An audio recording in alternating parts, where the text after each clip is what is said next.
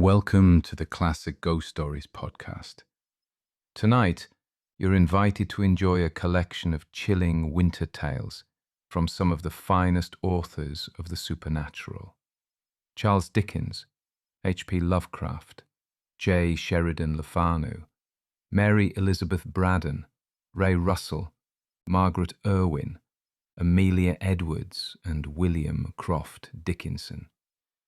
Settle in by the fire as we journey together into these haunting stories for long, cold nights.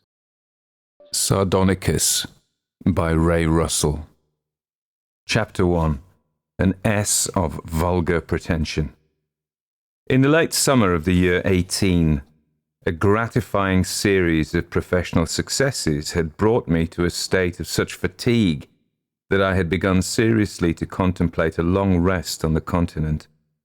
I had not enjoyed a proper holiday in nearly 3 years, for in addition to my regular practice, I had been deeply involved in a program of research, and so rewarding had been my progress in this special work. It concerned the ligaments and muscles, and could, it was my hope, be beneficially applied to certain varieties of paralysis, that I was loath to leave the city for more than a week at a time. Being unmarried, I lacked a solicitous wife who might have expressed concern over my health.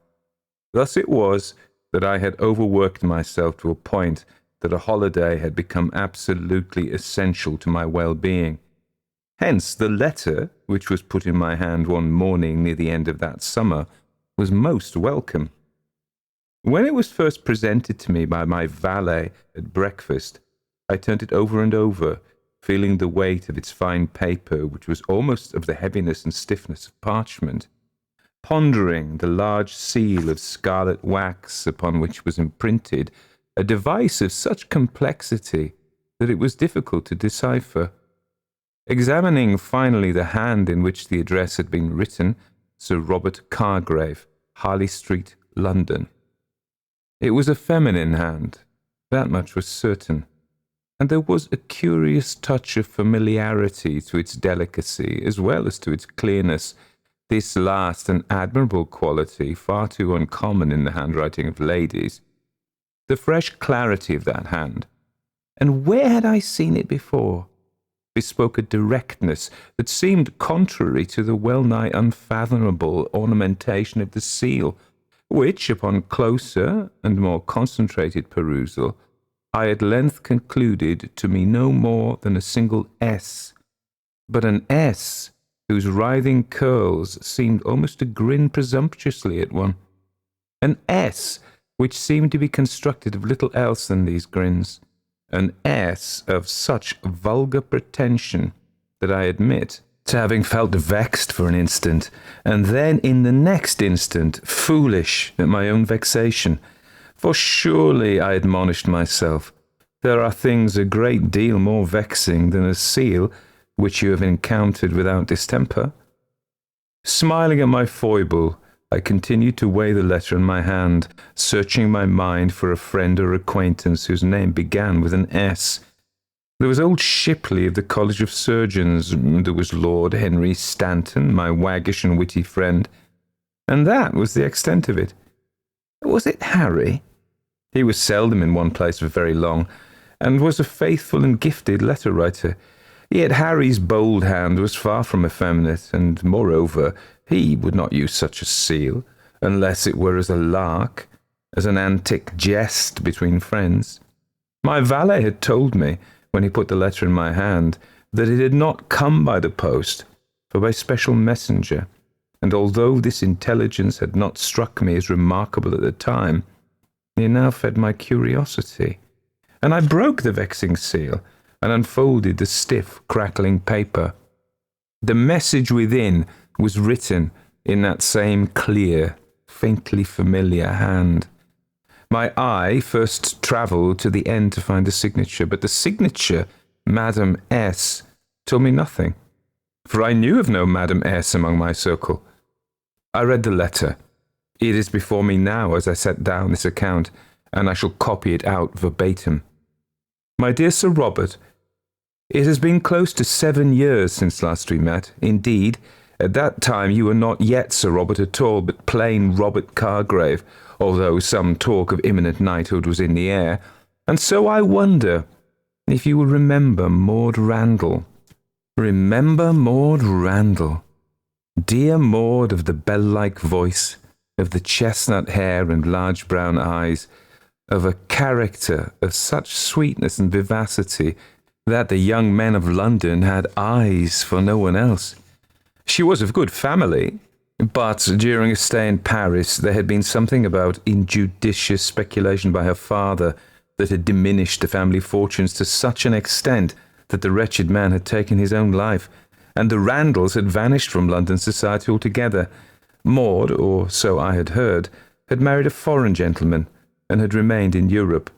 It had been sad news, for no young man of London had ever had more doting eyes for Maud than I, and it had pleased my fancy to think that my feelings were, at least in part, reciprocated.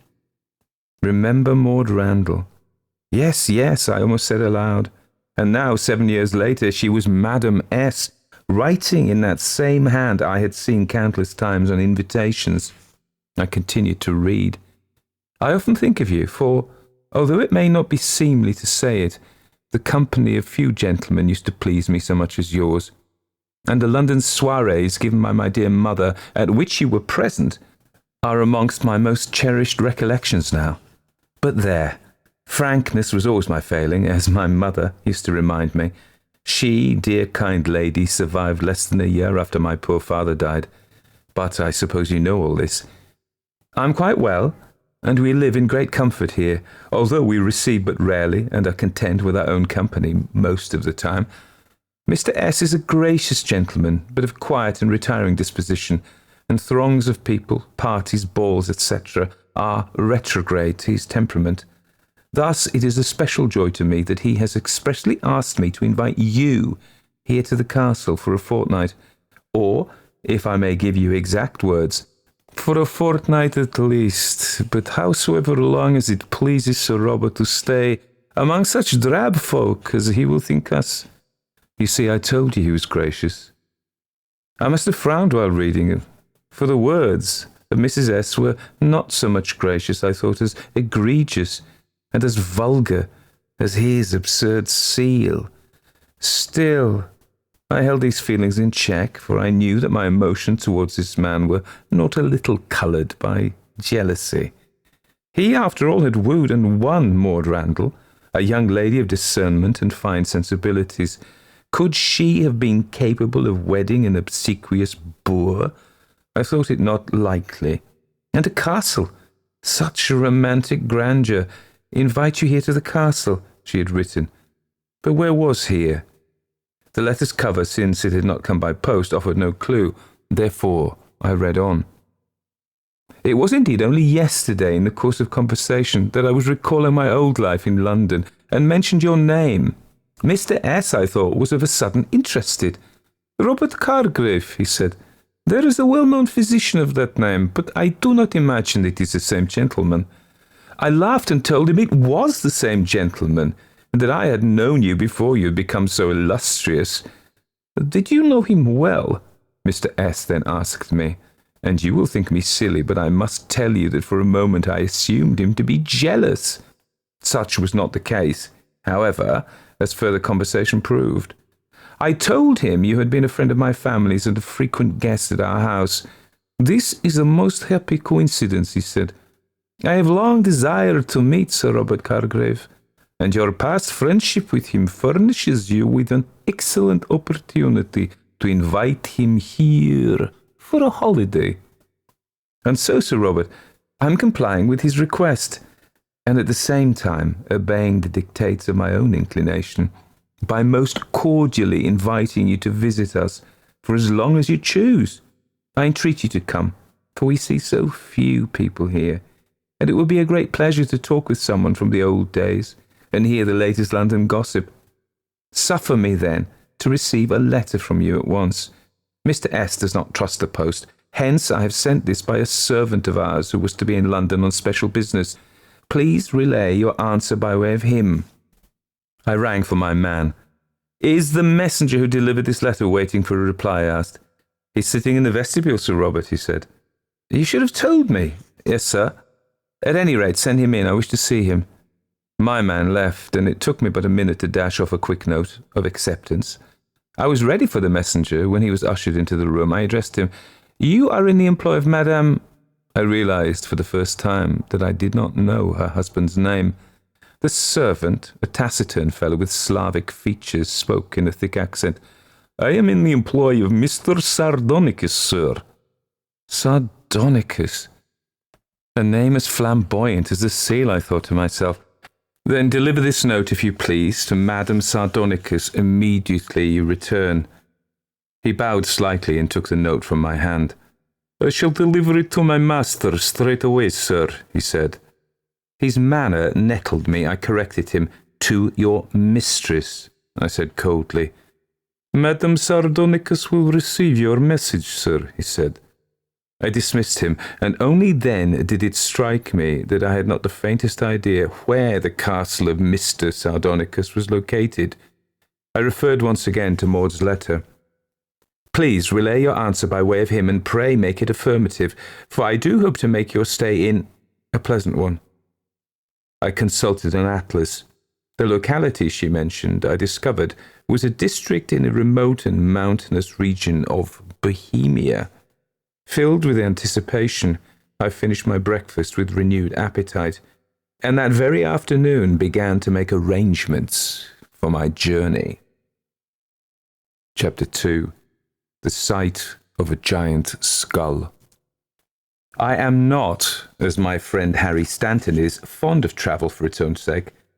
Harry has often chided me on this account, calling me a dry-as-dust academician and an incorrigible Londoner, which I suppose I am, for in point of fact few things are more tiresome to me than ships and trains and carriages, and although I have found deep enjoyment and spiritual profit in foreign cities, having arrived, the tedium of travel itself has often made me think twice before starting out on a long voyage. Still, in less than a month after I had answered Maud's invitation, I found myself in her adopted homeland.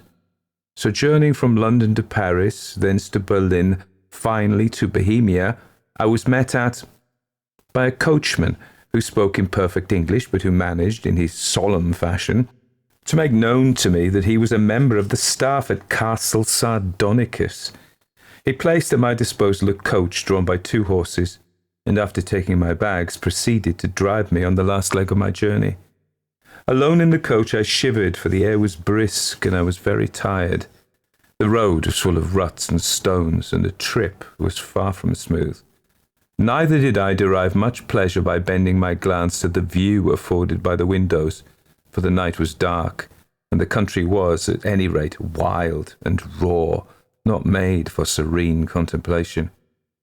The only sounds were the clatter of hoofs and wheels, the creak of the coach, and the harsh, unmusical cries of unseen birds. We received but rarely, Maud had written, and now I told myself, little wonder. In this ragged and, one might say, uninhabitable place, far from the graces of civilized society, who indeed is there to be received, or, for the matter of that, to receive one? I sighed, for the desolate landscape and the thought of what might prove a holiday devoid of refreshing incident had combined to cloak my already wearied spirit in a melancholic humour. It was when I was in this condition that Castle Sardonicus met my eye, a dense, hunched outline at first, then, with an instantaneous flicker of moonlight, a great, gaping death's head, the sight of which made me inhale sharply. With the exhalation, I chuckled at myself. Come, come, Sir Robert, I inwardly chided. It is, after all, but a castle, and you are not a green girl who starts at shadows and quails and midnight stories. The castle is situated at the terminus of a long and upward-winding mountain road. It presents a somewhat forbidding aspect to the world, for there is little about it to suggest gaiety or warmth, or any of those qualities that might assure the wayfarer of welcome. Rather, this vast edifice of stone exudes an austerity, cold and repellent, a hint of ancient mysteries long buried, an effluvium of medieval dankness and decay. At night, and most particularly on nights when the moon is slim or cloud-enshrouded, it is a heavy blot on the horizon, a shadow only, without feature save for its many turreted outline.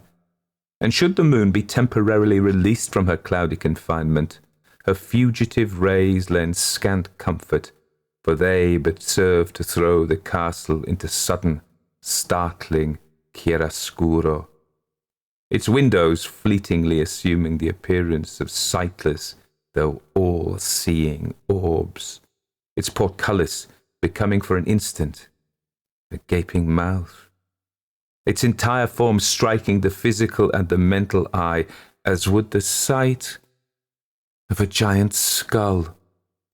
But though the castle had revealed itself to my sight, it was a full quarter of an hour before the coach had creaked its way up the steep and tortuous road to the great gate that barred the castle grounds from intruders.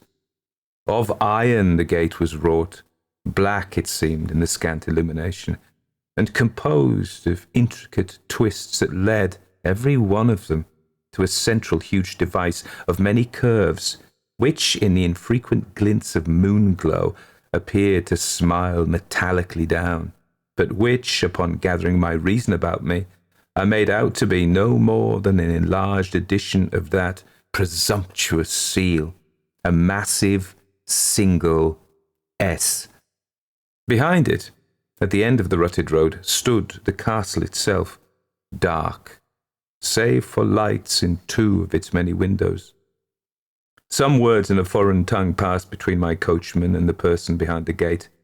The gate was unlocked from within and swung open slowly with a long rising shriek of rusted hinges, and the coach passed through. As we drew near, the door of the castle was flung open, and cheery light spilled out upon the road. The portcullis, which I had previously marked, was evidently a remnant from older days, and now inactive. The coach drew to a halt, and I was greeted with great gravity by a butler, whom I saw to be he who had carried Maud's invitation to London. I proffered him a nod of recognition. He acknowledged this and said, "Sir Robert, Madam Sardonicus awaits you, and if you will be good enough to follow me, I will take you to her presence." The coachman took charge of my bags, and I followed the butler into the castle. It dated, I thought, to the 12th or 13th century. Suits of armour, priceless relics I ascertained them to be, stood about the vast halls. Tapestries were in evidence throughout. Strong, heavy, richly carved furniture was everywhere. The walls were of time-defying stone, great grey blocks of it. I was led into a kind of salon, with comfortable chairs, a tea-table, and a spinet. Maud rose to greet me. "Sir Robert," she said softly without smiling. "How good to see you at last." I took her hand. "Dear lady," said I, "we meet again." "You're looking well and prosperous," she said. "I'm in good health, but just now rather tired from the journey." She gave me leave to sit, and did so herself, venturing the opinion that a meal and some wine would soon restore me. "Mr. Sardonicus will join us soon," she added. I spoke of her appearance, saying that she looked not a day older than when I last saw her in London. This was true in regard to her physical self, for her face bore not a line, her skin was of the same freshness, and her glorious chestnut hair was still rich in colour and gleaming with health. But what I did not speak of was the change in her spirit. She, who had been so gay and vivacious, the delight of soirees, was now distant and aloof, of serious mien, unsmiling. I was sorry to see this, but attributed it to the 7 years that had passed since her carefree girlhood, to the loss of her loved parents, and even to the secluded life she now spent in this place. "I'm eager to meet your husband," I said. "And he, Sir Robert, is quite eager to meet you," Maud assured me. "He'll be down presently. Meanwhile, do tell me how you've fared in the world." I spoke, with some modesty, I hope, of my successes in my chosen field, of the knighthood I had received from the Crown. I described my London apartment, laboratory, and office. I made mention of certain mutual friends, and generally gave her news of London life, speaking particularly of the theatre, for I knew Maud had loved it, and describing Mr. Macready's farewell appearance as Macbeth at the Haymarket. When Maud had last been in London, there had been rumours of making an opera house out of Covent Garden Theatre, and I told her that those plans had been carried through. I spoke of the London premiere of Mr. Verdi's latest piece at Her Majesty's. At my mention of these theatres and performances, her eyes lit up, but she was not moved to comment until I spoke of the opera. "The opera," she sighed. "Oh, Sir Robert, if you could but know how I miss it. The excitement of a premiere, the ladies and gentlemen in their finery, the thrilling sounds of the overture, and then the curtains rising." She broke off as if ashamed of her momentary transport. "But I receive all her latest scores and derive great satisfaction from playing and singing them to myself. I must order the new Verdi from Rome. It is called Ernani, you say?" I nodded, adding, "With your permission, I will attempt to play some of the more distinctive airs." "Oh, pray do, Sir Robert," she said. "You will find them perhaps excessively modern and dissonant." I sat down at the spinet and played, just passably, I fear, and with some improvisation, when I could not remember the exact notes, a potpourri of melodies from the opera. She applauded my playing. I urged her to play also, for she was an accomplished keyboard artist and possessed an agreeable voice as well. She complied by playing the minuet from Don Giovanni and then singing Voi che sapete from La Nozze di Figaro. As I stood over her, watching her delicate hands move over the keys, hearing the pure, clear tones of her voice, all my old feelings washed over me in a rush, and my eyes smarted at the unalloyed sweetness and goodness of this lady. When she asked me to join her in the duet, La ci darem la mano, I agreed to do it, although my voice is less than ordinary. On the second singing of the word mano, hand, I was seized by a vagrant impulse and took her left hand in my own. Her playing was hampered, of course, and the music limped for a few measures, and then, my face burning, I released her hand, and we finished out the duet. Wisely, she neither rebuked me for my action, nor gave me encouragement. Rather, she acted as if the rash gesture had never been committed. To mask my embarrassment, I now embarked upon some light chatter, designed to ease whatever tension existed between us. I spoke of many things, foolish things for the most part, and even asked if Mr. Sardonicus had later demonstrated any of the jealousy she had said in her letter that she had erroneously thought him to have exhibited. She laughed at this, and it brightened the room, for it was the first time her face had abandoned its grave expression. Indeed, I was taken by the thought that this was the first display of human merriment I had marked since stepping into the coach. And she said, "Oh, no. To the contrary, Mr. Sardonicus said that the closer we had been in the old days, the more he would be pleased." This seemed an odd and even coarse thing for a man to say to his wife, and I jovially replied, "I hope Mr. Sardonicus was smiling when he said that." At once Maud's smile vanished from her face. She looked away from me and began to talk of other things. I was dumbfounded. Had my innocent remark given offence? It seemed not possible. A moment later, however, I knew the reason for her strange action, for a tall gentleman entered the room with a gliding step, and one look at him explained many things. Chapter 3. To Smile Forever. "Sir Robert Cargrave," he asked, but he spoke with difficulty. Certain sounds, such as the B in Robert and the V in Cargrave, being almost impossible for him to utter.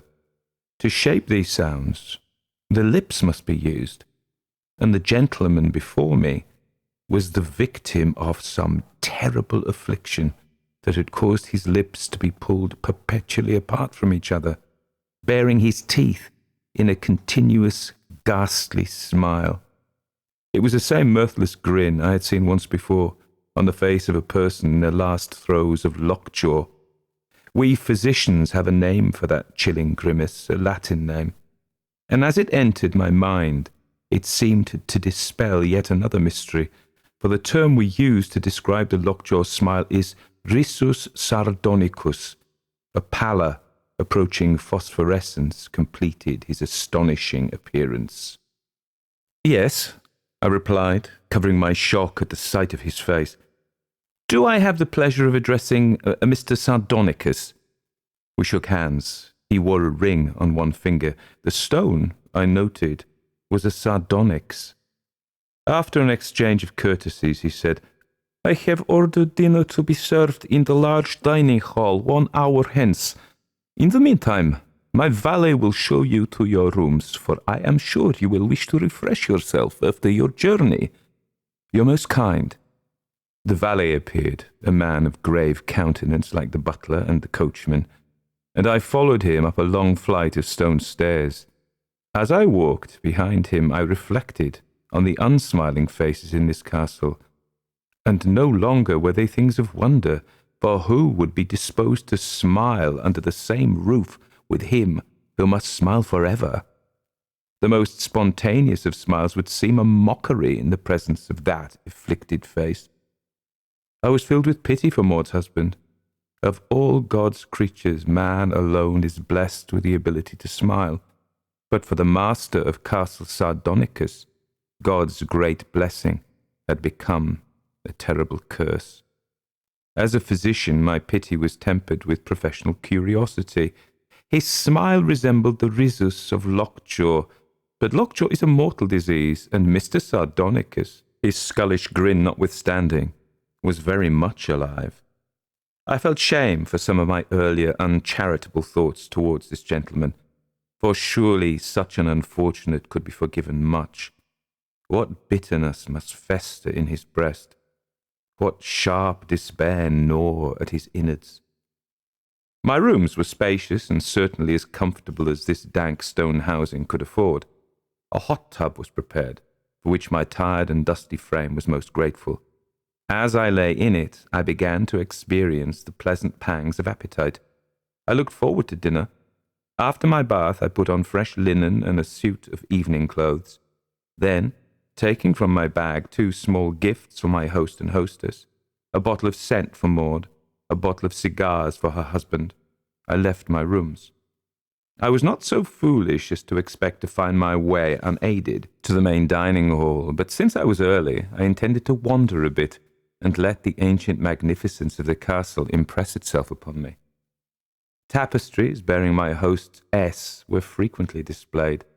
They were remarkably new, their colours fresh, unlike the faded grandeur of their fellow tapestries. From this, and from Mr. Sardonicus's lack of title, I deduced that the castle had not been inherited through a family line, but merely purchased by him, probably from an impoverished nobleman. Though not titled, Mr. Sardonicus evidently possessed enormous wealth. I pondered its source. My ponderings were interrupted by the sound of Maud's voice. I looked up.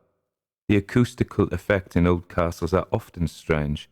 I had marked them in our own English castles, and though I stood near neither room nor door of any kind, I could hear Maud speaking in a distressed tone. I was standing at an open window which overlooked a kind of courtyard. Across this court, a window was likewise open. I took this to be the window of Maud's room. Her voice was in some way being amplified and transported by the circumstantial shape of the courtyard and the positions of the 2 windows. By listening very attentively, I could make out most of her words. She was saying, "I shan't. You mustn't ask me. It's unseemly." And then the voice of her husband replied, "You shall and will, madam. It is my castle. It is I who decide what is seemly or unseemly, not you." I was embarrassed at overhearing this private conversation on what was obviously a painful subject, so I made to draw away from the window that I might hear no more, but I was restrained by the sound of my own name on Maud's lips. "I have treated Sir Robert with courtesy," she said. "You must treat him with more than courtesy." Mr. Sardonicus responded, You must treat him with warmth. You must rekindle in his breast those affections he felt for you in other days. I could listen no longer. This exchange was vile. I drew away from the window. What manner of creature was this Sardonicus, who threw his wife into the arms of other men? As a practitioner of medicine, a man dedicated to healing the ills of humankind, I had brought myself to learn many things about the minds of men, as well as about their bodies. I fully believed that in some future time physicians would heal the body by way of the mind, for it is in that terra incognita that all secrets lie hidden. I knew that love has many masks, masks of submission and of oppression, and even more terrible masks that make nature a stranger to herself and turn the truth of God into a lie, as St. Paul wrote. There is even a kind of love, if it can be elevated by that name, that derives its keenest pleasure from the sight of the beloved in the arms of another. These are unpleasant observations, which may one day be codified and studied by healers, but which until then may not be thought on for too long, lest the mind grow morbid and stagger under its load of repugnance. With a heavy heart I sought out a servant and asked to be taken to the dining hall. It was some distance away, and by the time I arrived there, Sardonicus and his lady were already at table awaiting me. He arose, and with that revolting smile indicated a chair. She also arose and took my arm, addressing me as "Dear Sir Robert," and leading me to my place. Her touch, which at any previous time would have gladdened me, I now found distinctly not to my liking. A hollow joviality hung over the dinner table throughout the meal. Maud's laughter struck me as giddy and false. Sardonicus drank too much wine, and his speech became even more indistinct. I contrived to talk on trivial subjects, repeating some anecdotes about the London theatre which I had hitherto related to Maud, and describing Mr. Macready's interpretations of Macbeth. "Some actors," said Sardonicus, "interpret the Scottish chieftain as a creature compounded of pure evil, unmingled with good qualities of any kind. Such interpretations are often criticized by those who feel no human being can be so unremittingly evil. Do you agree, Sir Robert?" "No," I said evenly. Then, looking Sardonicus full in the face, I added, "I believe it is entirely possible for a man to possess not a single one of the virtues, to be a demon in human flesh." Quickly I embarked upon a discussion of the character of Iago, who took a ghoulish delight in tormenting his fellow man. The dinner was, I suppose, first-rate, and the wine an honourable vintage, but I confess to tasting little of what was placed before me. At the end of the meal, Maud left us for a time, and Sardonicus escorted me into the library, whither he ordered brandy to be brought. He opened the box of cigars, expressed his admiration of them and gratitude for them, and offered them to me. I took one, and we both smoked. The smoking of the cigar made Sardonicus look even more grotesque. Being unable to hold it in his lips, he clenched it in his constantly visible teeth, creating a unique spectacle. Brandy was served. I partook of it freely, though I am not customarily given to heavy drinking, for now I deemed it to be beneficial to my dampened spirits. "You used the word ghoulish a few moments ago, Sir Robert," said Sardonicus.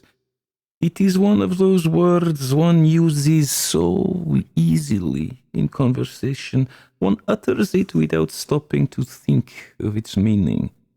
But in my opinion, it is not a word to be used lightly. When one uses it, one should have in one's mind a firm, unwavering picture of a ghoul." "Perhaps I did," I said. "Perhaps," he admitted, "and perhaps not. Let us obtain a precise definition of the word." He arose and walked to one of the bookcases that lined the room's walls. He reached for a large 2-volume dictionary. "Let me see," he murmured. "We desire volume 1 from A to M, do we not?" Now then, Guy, Gherkin, Ghetto, Goom? An odd word, eh, Sir Robert? To search for game in the dark. Ghost. Ah, ghoul. Among Eastern nations, an imaginary evil being who robs graves and feeds upon corpses. One might say, then, that he gooms. Sardonicus chuckled. He returned to his chair and helped himself to more brandy. When you described Iago's actions as ghoulish, he continued, did you think of him as the inhabitant of an Eastern nation, or an imaginary being as against the reality of Othello and Desdemona? And did you mean seriously to suggest that it was his custom to rob graves and then to feed upon the disgusting nourishment he found therein? I used the word in a figurative sense, I replied. Ah, said Sardonicus, that is because you are English and do not believe in ghouls. Were you a Middle European, as am I, you would believe in their existence and would not be tempted to use the word other than literally. In my country, I was born in Poland, we understood such things. I, in point of fact, have known a ghoul.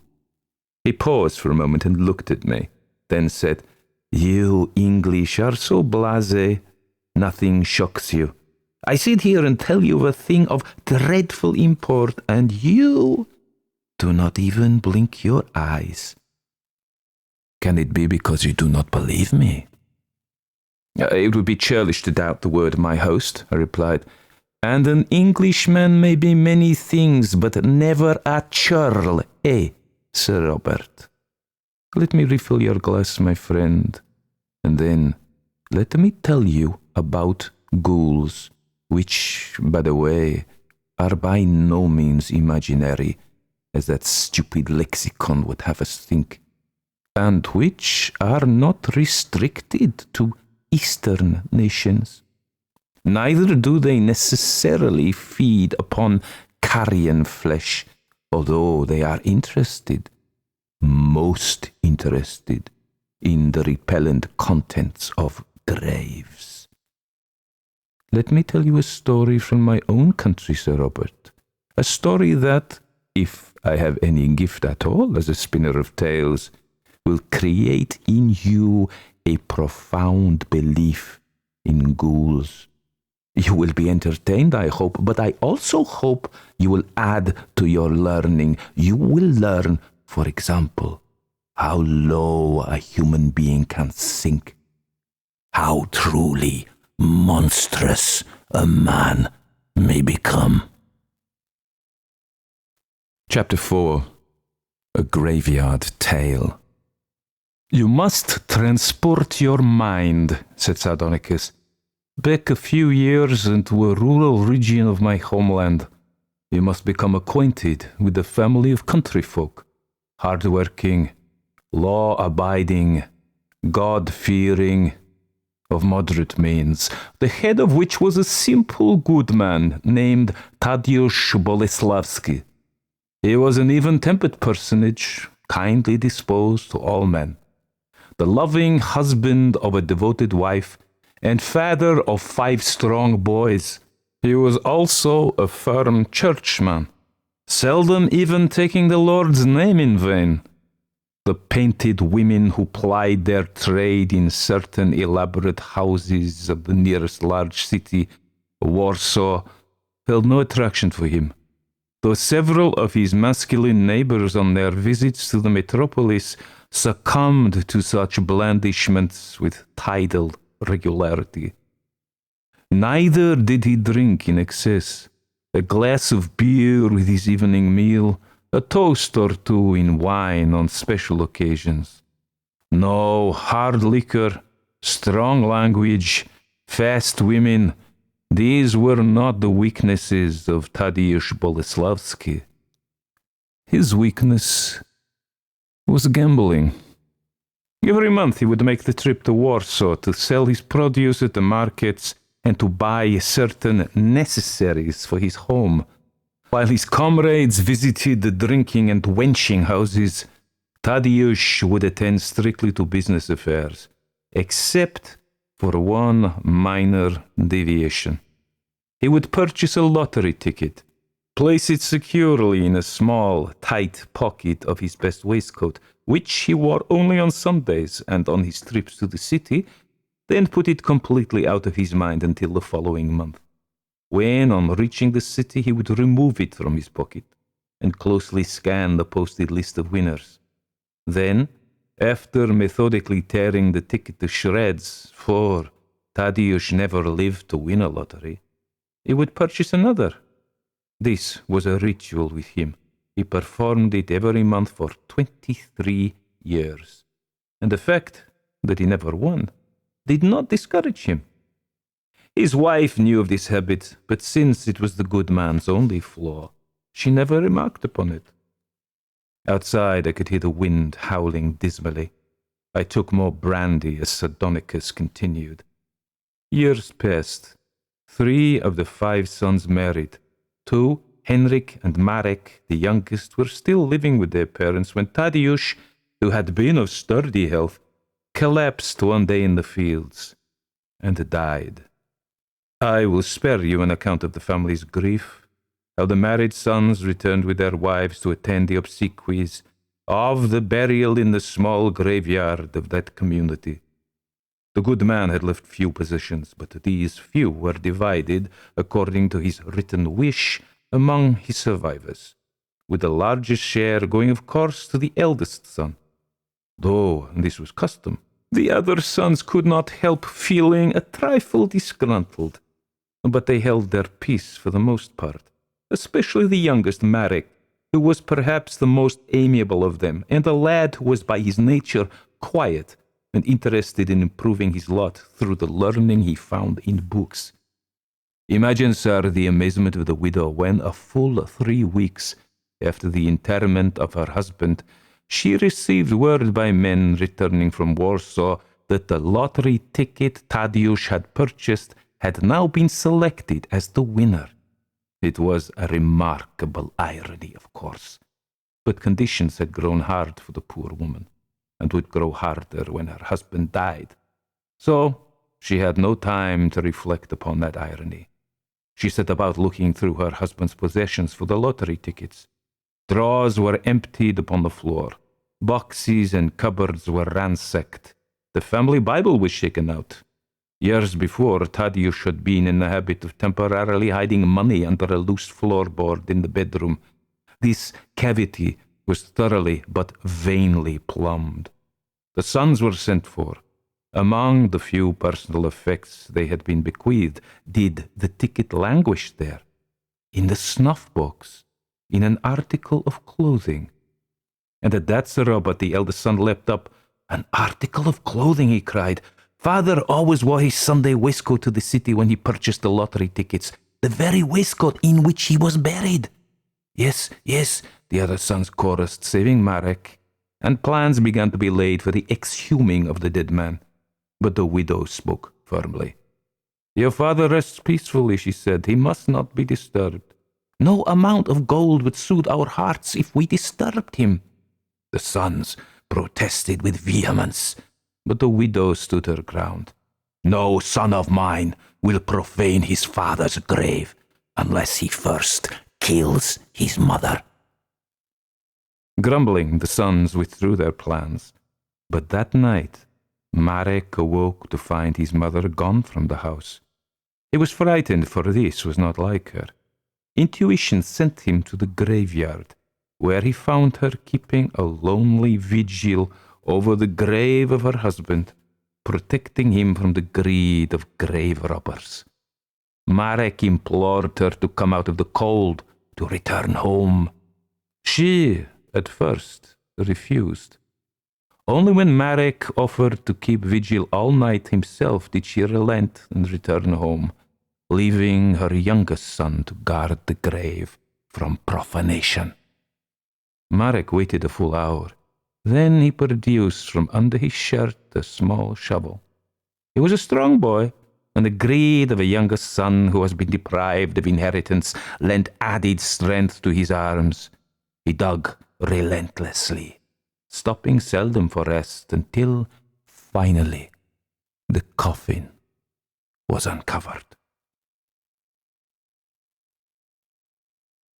He raised the creaking lid.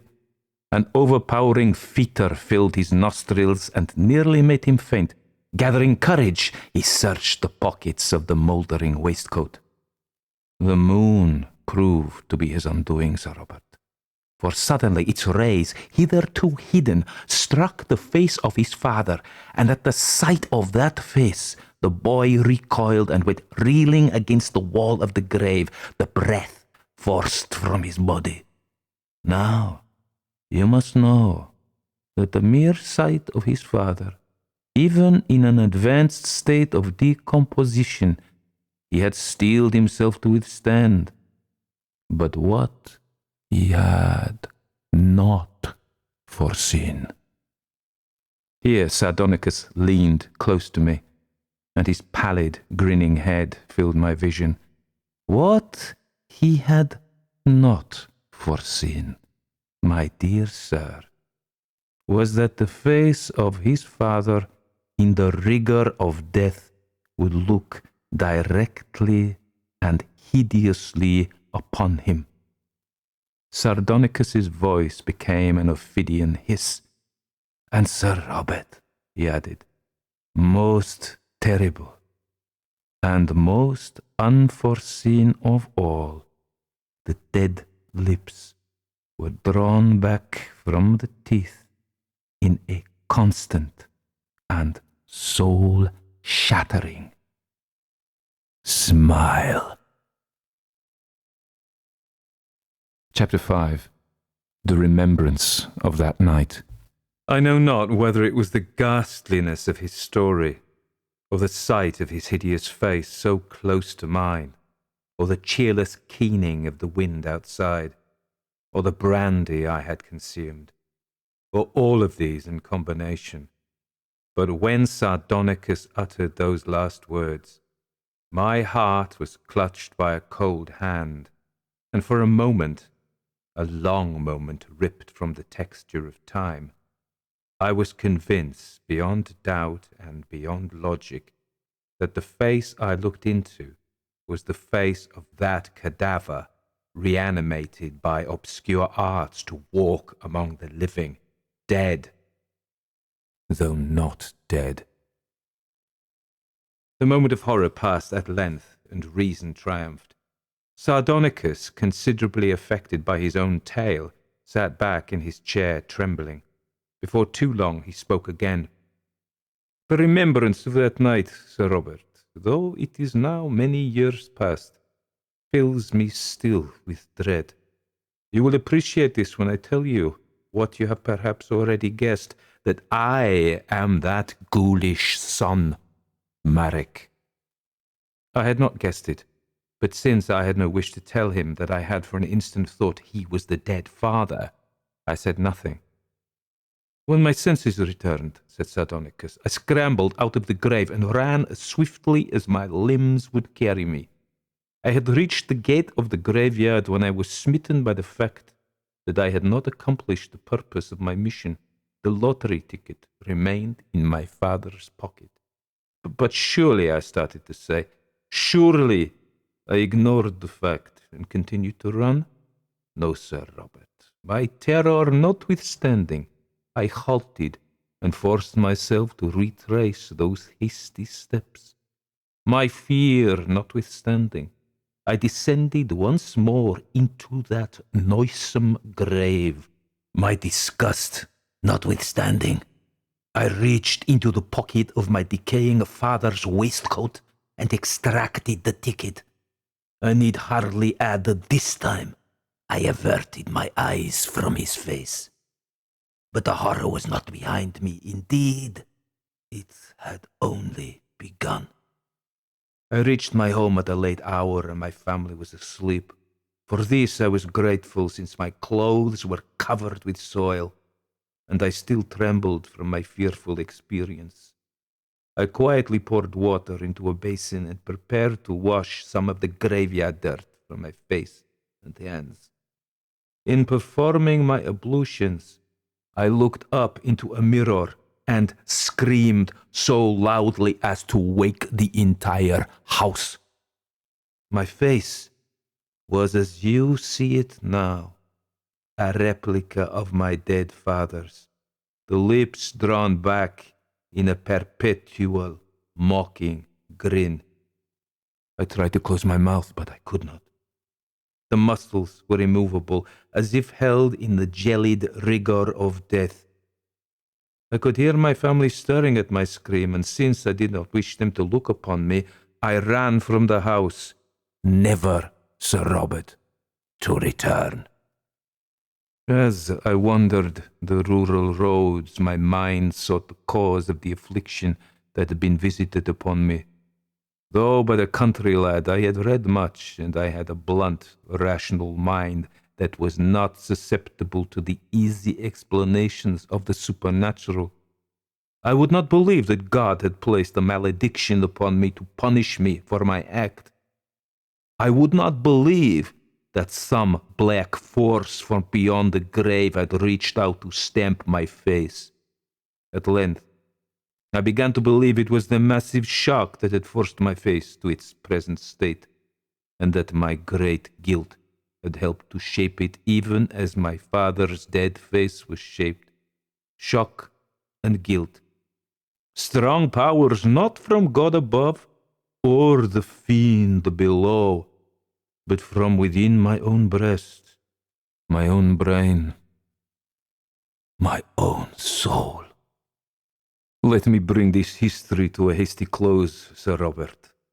You need only know that despite my blighted face, I redeemed the lottery ticket and thus gained an amount of money that will not seem large to you, but which was more than I had ever seen before that time.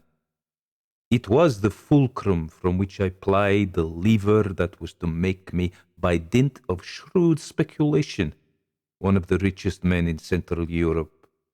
Naturally, I sought out physicians and begged them to restore my face to its previous state. None succeeded, though I offered them vast sums. My face remained fixed in this damnable, unceasing smile, and my heart knew the most profound despair imaginable. I could not even pronounce my own name. By a dreadful irony, the initial letters of my first and last names were impossible for my frozen lips to form. This seemed the final indignity. I will admit to you that at this period I was perilously near the brink of self-destruction. But the spirit of preservation prevailed, and I was saved from that course. I changed my name. I had read of the Rissus Sardonicus, and its horrible aptness appealed to my bitter mind. So I became Sardonicus, a name I can pronounce with no difficulty. Sardonicus paused and sipped his brandy. "You are wondering," he then said, "in what way my story concerns you." I could guess, but I said, "I am." "Sir Robert," he said, "you are known throughout the medical world.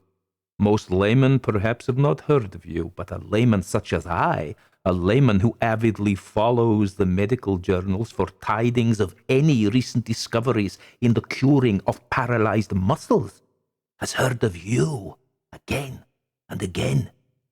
Your researches into these problems have earned you high professional regard. Indeed, they have earned you a knighthood. For some time it has been in my mind to visit London and seek you out.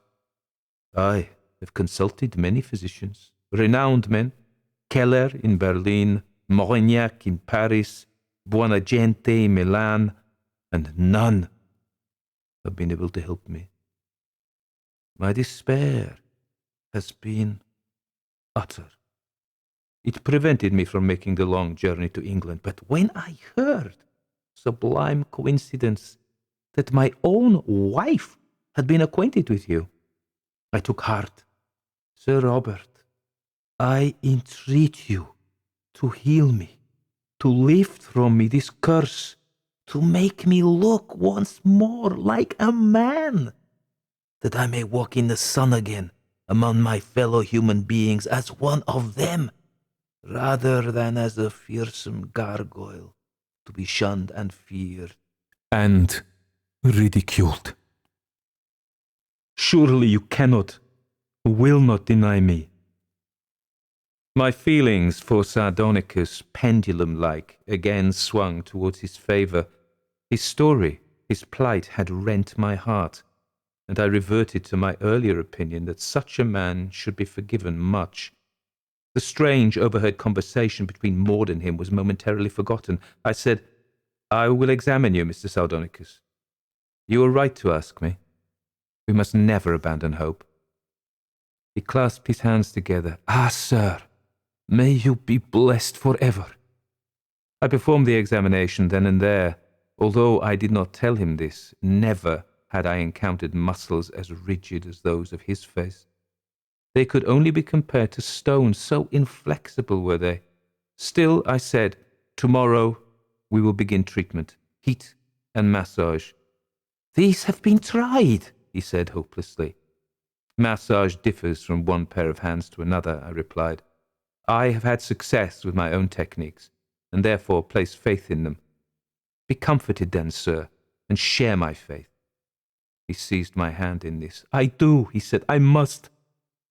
For if even you, Sir Robert Cargrave, fail me—" He did not complete the sentence, but his eyes assumed an aspect so bitter, so full of hate, so strangely cold yet flaming, that they floated in my dreams that night.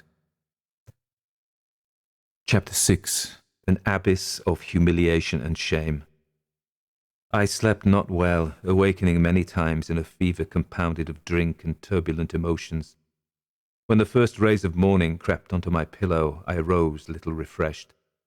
After a cold tub and a light breakfast in my room, I went below to a salon whence music issued. Maud was already there, playing a pretty little piece upon the spinet. She looked up and greeted me.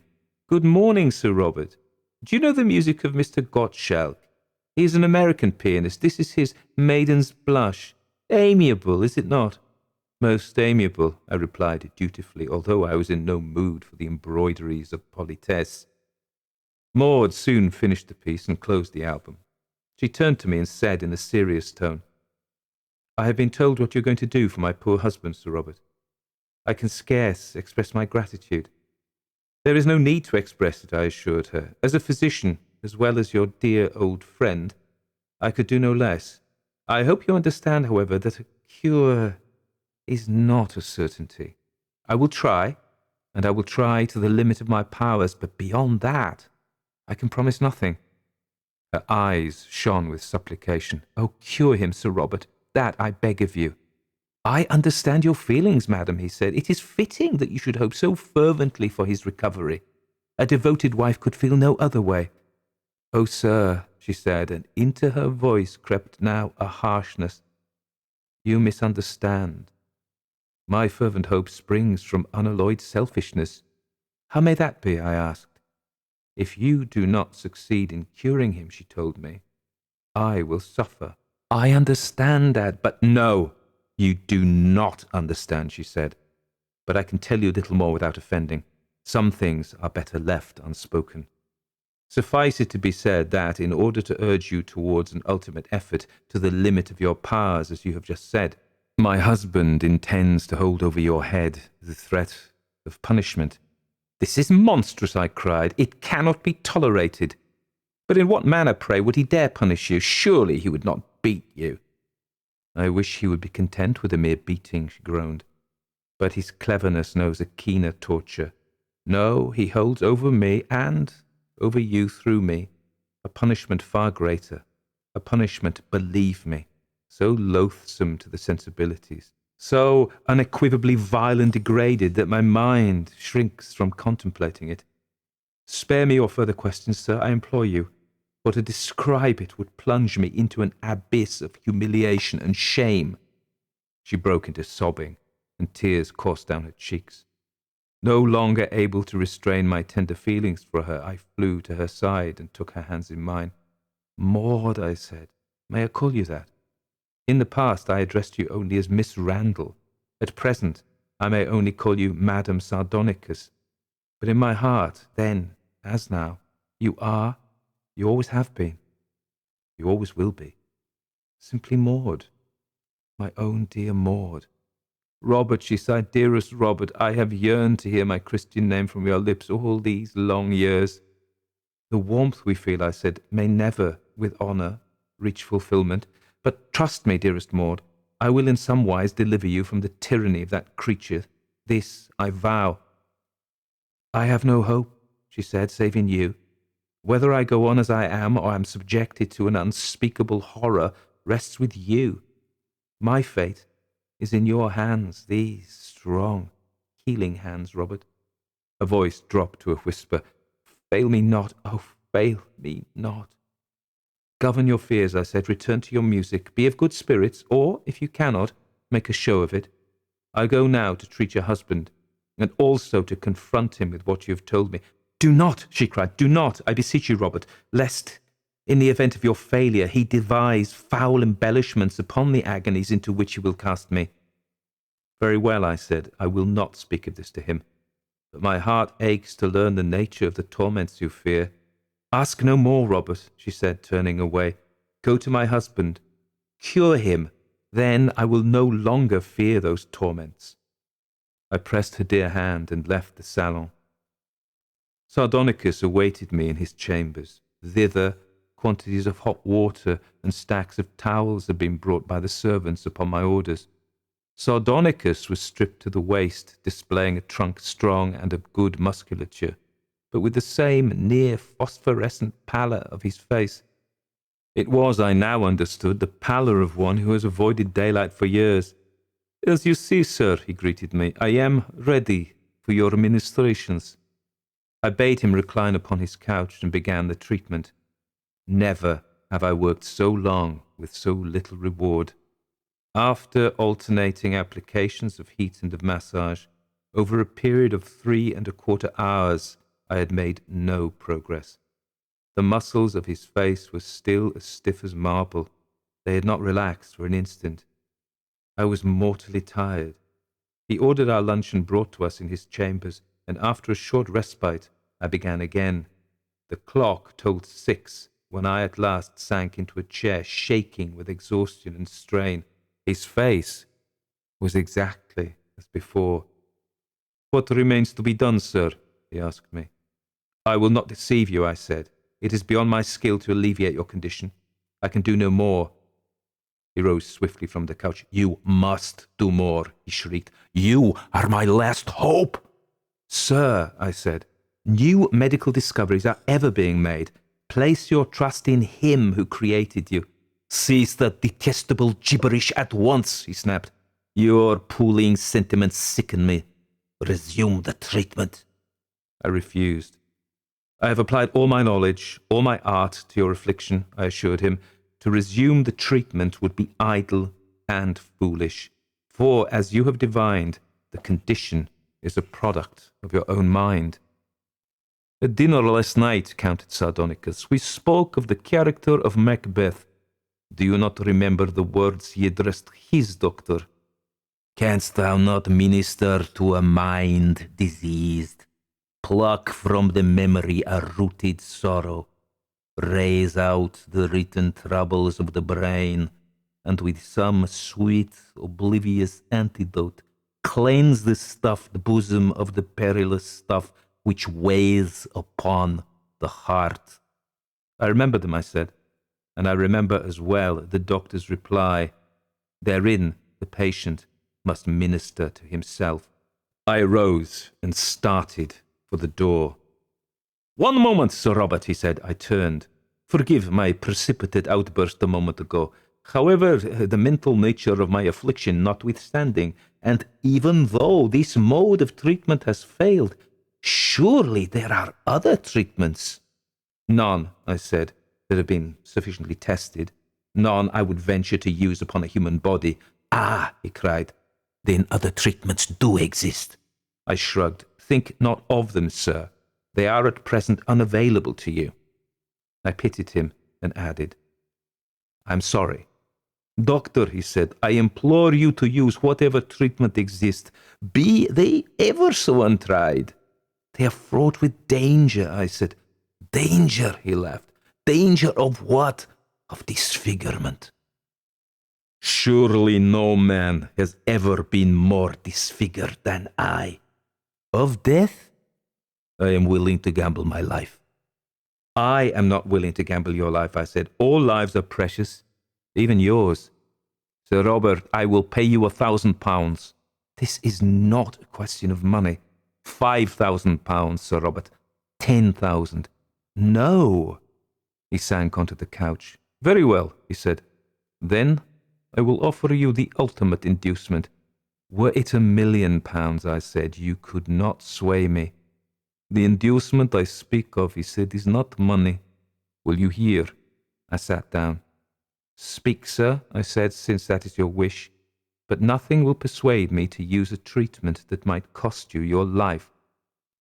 Sir Robert, he said after a pause, yesterday eve, when I came down to meet you for the first time, I heard happy sounds in the salon. You were singing a charming melody with my wife. Later, I could not help but notice the character of your glances toward her. They were not reciprocated, sir, I told him, and herewith I offer you a most abject apology for my unbecoming conduct. You obscure my point, he said. You are a friend of hers from the old days in London. At that period you felt an ardent affection for her, I would guess. This is not surprising, for she is a lady whose face and form promise voluptuous delights, and yet a lady whose manner is most decorous and correct. I would guess further that your ardor has not diminished over the years, that at the sight of her the embers have burst into a flame. No, sir, hear me out. What would you say, Sir Robert, were I to tell you that you may quench that flame? I frowned. Your meaning, sir? Must I speak even more plainly?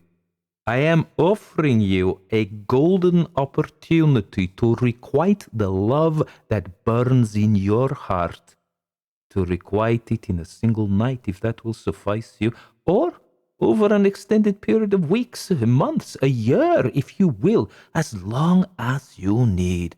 Scoundrel! I roared, leaping up. He heeded me not, but went on speaking. As my guest, Sir Robert, I offer you a veritable oriental paradise of unlimited raptures. He laughed, then entered into a catalogue of his wife's excellencies. Consider, sir, he said, that matchless bosom, like alabaster which has been imbued with the pink of a rose. Those creamy limbs. Enough, I cried. I will hear no more of your foulness. I strode to the door. Yes, you will, Sir Robert, he said immediately. You will hear a good deal more of my foulness.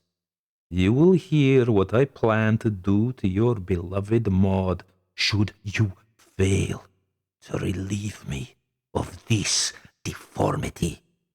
Again I stopped and turned. I said nothing, but waited for him to speak further. I perceive that I have caught your interest, he said.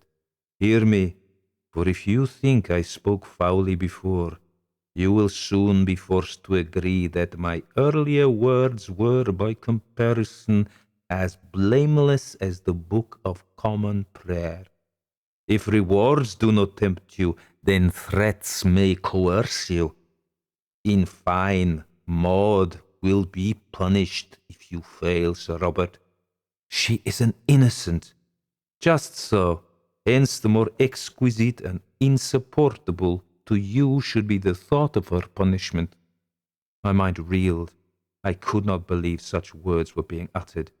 Deep in the bowels of this old castle, said Sardonicus, are dungeons.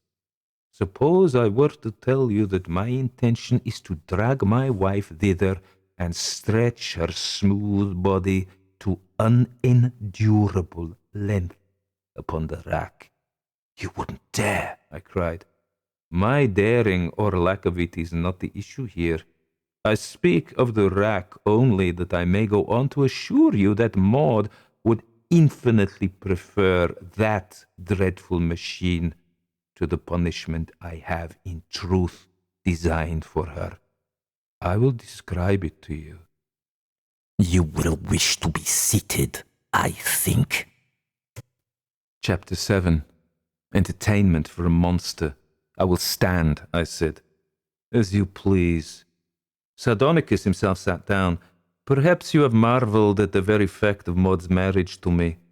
When the world was so full of personable men like yourself who adored her, why did she choose to wed a monster, a creature abhorrent to the eyes and who did not, moreover, have any redeeming grace of spiritual beauty, or kindness, or charm? I first met Maud Randall in Paris. I say met, but it would be truer simply to say I saw her from my hotel window, in fact. Even in Paris society, which abounds in ladies of remarkable pulchritude, she was to be remarked upon. You perhaps would say I fell in love with her, but I dislike that word, love, and will merely say that the sight of her smote my senses with most agreeable emphasis. I decided to make her mine, but how? By presenting my irresistibly handsome face to her view? Hardly. I began methodically. I hired secret operatives to find out everything about her and about her mother and father, both of whom were then alive. I discovered that her father was in the habit of speculating, so I saw to it that he received some supposedly trustworthy but very bad advice. He speculated heavily and was instantly ruined. I must admit I had not planned his consequent suicide, but when that melancholy event occurred, I rejoiced, for it worked to my advantage. I presented myself to the bereaved widow and daughter, telling them the excellent qualities of Mr. Randall were widely known in the world of affairs, and that I considered myself almost a close friend. I offered to help them in any possible way. By dint of excessive humility and persuasiveness, I won their trust and succeeded in diminishing their aversion to my face. This, you must understand, from first to last, occupied a period of many months. I spoke nothing of marriage and made no sign of affection towards the daughter for at least 6 of these months. When I did, again, with great respect and restraint, she gently refused me. I retreated gracefully, saying only that I hoped I might remain her and her mother's friend. She replied that she sincerely shared that hope, for although she could never look upon me as an object of love, she indeed considered me a true friend. The mother, who pined excessively after the death of the father, soon expired.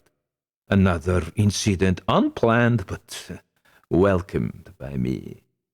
Now the lovely child was alone in the world in a foreign city with no money, no one to guide her, no one to fall back upon, save kindly Mr. Sardonicus.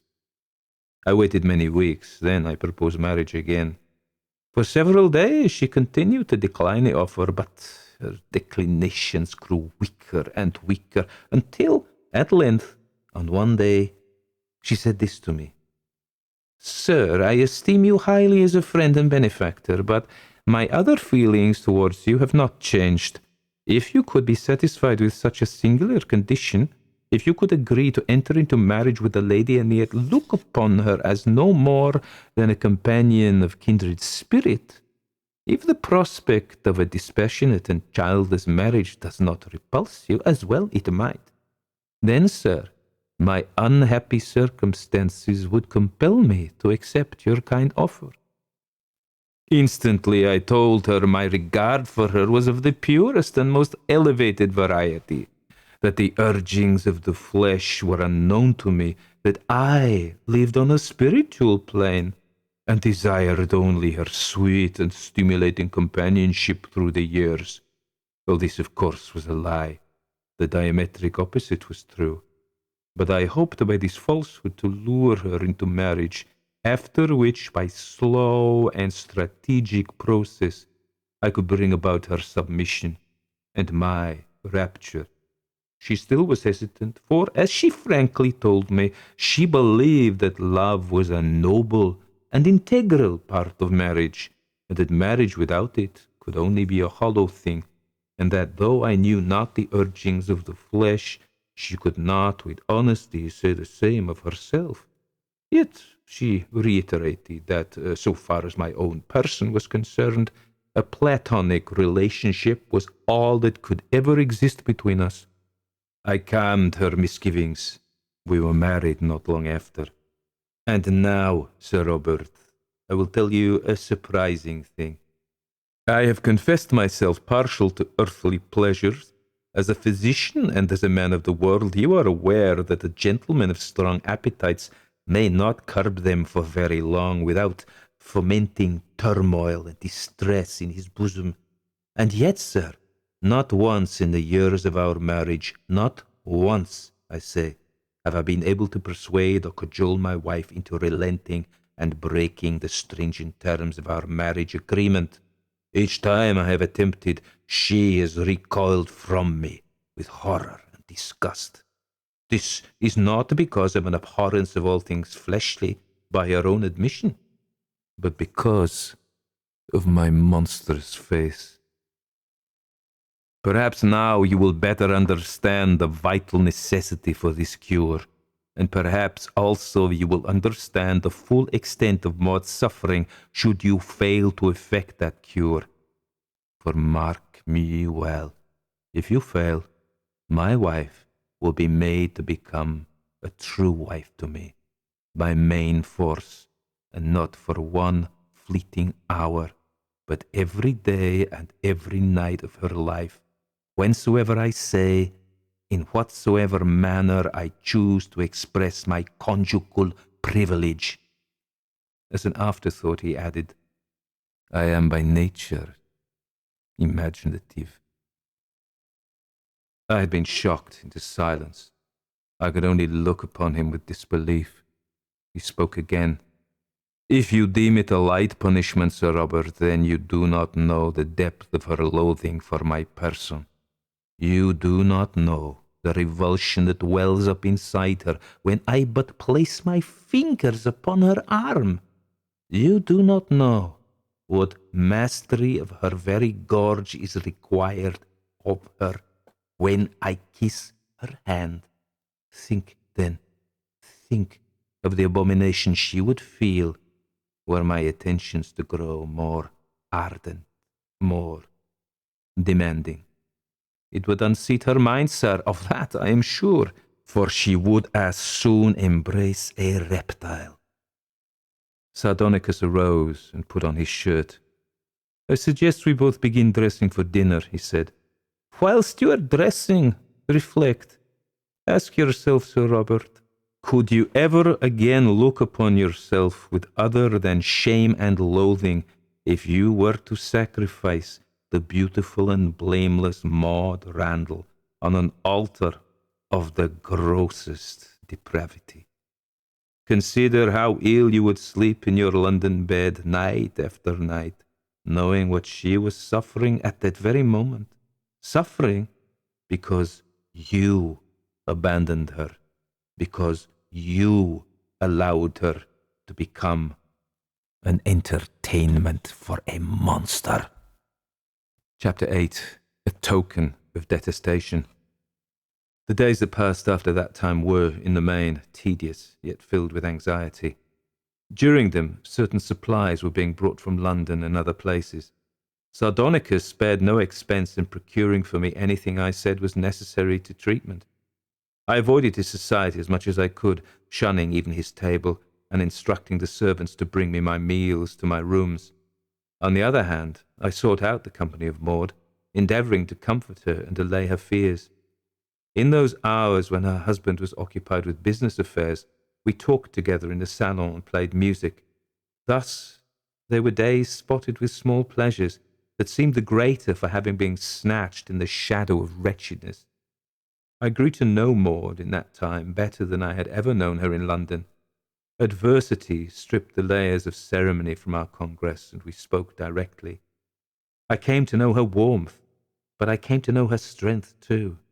I spoke outright of my love, though in the next breath I assured her I was aware of the hopelessness of that love.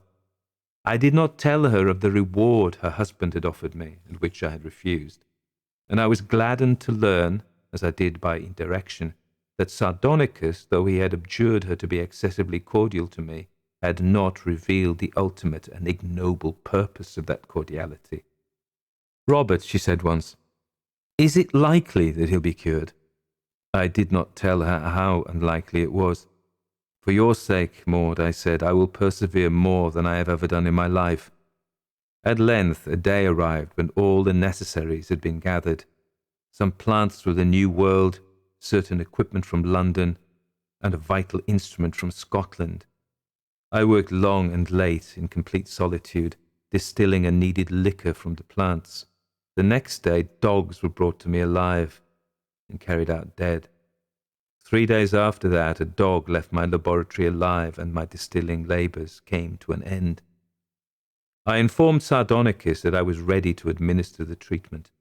He came to my laboratory, and I imagined there was almost a gloating triumph in his immobile smile.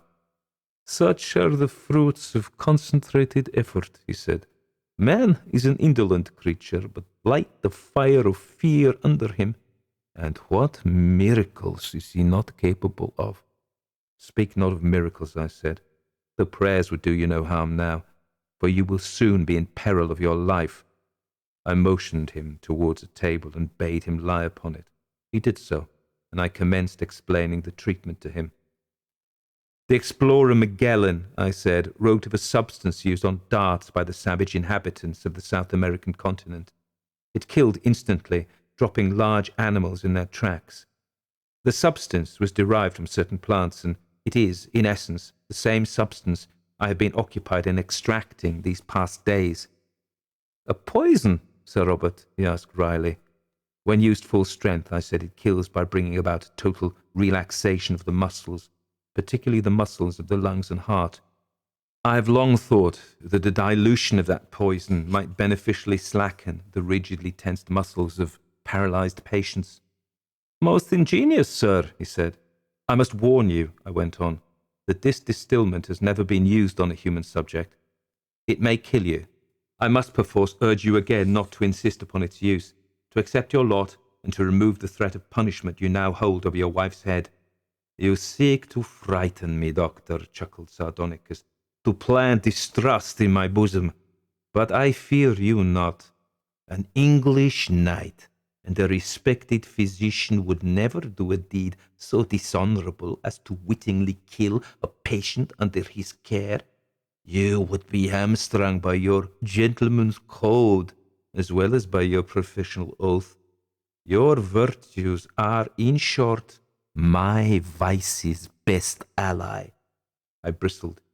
"I am no murderer such as you," I said. "If you force me to use this treatment, I will do everything in my power to ensure its success, but I cannot conceal from you the possibility of your death." "See to it that I live," he said flatly. "For if I die, my men will kill both you and my wife. They will not kill you quickly. See to it also that I am cured, lest Maud be subjected to a fate she fears more than the slowest of tortures." I said nothing. "Then bring me this elixir straightway," he said, "and let me drink it off and make an end of this." "It is not to be drunk," I told him.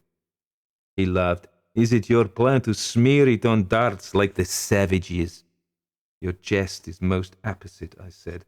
"I indeed plan to introduce it into your body by means of a sharp instrument, a new instrument not yet widely known, that was sent to me from Scotland. The original suggestion was put forth in the University of Oxford some 200 years ago by Dr. Christopher Wren, but only recently, through development by my friend Dr. Wood of Edinburgh, has it seemed practical. It is no more than a syringe," I showed him the instrument, "attached to a needle, but the needle is hollow, so that when it punctures the skin, it may carry healing drugs directly into the bloodstream. The medical arts will never cease earning my admiration, said Sardonicus. I filled the syringe. My patient said, Wait. Are you afraid? I asked. Since that memorable night in my father's grave, he replied, I have not known fear. I had a surfeit of it then. It will last out my lifetime. No, I simply wish to give instructions to one of my men. He rose from the table, and going to the door told one of his helots to bring Madame Sardonicus to the laboratory. Why must she be here? I asked. The sight of her, he said, may serve you as a remembrancer of what awaits her in the event of my death, or of that other punishment she may expect should your treatment prove ineffectual. Maud was brought into our presence. She looked upon my equipment, the bubbling retorts and tubes, the pointed syringe, with amazement and fright. I began to explain the principle of the treatment to her, but Sardonicus interrupted. Madam is not one of your students, Sir Robert. It is not necessary she know the details. Delay no longer. Begin at once. He stretched out upon the table again, fixing his eyes upon me. I proffered Maud a comforting look, and walked over to my patient. He did not wince as I drove the needle of the syringe into the left and then the right side of his face. Now, sir, I said, and the tremor in my voice surprised me. We must wait a period of 10 minutes. I joined Maud and talked to her in low tones, keeping my eyes always upon my patient. He stared at the ceiling. His face remained solidified in that unholy grin. Precisely 10 minutes later, a short gasp escaped him. I rushed to his side, and Maud followed close behind me. We watched with consuming fascination as that clenched face slowly softened, relaxed, changed, the lips drawing closer and closer to each other, gradually covering those naked teeth and gums, the graven creases unfolding and becoming smooth. Before a minute had passed, we were looking down upon the face of a serenely handsome man. His eyes flashed with pleasure, and he made as if to speak. No, I said, do not attempt speech yet. The muscles of your face are so slackened that it is beyond your power at present to move your lips. This condition will pass. My voice rang with exultation, and for the moment our enmity was forgotten. He nodded, then leapt from the table and dashed to a mirror which hung on a wall nearby. Though his face could not yet express his joy, his whole body seemed to unfurl in a great gesture of triumph, and a muffled cry of happiness burst in his throat. He turned and seized my hand. Then he looked full into Maud's face. After a moment she said, I'm happy for you, sir, and looked away. A rasping laugh sounded in his throat, and he walked to my workbench, tore a leaf from one of my notebooks and scribbled upon it. This he handed to Maud, who read it and passed it to me. The writing said, Fear not, lady, you will not be obliged to endure my embraces. I know full well that the restored beauty of my face will weigh not a jot in the balance of your attraction and repugnance. By this document I dissolve our pristine marriage. You, who have been a wife only in name, are no longer even that. I give you your freedom.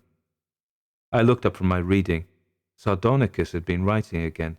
He ripped another leaf from the notebook and handed it directly to me. It read, This paper is your safe conduct out of the castle and into the village. Gold is yours for the asking, but I doubt if your English scruples will countenance the accepting of my money.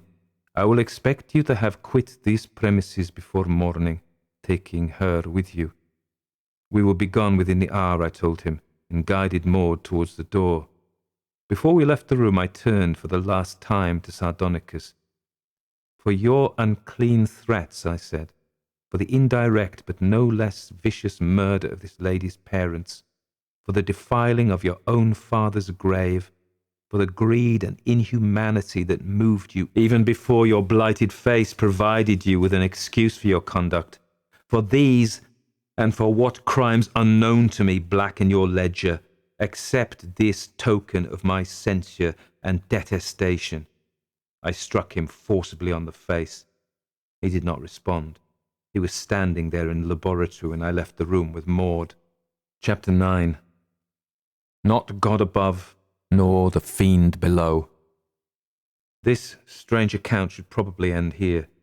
No more can be said of its central character, for neither Maud nor I saw him or heard of him after that night, and of we two nothing need be imparted other than the happy knowledge that we have been most contentedly married for the past 12 years, and are the parents of a sturdy boy and 2 girls who are the lovely images of their mother. However, I have mentioned my friend Lord Henry Stanton, the inveterate traveller and faithful letter-writer, and I must copy out now a portion of the missive I received from him only a week since, and which, in point of fact, has been the agent that has prompted me to unfold this whole history of Mr. Sardonicus. "But my dear Bobby," wrote Stanton, "in truth, there is small pleasure to be found in this part of the world, and I shall be glad to see London again.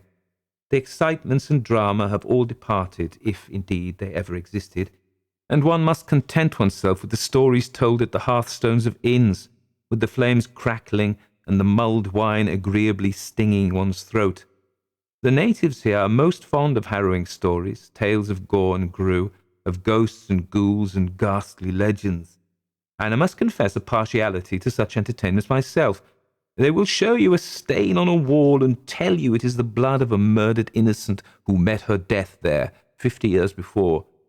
No amount of washing will ever remove the stain, they tell you in sepulchral tones, and indeed it deepens and darkens on a certain day of the year, the anniversary of her violent passing. One is expected to nod gravely, of course, and one does, if one wishes to encourage the telling of more stories. Back in the 11th century, you will be apprised, a battalion of foreign invaders were vanquished by the skeletons of long-dead patriots who arose from their tombs to defend their homeland, and then returned to the earth when the enemy had been driven from their borders. And since they are able to show you the very graves of these lively bones, how can one disbelieve them, Bobby? Or they will point to a desolate skull of a castle, the country here abounds in such depressing piles, and tell you of a spectral tyrant who, a scant dozen years before, despaired and died alone there, deserted by the minions who had always hated him.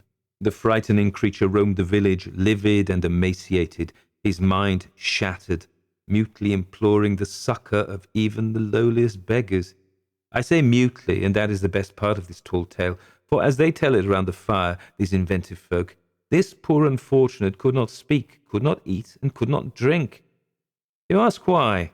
For the simple reason that though he clawed most horribly at his own face, and though he enlisted the aid of strong men, he was absolutely unable to open his mouth. Cursed by Lucifer, they say. He thirsted and starved in the midst of plenty, surrounded by kegs of drink and tables full of the choicest viands, suffering the tortures of Tantalus, until he finally died. Ah, Bobby, the efforts of our novelists are pale stuff compared to this. English litterateurs have not the shameless, wild imaginations of these people. I will never again read Mrs. Ratcliffe with pleasure, I assure you, and the ghosts of King Hamlet will from this day hence strike no terror in my soul, and will fill my heart with but paltry pity. Still, I have journeyed in foreign climes quite enough for one trip, and I long for England, and that good English dullness which is relieved only by you and your dear lady, to whom you must commend me most warmly. Until next month, I remain your wayward friend, Harry Stanton. Bohemia, March 18. Now, it would not be a difficult feat for the mind to instantly assume that the unfortunate man in that last tale was Sardonicus. Indeed, it is for that reason that I have not yet shown Stanton's letter to Maud, for she, albeit she deeply loathes Sardonicus, is of such a compassionate and susceptible nature that she would grieve to hear of him suffering a death so horrible. But I am a man of science, and I do not form conclusions on such gossamer evidence. Harry did not mention the province of Bohemia that is supposed to have been the stage of that terrible drama, and his letter, though written in Bohemia, was not mailed by Harry until he reached Berlin, so the postmark tells me nothing. Castles like that of Sardonicus are not singular in Bohemia.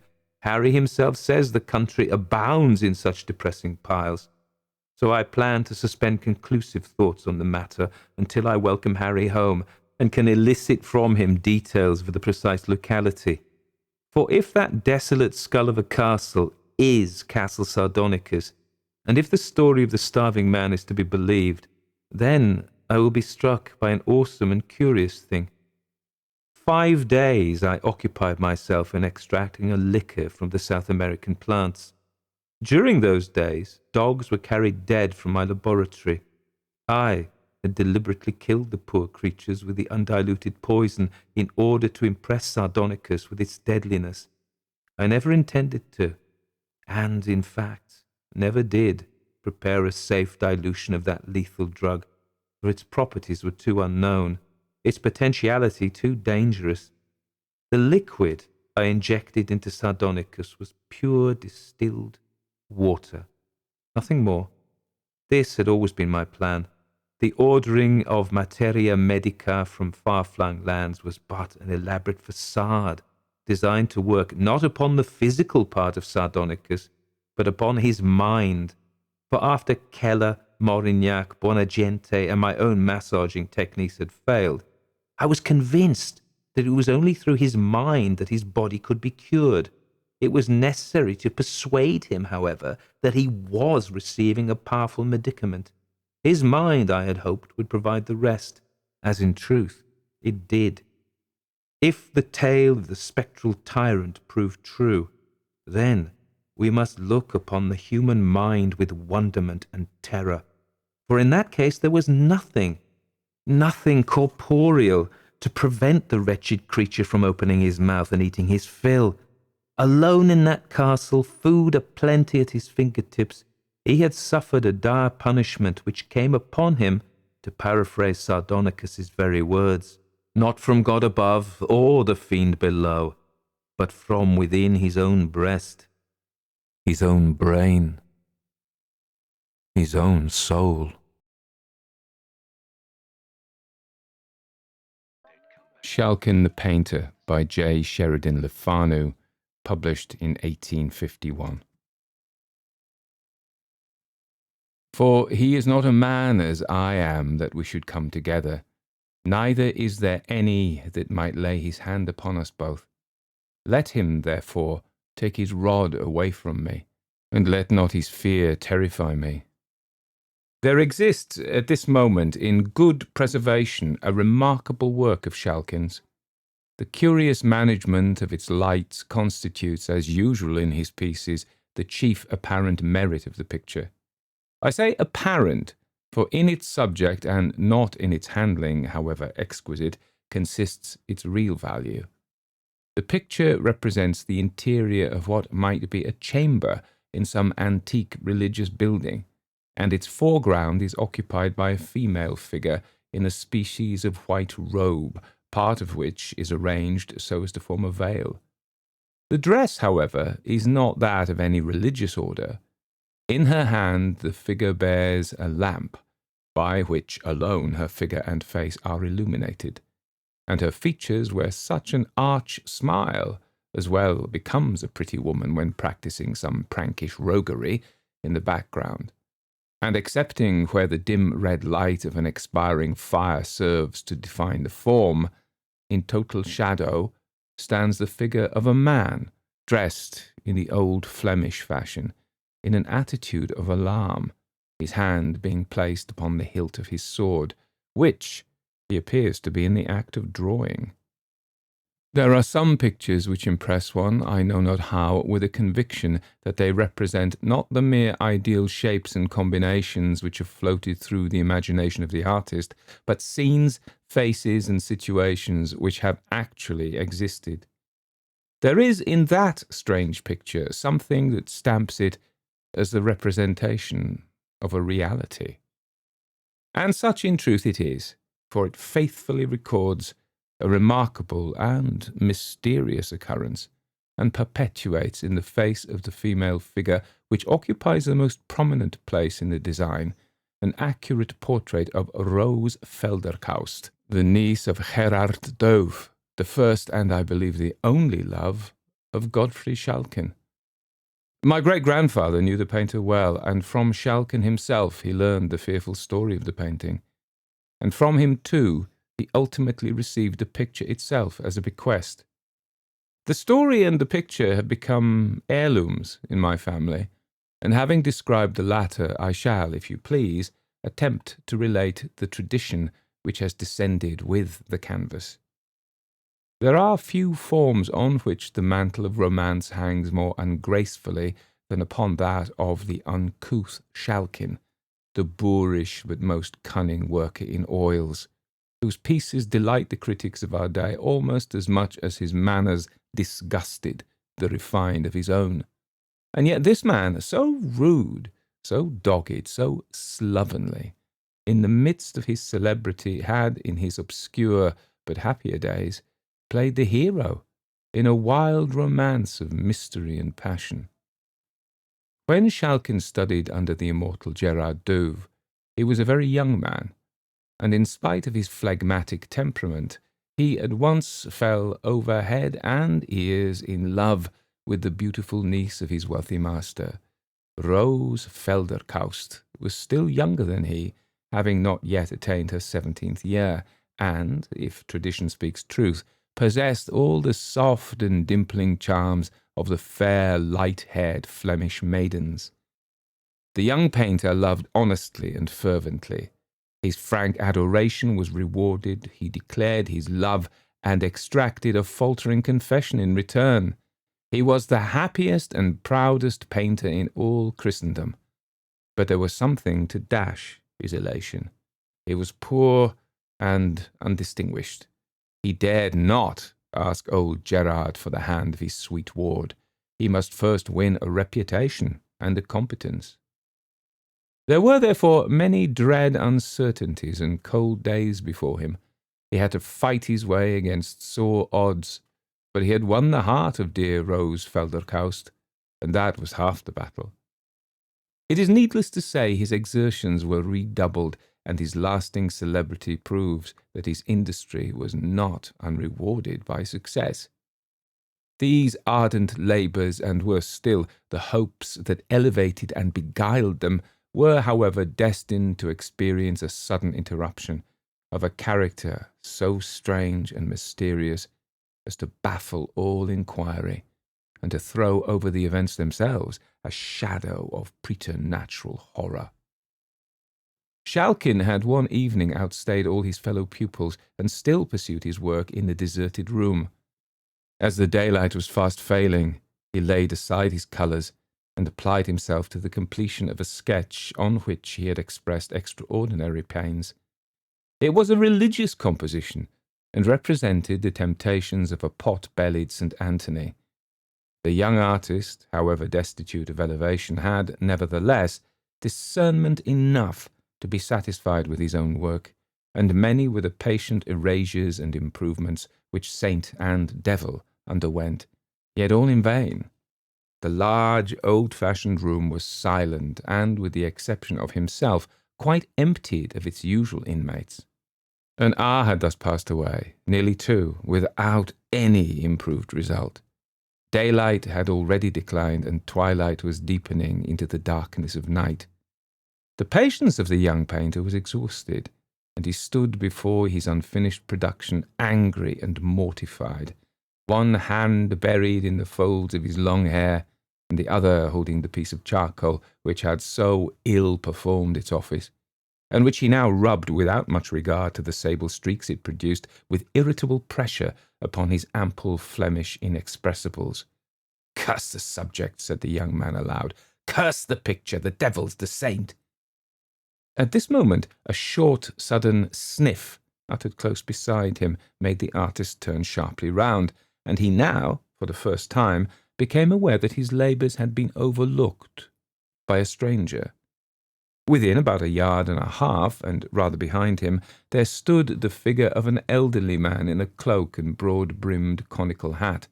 In his hand, which was protected with a heavy gauntlet-shaped glove, he carried a long ebony walking-stick, surmounted with what appeared, as it glittered dimly in the twilight, to be a massive head of gold, and upon his breast, through the folds of the cloak, there shone the links of a rich chain of the same metal. The room was so obscure that nothing further of the appearance of the figure could be ascertained, and his hat threw his features into profound shadow. It would not have been easy to conjecture the age of the intruder, but a quantity of dark hair escaping from beneath this sombre hat, as well as his firm and upright carriage, served to indicate that his years could not yet exceed 60 or thereabouts. There was an air of gravity and importance about the garb of the person, and something indescribably odd, I might say awful, in the perfect, stone-like stillness of the figure, that effectually checked the testy comment which had at once risen to the lips of the irritated artist. He, therefore, as soon as he had sufficiently recovered his surprise, asked the stranger civilly to be seated, and desired to know if he had any message to leave for his master. "Tell Gerard Doe," said the unknown, without altering his attitude in the smallest degree, "that Mynheer van der Hausen of Rotterdam desires to speak with him on tomorrow evening at this hour, and if he please in this room, upon matters of weight. That is all." The stranger, having finished this message, turned abruptly and with a quick but silent step quitted the room, before Schalken had time to say a word in reply. The young man felt a curiosity to see in what direction the burgher of Rotterdam would turn on quitting the studio, and for that purpose he went directly to the window which commanded the door. A lobby of considerable extent intervened between the inner door of the painter's room and the street entrance, so that Schalken occupied the post of observation before the old man could possibly have reached the street. He watched in vain, however. There was no other mode of exit. Had the queer old man vanished, or was he lurking about in the recesses of the lobby for some sinister purpose? This last suggestion filled the mind of Schalken with a vague uneasiness, which was so unaccountably intense as to make him alike afraid to remain in the room alone, and reluctant to pass through the lobby. However, with an effort which appeared very disproportioned to the occasion, he summoned resolution to leave the room, and having locked the door and thrust the key in his pocket, without looking to the right or left, he traversed the passage which had so recently, perhaps still, contained the person of this mysterious visitant, scarcely venturing to breathe till he had arrived in the open street. "Mynheer van der Hausen," said Gerard Doe within himself, as the appointed hour approached. "Mynheer van der Hausen of Rotterdam. I never heard of the man till yesterday.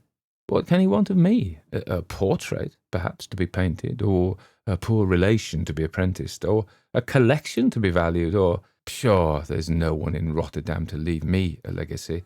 Well, whatever the business may be, we shall soon know it all." It was now the close of day, and again every easel, except that of Schalken, was deserted. Gerard Doe was pacing the apartment with the restless step of impatient expectation, sometimes pausing to glance over the work of one of his absent pupils, but more frequently placing himself at the window, from whence he might observe the passengers who threaded the obscure by-street in which his studio was placed.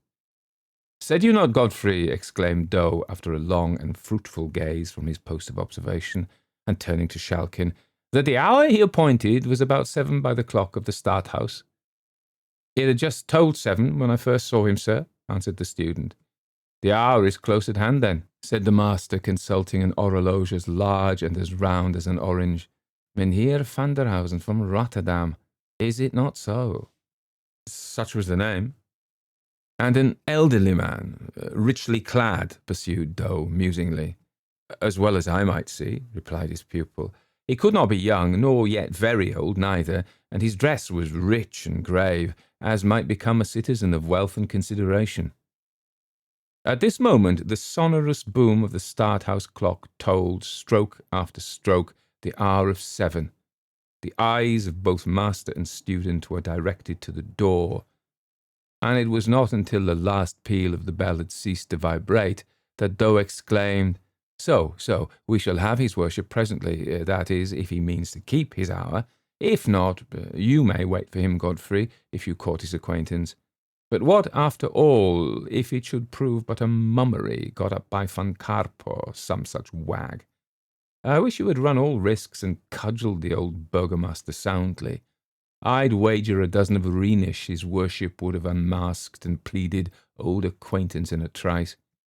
Here he comes, sir, said Schalken, in a low, monitory tone, and instantly, upon turning towards the door, Gerard Dow observed the same figure which had, on the day before, so unexpectedly greeted his pupil Schalken. There was something in the air of the figure which at once satisfied the painter that there was no masquerading in the case, and that he really stood in the presence of a man of worship. And so, without hesitation, he doffed his cap, and courteously saluting the stranger, requested him to be seated. The visitor waved his hand slightly, as if in acknowledgment of the courtesy, but remained standing. "I have the honour to see Mynheer van der Hausen of Rotterdam," said Gerard Dow. "The same," was the laconic reply of his visitor. "I understand your worship desires to speak with me," continued Dow, "and I am here by appointment to wait your commands." "Is that a man of trust?" said van der Hausen, turning towards Schalken, who stood at a little distance behind his master. "Certainly," replied Gerard. "Then let him take this box, and get the nearest jeweller or goldsmith to value its contents, and let him return hither with the certificate of the valuation." At the same time, he placed a small case, about 9 inches square, in the hands of Gerard Dow, who was as much amazed at its weight as at the strange abruptness with which it was handed to him. In accordance with the wishes of the stranger, he delivered it into the hands of Schalken, and repeating his direction, dispatched him on the mission. Schalken disposed his precious charge securely beneath the folds of his cloak, and rapidly traversing 2 or 3 narrow streets, he stopped at a corner house, the lower part of which was then occupied by the shop of a Jewish goldsmith. He entered the shop, and calling the little Hebrew into the obscurity of its back recesses, he proceeded to lay before him van der Hausen's casket. On being examined by the light of a lamp, it appeared entirely cased with lead, the outer surface of which was much scraped and soiled and nearly white with age. This having been partially removed, there appeared beneath a box of some hard wood, which also they forced open, and after the removal of 2 or 3 folds of linen, they discovered its contents to be a mass of golden ingots, closely packed, and, as the Jew declared, of the most perfect quality. Every ingot underwent the scrutiny of the little Jew, who seemed to feel an Epicurean delight in touching and testing these morsels of the glorious metal, and each one of them was replaced in its berth with the exclamation, "Mein Gott, how very perfect! Not one grain of alloy. Beautiful! Beautiful!" The task was at length finished, and the Jew certified under his hand the value of the ingots submitted to his examination to amount to many thousand rix dollars. With the desired document in his pocket and the rich box of gold carefully pressed under his arm and concealed by his cloak, he retraced his way, and entering the studio, found his master and the stranger in close conference. Schalken had no sooner left the room in order to execute the commission he had taken in charge than van der Hausen addressed Gerard Dow in the following terms: "I cannot tarry with you tonight more than a few minutes, and so I shall shortly tell you the matter upon which I come. You visited the town of Rotterdam some 4 months ago, and then I saw in the church of St. Lawrence your niece, Rose Felderkaust. I desire to marry her, and if I satisfy you that I am wealthier than any husband you can dream of for her, I expect that you will forward my suit with your authority. If you approve my proposal, you must close with it here and now, for I cannot wait for calculations and delays."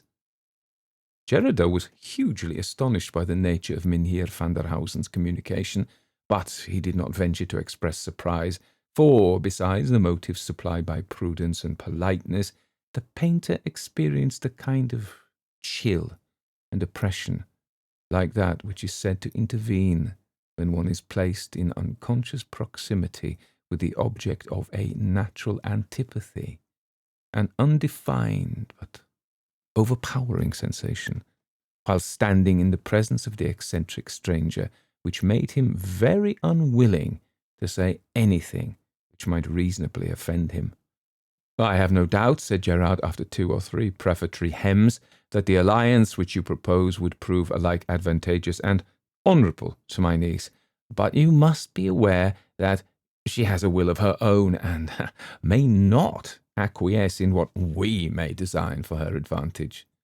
"Do not seek to deceive me, Sir Painter," said Van der Hausen. "You are her guardian. She is your ward. She is mine, if you like to make her so." The man of Rotterdam moved forward a little as he spoke, and Gerard Dow, he scarce knew why, inwardly prayed for the speedy return of Schalken. "I desire," said the mysterious gentleman, "to place in your hands at once an evidence of my wealth and a security for my liberal dealing with your niece.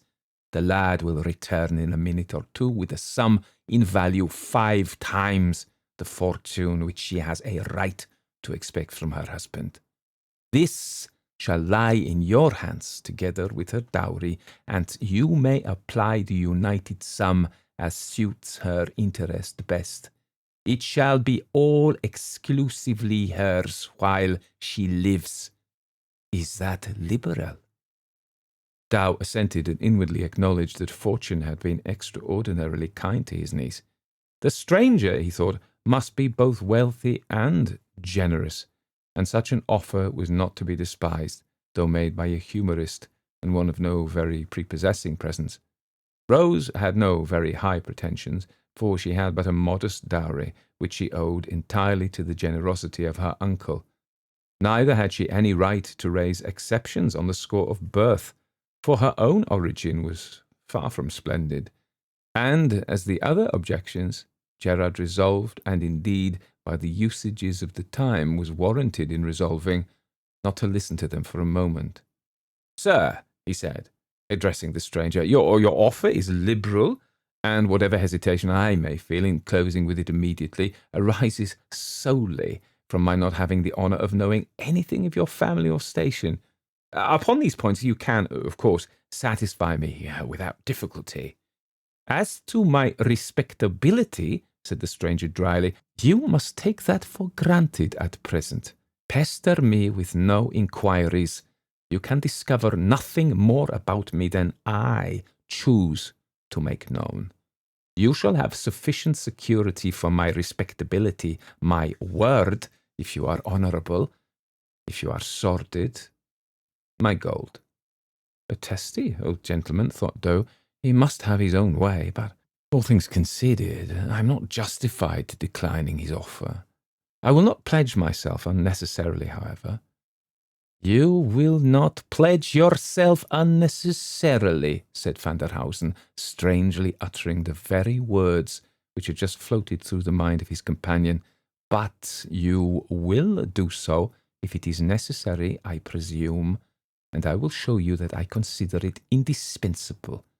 If the gold I mean to leave in your hands satisfy you, and if you don't wish my proposal to be at once withdrawn, you must, before I leave this room, write your name to this engagement." Having thus spoken, he placed a paper in the hands of the master, the contents of which expressed an engagement entered into by Gerard Dow to give Wilken van der Hausen of Rotterdam in marriage Rose Felderkaust, and so forth, within 1 week of the date thereof. While the painter was employed in reading this covenant by the light of a twinkling oil lamp in the far wall of the room, Schalken, as we have stated, entered the studio, and having delivered the box and the valuation of the Jew into the hands of the stranger, he was about to retire, when Van der Hausen called to him to wait, and presenting the case and the certificate to Gerard Dow, he paused in silence until he had satisfied himself by an inspection of both, respecting the value of the pledge left in his hands. At length he said, "Are you content?" The painter said he would fain have another day to consider. "Not an hour," said the suitor, apathetically. "Well then," said Dow, with a sore effort, I am content. It is a bargain." "Then sign at once," said Van der Hausen, "for I am weary." At the same time, he produced a small case of writing materials, and Gerard signed the important document. "Let this youth witness the covenant," said the old man, and Godfrey Schalken unconsciously attested the instrument which forever bereft him of his dear Rose Felderkaust. The compact being thus completed, the strange visitor folded up the paper and stowed it safely in an inner pocket. "I will visit you tomorrow night at 9 o'clock at your own house, Gerardo, and will see the object of our contract." And so saying, Wilken van der Hausen moved stiffly but rapidly out of the room. Schalken, eager to resolve his doubts, had placed himself by the window in order to watch the street entrance. But the experiment served only to support his suspicions, for the old man did not issue from the door. This was very strange, odd, nay, fearful.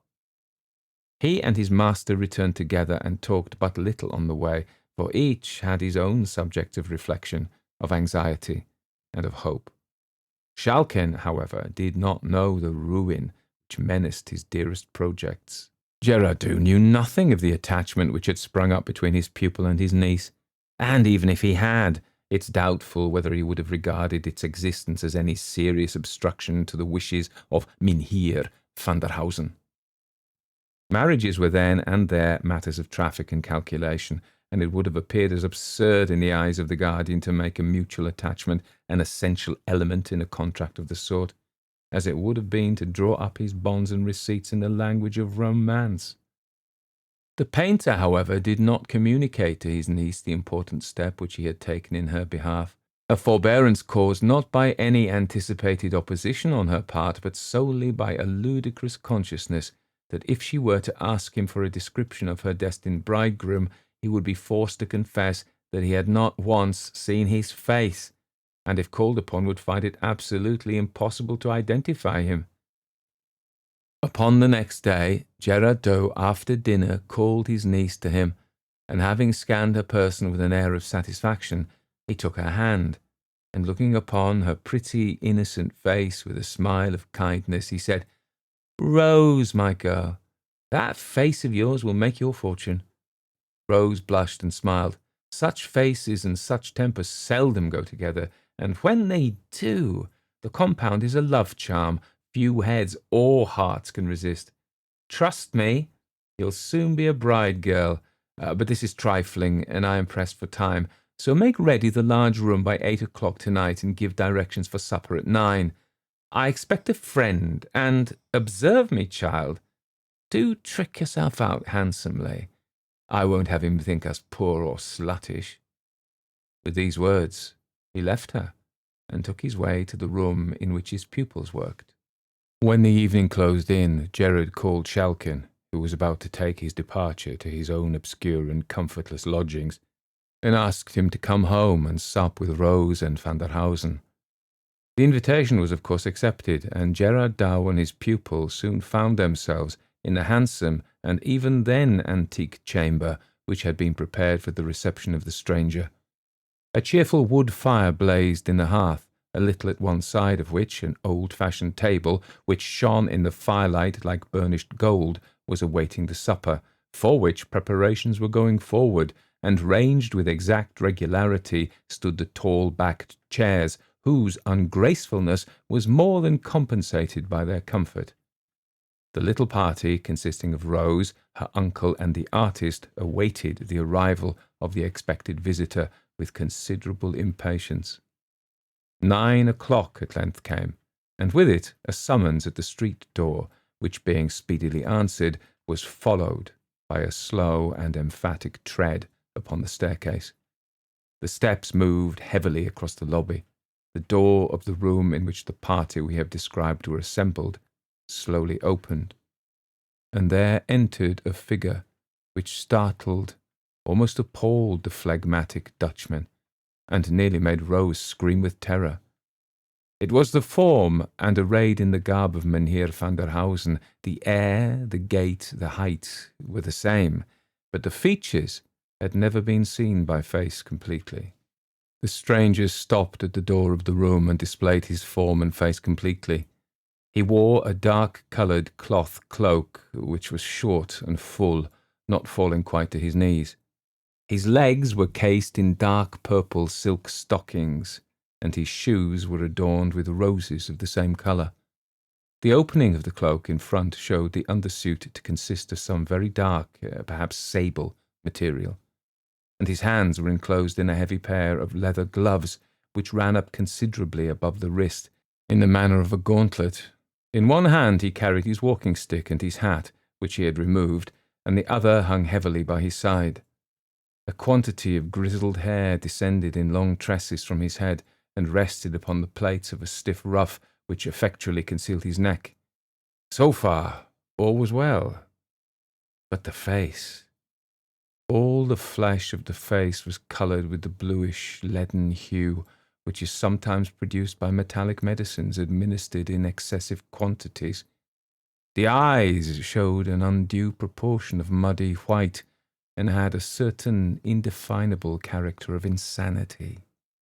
The hue of the lips, bearing the usual relation to that of the face, was consequently nearly black, and the entire character of the face was sensual, malignant, and even satanic. It was remarkable that the worshipful stranger suffered as little as possible of his flesh to appear, and that during his visit he did not once remove his gloves. Having stood for some moments at the door, Geradeau at length found breadth and collectedness to bid him welcome, and with a mute inclination of the head the stranger stepped forward into the room. There was something indescribably odd, even horrible, about all his motions, something undefinable that was unnatural, inhuman. It was as if the limbs were guided and directed by a spirit unused to the management of bodily machinery. The stranger spoke hardly at all during his visit, which did not exceed half an hour, and the host himself could scarcely muster courage enough to utter the few necessary salutations and courtesies, and indeed, such was the nervous terror which the presence of Van der Hausen inspired, that very little would have made all his entertainers fly in downright panic from the room. They had not so far lost all self-possession, however, as to fail to observe two strange peculiarities of their visitor.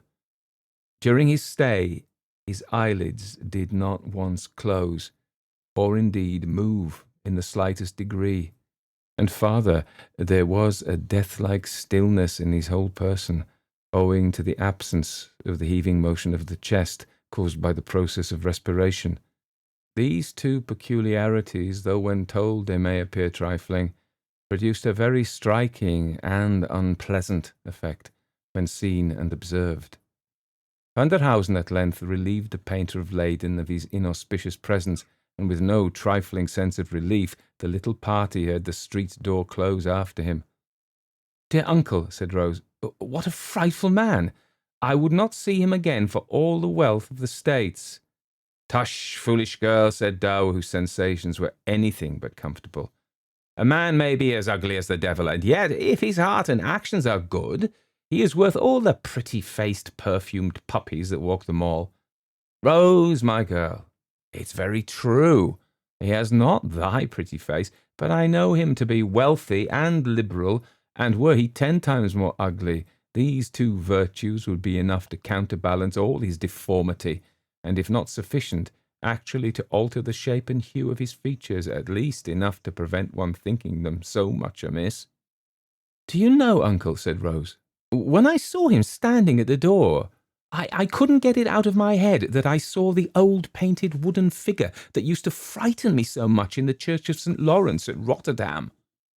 Gerard laughed, though he could not help inwardly acknowledging the justness of the comparison. He was resolved, however, as far as he could, to check his niece's disposition to dilate upon the ugliness of her intended bridegroom, though he was not a little pleased, as well as puzzled, to observe that she appeared totally exempt from that mysterious dread of the stranger which, he could not disguise it from himself, considerably affected him, as also his pupil Godfrey Schalken. Early on the next day there arrived from various quarters of the town rich presents of silks, velvets, jewellery, and so forth for Rose, and also a packet directed to Gerard Dow, which, upon being opened, was found to contain a contract of marriage formally drawn up between Wilkin van der Hausen of the Boom Key in Rotterdam and Rose Velderkaust of Leyden, niece to Gerard Dow, master in the art of painting, also of the same city, and containing engagements on the part of van der Hausen to make settlements upon his bride, far more splendid than he had before led her guardian to believe likely, and which were to be secured to her use in the most unexceptionable manner possible, the money being placed in the hand of Gerard Dow himself. I have no sentimental scenes to describe, no cruelty of guardians, no magnanimity of wards, no agonies or transport of lovers. The record I have to make is one of sordidness, levity, and heartlessness. In less than a week after the first interview, which we have just described, the contract of marriage was fulfilled, and Schalken saw the prize which he would have risked existence to secure carried off in solemn pomp by his repulsive rival. For 2 or 3 days he absented himself from the school. He then returned and worked, if with less cheerfulness, with far more dogged resolution than before. The stimulus of love had given place to that of ambition. Months passed away, and contrary to his expectation, and indeed to the direct promise of the parties, Gerard Dow heard nothing of his niece or her worshipful spouse. The interest of the money, which was to have been demanded in quarterly sums, lay unclaimed in his hands. He began to grow extremely uneasy. Mynheer van der Hausen's direction in Rotterdam he was fully possessed of. After some irresolution, he finally determined to journey thither, a trifling undertaking and easily accomplished, and thus to satisfy himself of the safety and the comfort of his ward, for whom he entertained an honest and strong affection. His search was in vain, however. No one in Rotterdam had ever heard of Mynheer van der Hausen.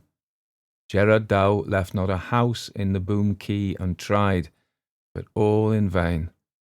No one could give him any information whatever touching the object of his inquiry, and he was obliged to return to Leyden, nothing wiser and far more anxious than when he had left it. On his arrival, he hastened to the establishment from which van der Hausen had hired the lumbering, though, considering the times, most luxurious vehicle which the bridal party had employed to convey them to Rotterdam.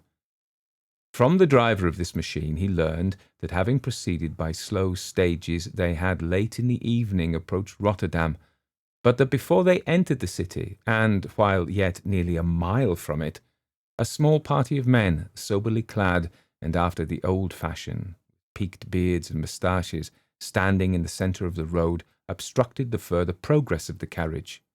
The driver reined in his horses, much fearing from the obscurity of the hour and the loneliness of the road that some mischief was intended. His fears were, however, somewhat allayed by his observing that these strange men carried a large litter of an antique shape, and which they immediately set down upon the pavement, whereupon the bridegroom, having opened the coach door from within, descended, and having assisted his bride to do likewise, led her, weeping bitterly and wringing her hands, to the litter, which they both entered. It was then raised by the men who surrounded it and speedily carried towards the city, and before it had proceeded very far, the darkness concealed it from the view of the Dutch coachman. In the inside of the vehicle he found a purse, whose contents more than thrice paid the hire of the carriage and man. He saw and could tell nothing more of Mynheer van der Hausen and his beautiful lady. This mystery was a source of profound anxiety and even grief to Gerard Dow. There was evidently fraud in the dealing of van der Hausen with him, though for what purpose committed he could not imagine. He greatly doubted how far it was possible for a man possessing such a countenance to be anything but a villain, and every day that passed without his hearing from or of his niece, instead of inducing him to forget his fears, on the contrary, tended more and more to aggravate them. The loss of her cheerful society tended also to depress his spirits, and in order to dispel the gloom which often crept upon his mind after his daily occupations were over, he was wont frequently to ask Schalken to accompany him home, and share his otherwise solitary supper. One evening the painter and his pupil were sitting by the fire, having accomplished a comfortable meal, and had yielded to the silent and delicious melancholy of digestion, when their ruminations were disturbed by a loud sound at the street door, as if occasioned by some person rushing and scrambling vehemently against it. A domestic had run without delay to ascertain the cause of the disturbance, and they heard him twice or thrice interrogate the applicant for admission, but without eliciting any other answer but a sustained reiteration of the sounds. They heard him then open the hall door, and immediately there followed a light and rapid tread on the staircase. Schalken advanced towards the door. It opened before he reached it, and Rose rushed into the room. She looked wild, fierce, and haggard with terror and exhaustion, but her dress surprised them as much as even her unexpected appearance. It consisted of a kind of a white woolen wrapper made close about the neck and descending to the very ground. It was much deranged and travel-soiled. The poor creature had hardly entered the chamber when she fell senseless on the floor. With some difficulty they succeeded in reviving her, and on recovering her senses, she instantly exclaimed in a tone of terror rather than mere impatience, "Wine, wine, quickly, or I'm lost!" Astonished and almost scared at the strange agitation in which the call was made, they at once administered to her wishes, and she drank some wine with a haste and eagerness which surprised them. She had hardly swallowed it when she exclaimed with the same urgency, "Food! For God's sake, food at once, or I perish!" A considerable fragment of a roast joint was laid upon the table, and Schalken immediately began to cut some, but he was anticipated, for no sooner did she see it than she caught it, a more than mortal image of famine, and with her hands, and even with her teeth, she tore off the flesh and swallowed it. When the paroxysm of hunger had been a little appeased, she appeared on a sudden overcome with shame, or it may have been that other more agitating thoughts overpowered and scared her, for she began to weep bitterly and to wring her hands. "Oh, send for a minister of God," she said. "I am not safe till he comes. Send for him speedily." Gerard Dow dispatched a messenger instantly, and prevailed on his niece to allow him to surrender his bedchamber to her use. He also persuaded her to retire to it at once to rest. Her consent was extorted upon the condition that they would not leave her for a moment. "Oh, that the holy man were here," she said. "He can deliver me. The dead and the living can never be one. God has forbidden it." With these mysterious words, she surrendered herself to their guidance, and they proceeded to the chamber which Gerard Dow had assigned to her use. Do not leave me for a moment," said she. "I am lost for ever if you do." Gerard Dow's chamber was approached through a spacious apartment, which they were now about to enter. He and Schalken each carried a candle, so that a sufficiency of light was cast upon all surrounding objects. They were now entering the large chamber, which, as I have said, communicated with Dow's apartment, when Rose suddenly stopped, and in a whisper which thrilled them both with horror, she said, "Oh God, he is here! He is here! See, there he goes!" She pointed towards the door of the inner room, and Schalken thought he saw a shadowy and ill-defined form gliding into that apartment. He drew his sword, and raising the candle so as to throw its light with increased distinctness upon the objects in the room, he entered the chamber into which the shadow had glided. No figure was there, nothing but the furniture which belonged to the room, and yet he could not be deceived as to the fact that something had moved before them into the chamber. A sickening dread came upon him, and the cold perspiration broke out in heavy drops upon his forehead. Nor was he more composed when he heard the increased urgency and agony of entreaty with which Rose implored them not to leave her for a moment. "I saw him," said she. "He's here. I cannot be deceived. I know him. He's by me. He's with me. He's in the room. Then, for God's sake, as you would save me, do not stir from beside me." They at length prevailed upon her to lie down upon the bed, where she continued to urge them to stay by her. She frequently uttered incoherent sentences, repeating again and again, "The dead and the living cannot be one. God has forbidden it. then again, rest to the wakeful, sleep to the sleepwalkers. These and other such mysterious and broken sentences she continued to utter until the clergyman arrived. Gerard Dow began to fear, naturally enough, that terror or ill-treatment had unsettled the poor girl's intellect, and he half suspected, by the suddenness of her appearance, the unseasonableness of the hour, and above all from the wildness and terror of her manner, that she had made her escape from some place of confinement for lunatics, and was in imminent fear of pursuit. He resolved to summon medical advice as soon as the mind of his niece had been in some measure set at rest by the offices of the clergyman whose attendance she had so earnestly desired.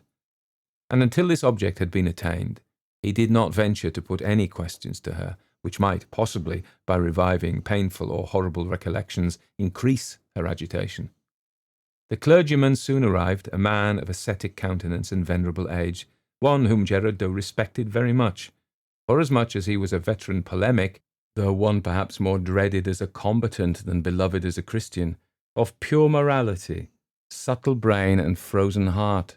He entered the chamber which communicated with that in which Rose reclined, and immediately on his arrival she requested him to pray for her, as for one who lay in the hands of Satan, and who could hope for deliverance only from heaven. That you may distinctly understand all the circumstances of the event which I am going to describe, it is necessary to state the relative position of the parties who were engaged in it. The old clergyman and Schalken were in the ante-room of which I have already spoken. Rose lay in the inner chamber, the door of which was open, and by the side of the bed, at her urgent desire, stood her guardian. A candle burned in the bedchamber, and 3 were lighted in the outer apartment. The old man now cleared his voice, as if about to commence, but before he had time to begin, a sudden gust of air blew out the candle which served to illuminate the room in which the poor girl lay, and she, with hurried alarm, exclaimed, "Godfrey, bring in another candle! The darkness is unsafe!" Gerard Dow, forgetting for the moment her repeated injunctions in the immediate impulse, stepped from the bedchamber into the other in order to supply what she desired. "Oh God, do not go, dear uncle!" shrieked the unhappy girl.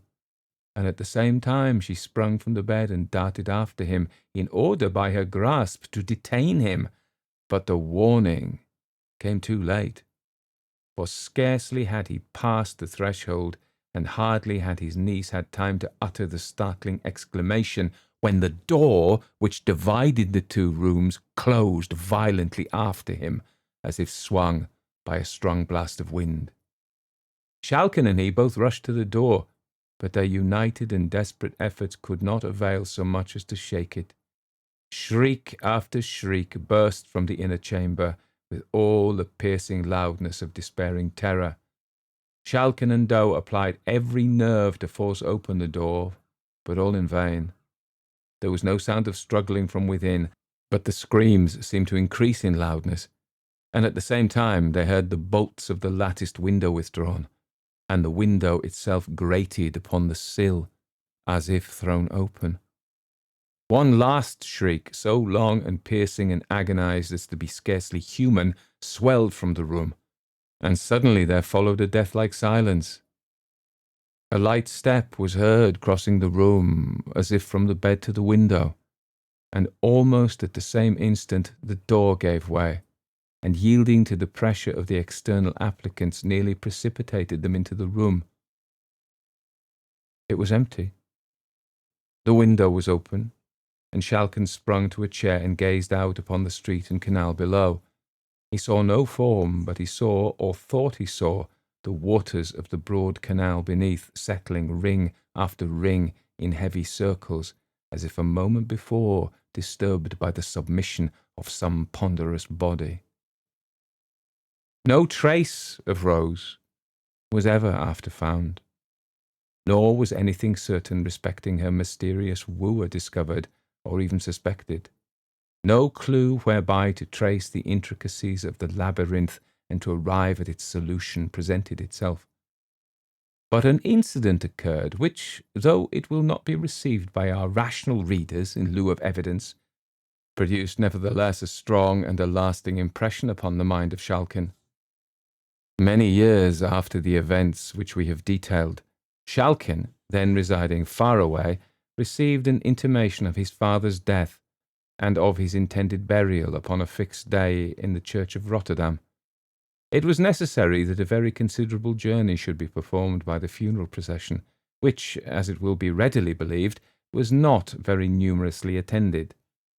Schalken with difficulty arrived in Rotterdam late in the day upon which the funeral was appointed to take place. It had not then arrived. Evening closed in, and still it did not appear. Schalken strolled down to the church. He found it open. Notice of the arrival of the funeral had been given, and the vault in which the body was to be laid had been opened. The sexton, on seeing a well-dressed gentleman whose object was to attend the expected obsequies, pacing the aisle of the church, hospitably invited him to share with him the comforts of a blazing fire, which, as was his custom in winter-time upon such occasions, he had kindled in the hearth of a chamber in which he was accustomed to await the arrival of such grisly guests, and which communicated by a flight of steps with the vault below. In this chamber Schalken and his entertainer seated themselves, and the sexton, after some fruitless attempts to engage his guest in conversation, was obliged to apply himself to his tobacco pipe and can to solace his solitude. In spite of his grief and cares, the fatigues of a rapid journey of nearly 40 hours gradually overcame the mind and body of Godfrey Schalken, and he sank into a deep sleep, from which he awakened by someone shaking him gently by the shoulder. He first thought that the old sexton had called him, but he was no longer in the room. He roused himself, and as soon as he could clearly see what was around him, he perceived a female form, clothed in a kind of light robe of white, part of which was so disposed as to form a veil, and in her hand she carried a lamp. She was moving rather away from him, in the direction of a flight of steps which conducted towards the vaults. Schalken felt a vague alarm at the sight of this figure, and at the same time an irresistible impulse to follow its guidance. He followed it towards the vaults, but when it reached the head of the stairs he paused.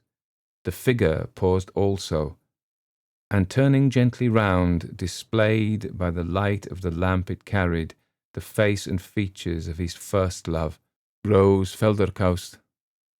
There was nothing horrible or even sad in the countenance. On the contrary, it wore the same arch smile which used to enchant the artist long before in his happy days. A feeling of awe and interest, too intense to be resisted, prompted him to follow the spectre, if spectre it were. She descended the stairs, he followed, and turning to the left, through a narrow passage, she led him, to his infinite surprise, into what appeared to be an old-fashioned Dutch apartment, such as the pictures of Gerard Dow have served to immortalize. Abundance of costly antique furniture was disposed about the room, and in one corner stood a four-post bed, with heavy black cloth curtains around it.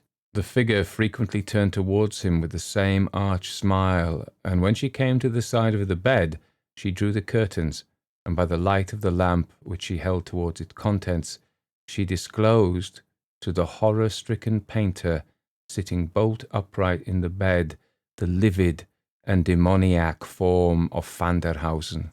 Schalken had hardly seen him when he fell senseless upon the floor, where he lay until discovered on the next morning by persons employed in closing the passages into the vaults. He was lying in a cell of considerable size, which had not been disturbed for a long time. He had fallen beside a large coffin, which was supported upon small pillars, a security against the attacks of vermin. To his dying day, Schalken was satisfied of the reality of the vision which he had witnessed, and he has left behind him a curious evidence of the impression which it wrought upon his fancy, in a painting executed shortly after the event I have narrated, and which is valuable as exhibiting not only the peculiarities which have made Schalken's pictures sought after, but even more so as presenting a portrait of his early love, Rose Felderkaust, whose mysterious fate must always remain a matter of speculation. The Book by Margaret Irwin. On a foggy night in November, Mr. Corbett, having guessed the murder by the 3rd chapter of his detective story, arose in disappointment from his bed and went downstairs in search of something more satisfactory to send him to sleep. The fog had crept through the closed and curtained windows of the dining room and hung thick on the air in a silence that seemed as heavy and breathless as the fog. The atmosphere was more choking than in his room, and very chill, although the remains of a large fire still burned in the grate. The dining-room bookcase was the only considerable one in the house, and held a careless, unselected collection to suit all the tastes of the household, together with a few dull and obscure theological books that had been left over from the sale of a learned uncle's library. Cheap red novels, bought on railway stalls by Mrs. Corbett, who thought a journey the only time to read, were thrust in like pert, undersized intruders among the respectable 19th century works of culture, chastely bound in dark blue or green, which Mr. Corbett had considered the right thing to buy during his Oxford days. Beside these, there swaggered the children's large, gaily bound storybooks and collection of fairy tales in every colour. From among this neat, new cloth-bound crowd there towered here and there a musty sepulchre of learning, brown with the colour of dust rather than leather, with no trace of gilded letters, however faded on its crumbling back, to tell what lay inside. A few of these moribund survivors from the Dean's library were inhospitably fastened with rusty clasps. All remained closed and appeared impenetrable, their blank, forbidding backs uplifted above their frivolous surroundings with the air of scorn that belongs to a private and concealed knowledge. For only the worm of corruption now bored his way through their evil-smelling pages. It was an unusual flight of fancy for Mr. Corbett to imagine that the vaporous and fog-ridden air that seemed to hang more thickly about the bookcase was like a dank and poisonous breath exhaled by one or other of these slowly rotting volumes. Discomfort in this pervasive and impalpable presence came on him more acutely than at any time that day. In an attempt to clear his throat of it, he choked, most unpleasantly. He hurriedly chose a Dickens from the 2nd shelf as appropriate to a London fog, and had returned to the foot of the stairs when he decided that his reading tonight should by contrast be of blue Italian skies and white statues in beautiful rhythmic sentences. He went back for a Walter Pater. He found Marius the Epicurean tipped sideways across the gap left by his withdrawal of the old curiosity shop. It was a very wide gap to have been left by a single volume, for the books on that shelf had been closely wedged together. He put the Dickens back into it, and saw that there was still space for a large book. He said to himself in careful and precise words, "This is nonsense. No one can have possibly gone into the dining room and removed a book while I was crossing the hall. There must have been a gap before it, in the 2nd shelf." But another part of his mind kept saying, in a hurried, mumbled torrent, "There was no gap on the 2nd shelf. There was no gap on the 2nd shelf."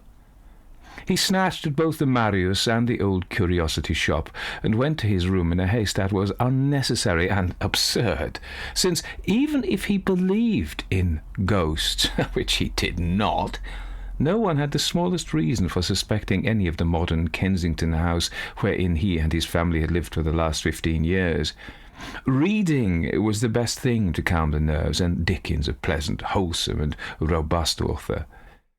Tonight, however, Dickens struck him in a different light. Beneath the author's sentimental pity for the weak and helpless, he could discern a revolting pleasure in cruelty and suffering, while the grotesque figures of the people in Cruikshank's illustrations revealed too clearly the hideous distortions of their souls. What had seemed humorous now appeared diabolic, and in disgust at these two favourites he turned to Walter Pater for the repose and dignity of a classical spirit. But presently he wondered if this spirit were not in itself of a marble quality, frigid and lifeless, contrary to the purpose of nature. "I've often thought," he said to himself, "that there's something evil in the austere worship of beauty for its own sake." He had never thought so before, but he liked to think that this impulse of fancy was the result of mature consideration, and with this satisfaction he composed himself for sleep.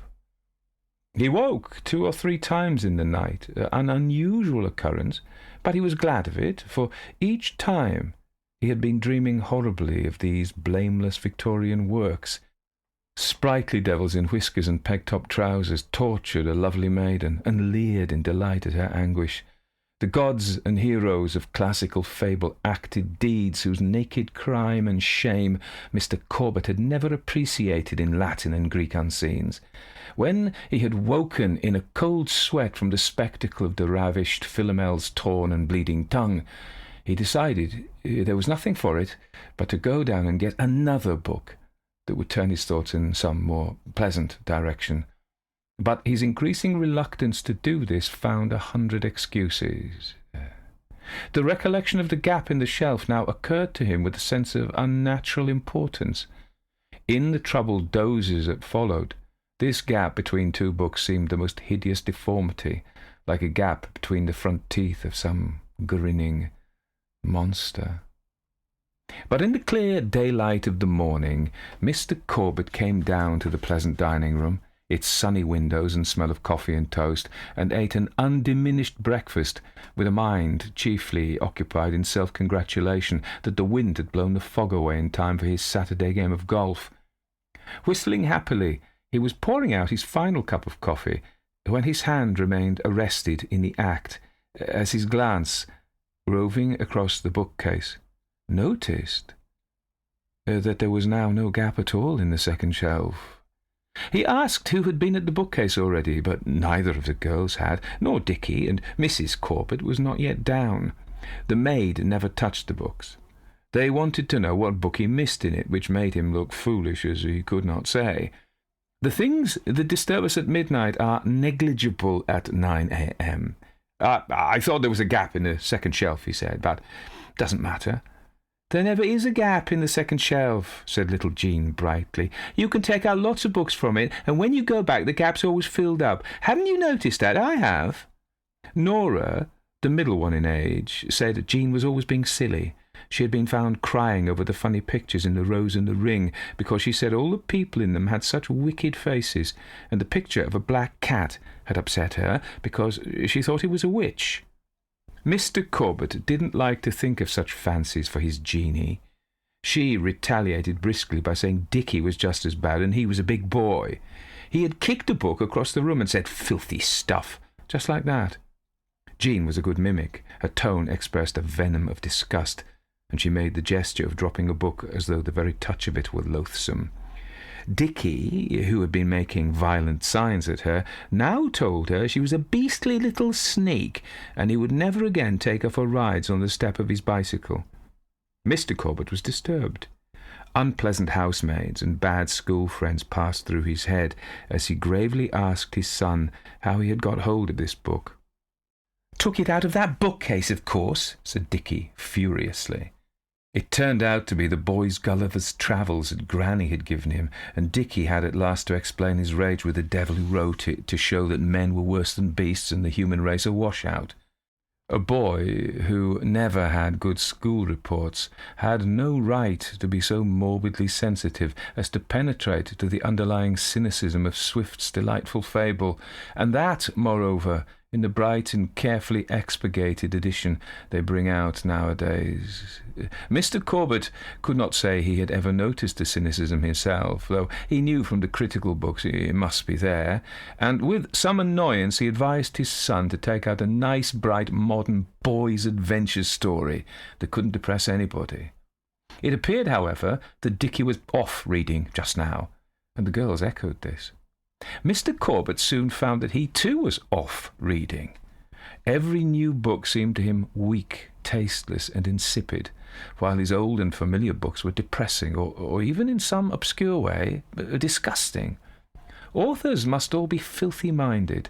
They probably wrote what they dared not express in their lives.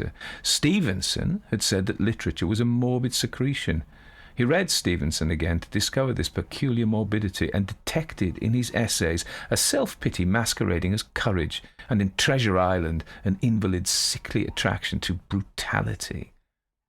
This gave him a zest to find out what he disliked so much, and his taste for reading revived as he explored with relish the hidden infirmities of minds that had been valued by fools as great and noble. He saw Jane Austen and Charlotte Bronte as two unpleasant examples of spinsterhood, the one as a prying sub-acid busybody in everyone else's flirtations, the other as a raving, craving maenad seeking self-immolation on the altar of her frustrated passions. He compared Wordsworth's love of nature to the monstrous egoism of an ancient bellwether isolated from the flock. These powers of penetration astonished him. With a mind so acute and original, he should have achieved greatness, yet he was a mere solicitor, and not prosperous at that. If he had but the money, he might do something with those ivory shares, but it would be a pure gamble, and he had no luck. His natural envy of his wealthier acquaintances now mingled with a contempt for their stupidity that approached loathing.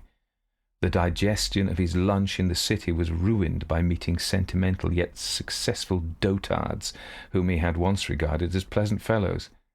The very sight of them spoiled his game of golf, so that he came to prefer reading alone in the dining-room even on sunny afternoons. He discovered also, and with a slight shock, that Mrs. Corbett had always bored him. Dickie he began actively to dislike as an impudent blockhead, and the two girls were as insipidly alike as white mice. It was a relief when he abolished their tiresome habit of coming in to say good night. In the now unbroken silence and seclusion of the dining-room, he read with feverish haste, as though he was seeking for some clue to knowledge, some secret key to existence, which would quicken and inflame it, transform it from its present dull torpor to a life worthy of him and his powers. He even explored the few decaying remains of his uncle's theological library. Bored and baffled, he yet persisted, and had the occasional relief of an ugly woodcut of Adam and Eve with figures like bolsters and hairs like dahlias, or a map of the cosmos with Hellmouth in the corner, belching forth demons. One of these books had diagrams and symbols in the margin, which he took to be mathematical formulae of a kind he didn't know. He presently discovered that they were drawn, not printed, and that the book was in manuscript, in a very neat crabbed black writing that resembled black letter printing. It was, moreover, in Latin, a fact that gave Mr. Corbett a shock of unreasoning disappointment. For while examining the signs in the margin, he had been filled with an extraordinary exultation, as though he knew himself to be on the edge of a discovery that should alter his whole life. But he had forgotten his Latin. With a secret and guilty air, which would have looked absurd to anyone who knew his harmless purpose, he stole to the schoolroom for Dickie's Latin dictionary and grammar, and hurried back to the dining-room, where he tried to discover what the book was about with an anxious industry that surprised himself. There was no name in it, nor of the author. Several blank pages had been left at the end, and the writing ended at the bottom of a page with no flourish or superscription, as though the book had been left unfinished. From what sentences he could translate, it seemed to be a work on theology rather than mathematics. There were constant references to the master, to his wishes and injunctions, which appeared to be of a complicated kind. Mr. Corbett began by skipping these as mere accounts of ceremonial, but a word caught his eye as one unlikely to occur in such an account. He read this passage attentively, looking up each word in the dictionary, and could hardly believe the result of his translation. Clearly, he decided, this book must be by some early missionary. The passage I've just read, the account of some horrible rite practised by a savage tribe of devil-worshippers. Though he called it horrible, he reflected on it, committing each detail to memory. He then amused himself by copying the signs in the margin near it and trying to discover their significance. but a sensation of sickly cold came over him. His head swam, and he could hardly see the figures before his eyes. He suspected a sudden attack of influenza and went to ask his wife for medicine. They were all in the drawing-room, Mrs. Corbett helping Nora and Jean with a new game, Dickie playing the pianola, and Mike, the Irish terrier, who had lately deserted his accustomed place on the dining-room hearthrug, stretched by the fire. Mr. Corbett had an instant's impression of this peaceful and cheerful scene before his family turned towards him and asked in scared tones what was the matter. He thought how like sheep they looked and sounded. Nothing in his appearance in the mirror struck him as odd. It was their gaping faces that were unfamiliar. He then noticed the extraordinary behaviour of Mike, who had sprung from the hearthrug and was crouched in the furthest corner, uttering no sound, but with his eyes distended and foam round his bared teeth. Under Mr. Corbett's glance, he slunk towards the door, whimpering in a faint and abject manner, and then, as his master called him, he snarled horribly, and the hair bristled on the scruff of his neck. Dickie let him out, and they heard him scuffling at a frantic rate down the stairs to the kitchen, and then again and again a long-drawn howl. "What can be the matter with Mike?" asked Mrs. Corbett. Her question broke a silence that seemed to have lasted a long time. Jean began to cry. Mr. Corbett said irritably that he didn't know what the matter was with any of them. Then Nora asked, "What's that red mark on your face?" He looked again in the glass and could see nothing. "It's quite clear from here," said Dickie. "I can see the lines in the fingerprint." "Yes, that's what it is," said Mrs. Corbett in a brisk staccato voice. "The print of a finger on your forehead.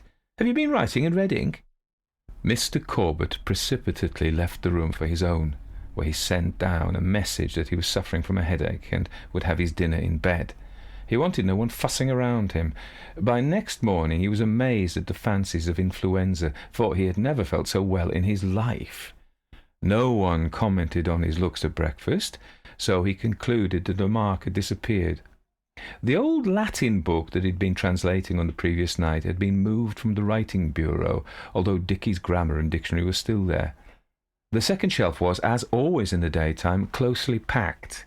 The book, he remembered, had been in the second shelf, but this time he didn't ask who'd put it back.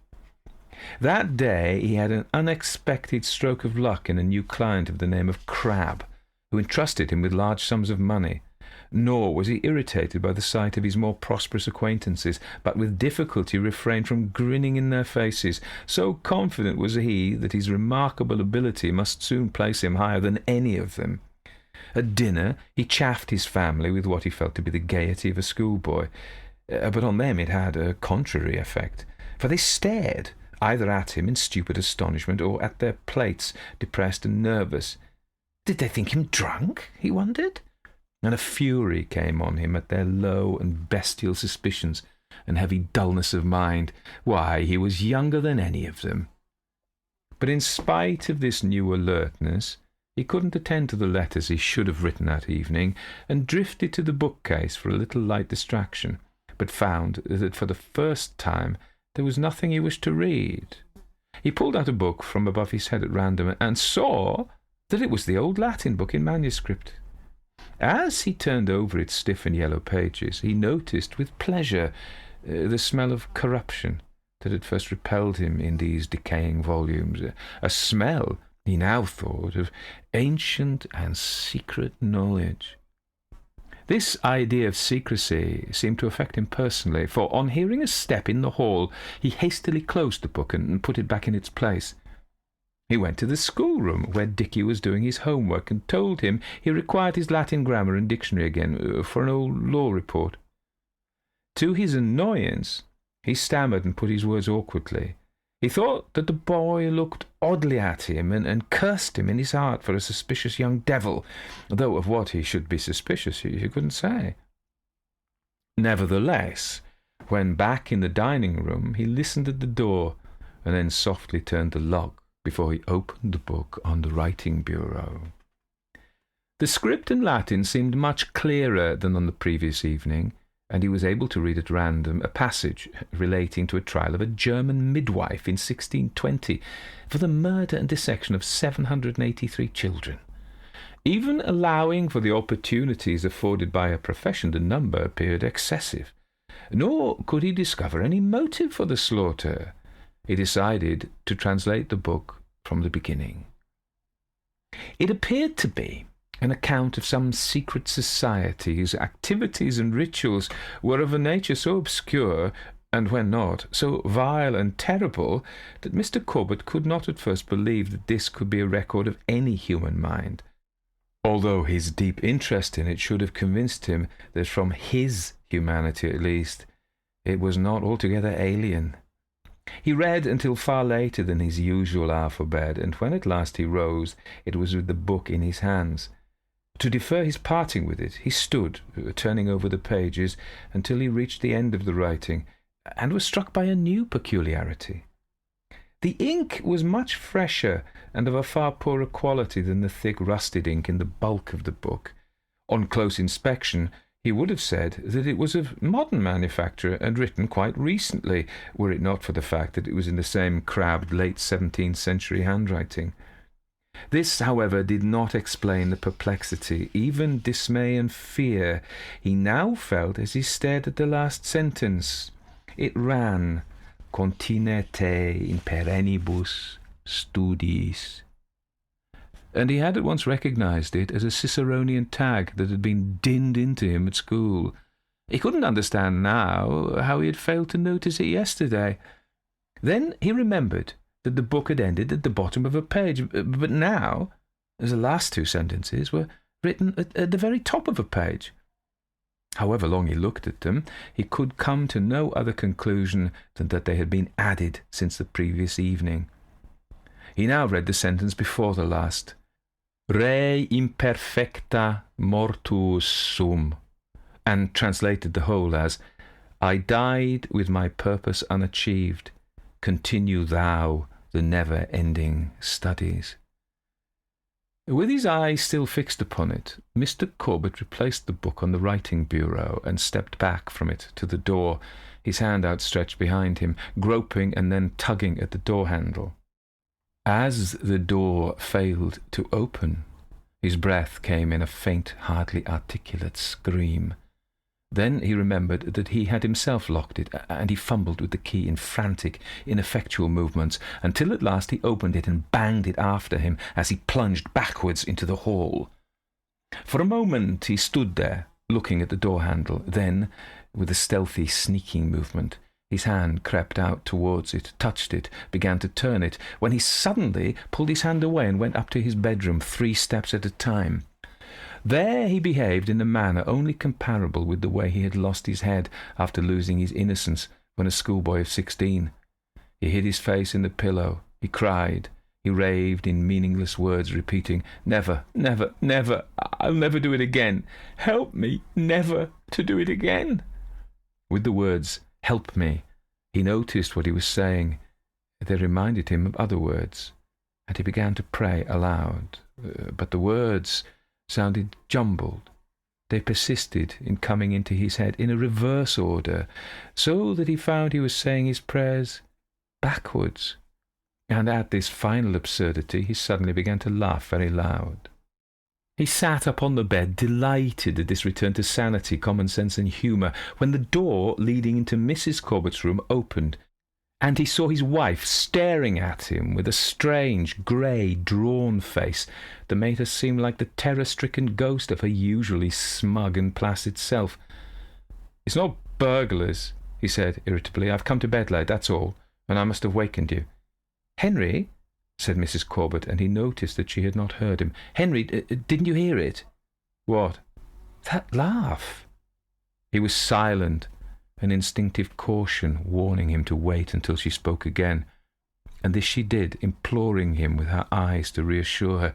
It wasn't a human laugh. It was like the laugh of a devil." He checked his violent inclination to laugh again. It was wiser not to let her know that it was only his laughter she had heard.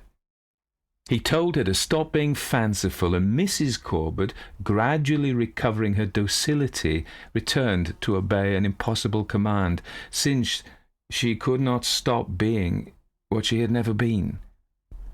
The next morning, Mr. Corbett rose before any of the servants and crept down to the dining room. As before, the dictionary and grammar alone remained on the writing bureau. The book was back in the second shelf. He opened it at the end.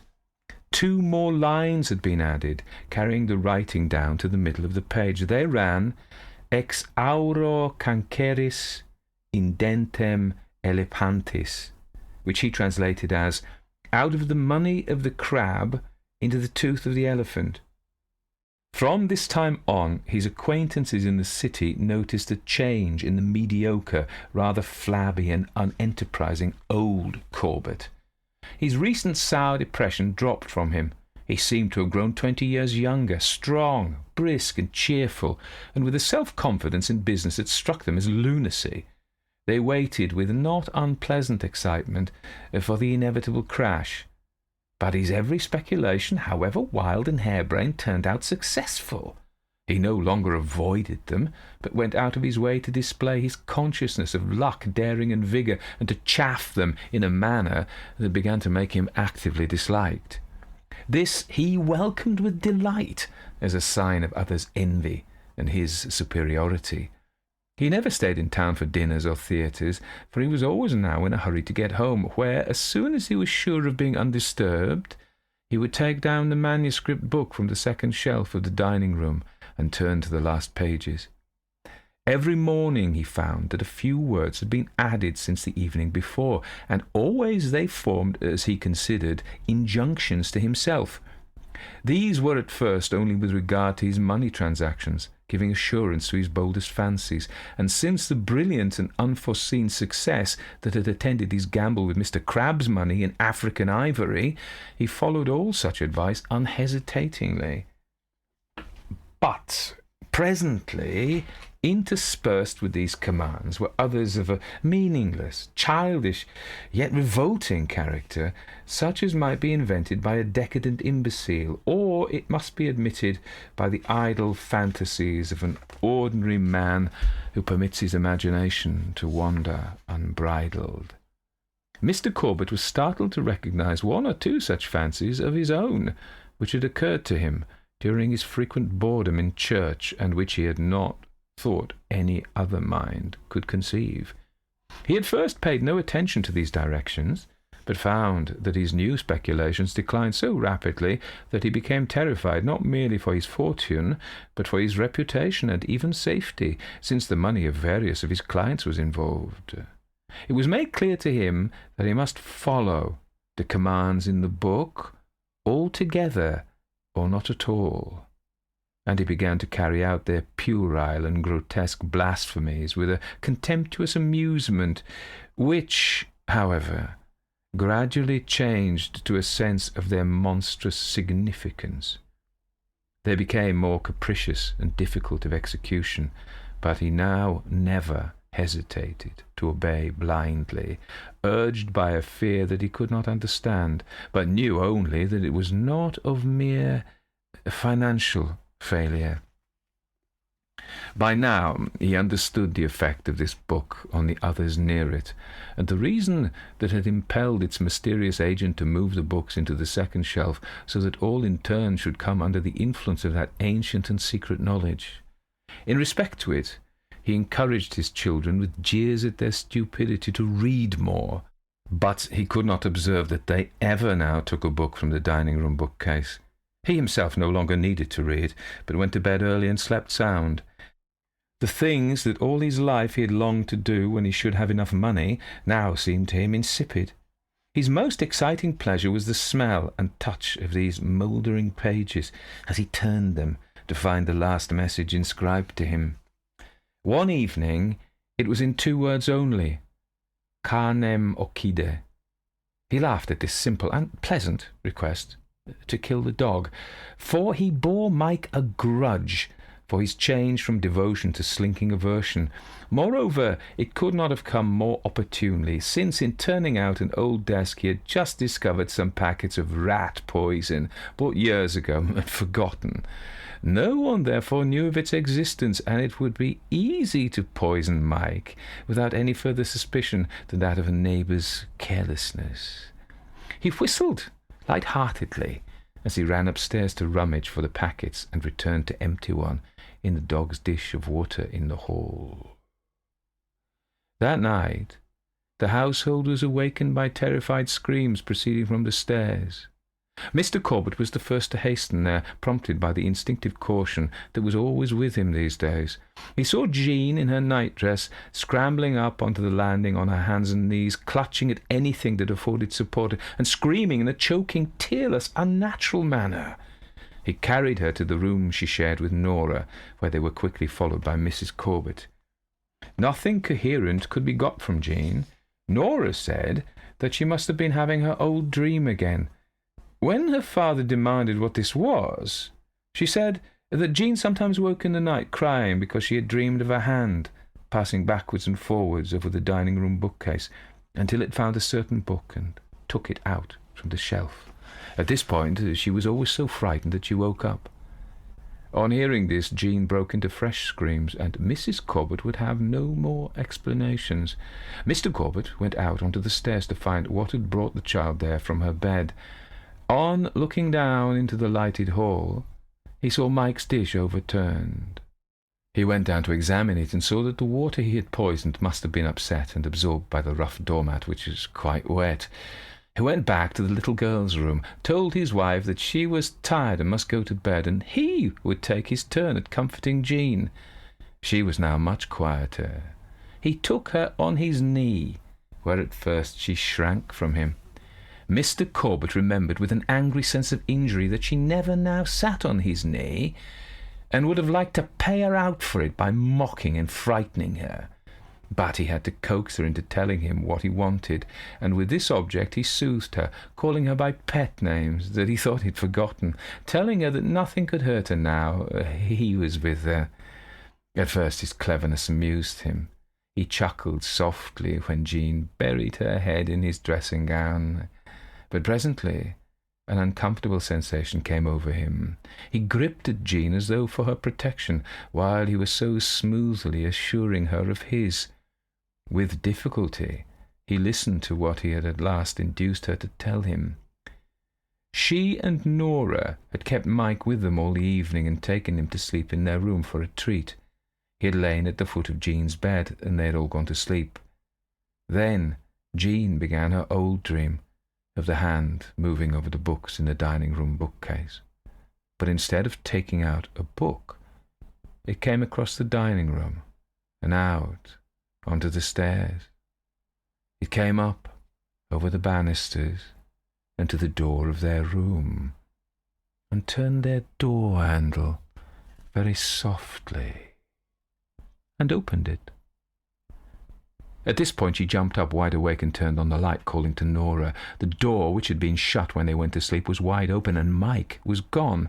She told Nora that she was sure something dreadful would happen to him if she did not go and bring him back, and ran down into the hall, where she saw him just about to drink from his dish. She called to him, and he looked up but did not come, so she ran to him and began to pull him along with her, when her nightdress was clutched from behind, and then she felt a hand seize her arm. She fell down and then clambered upstairs as fast as she could, screaming all the way. It was now clear to Mr. Corbett that Mike's dish must have been upset in the scuffle. She was again crying, but this time he felt himself unable to comfort her. He retired to his room, where he walked up and down in an agitation he couldn't understand, for he found his thoughts perpetually arguing on a point that had never troubled him before. "I'm not a bad man," he kept saying to himself. "I've never done anything actually wrong. My clients are none the worse for my speculations, only the better. Nor have I spent my new wealth on gross and sensual pleasures. These now have no attraction for me." Presently he added, "It's not wrong to try and kill a dog, an ill-tempered brute. It turned against me. It might have bitten Jeanie." He noticed that he had thought of her as Jeanie which he had not done for some time. It must have been because he had called her that tonight. He must forbid her ever to leave her room at night. He couldn't have her meddling. It would be safer for him if she were not there at all. Again, that sick and cold sensation of fear swept over him. He seized the bedpost as though he were falling, and held on to it for some minutes. I was thinking of a boarding school, he told himself, and then, I must go down and find out. He would not think what it was. He must find out. He opened his door and listened. The house was quiet. He crept onto the landing and along to Nora and Jean's door, where again he stood, listening. There was no sound, and at that he was again overcome with unreasonable terror. He imagined Jean lying very still in her bed, too still.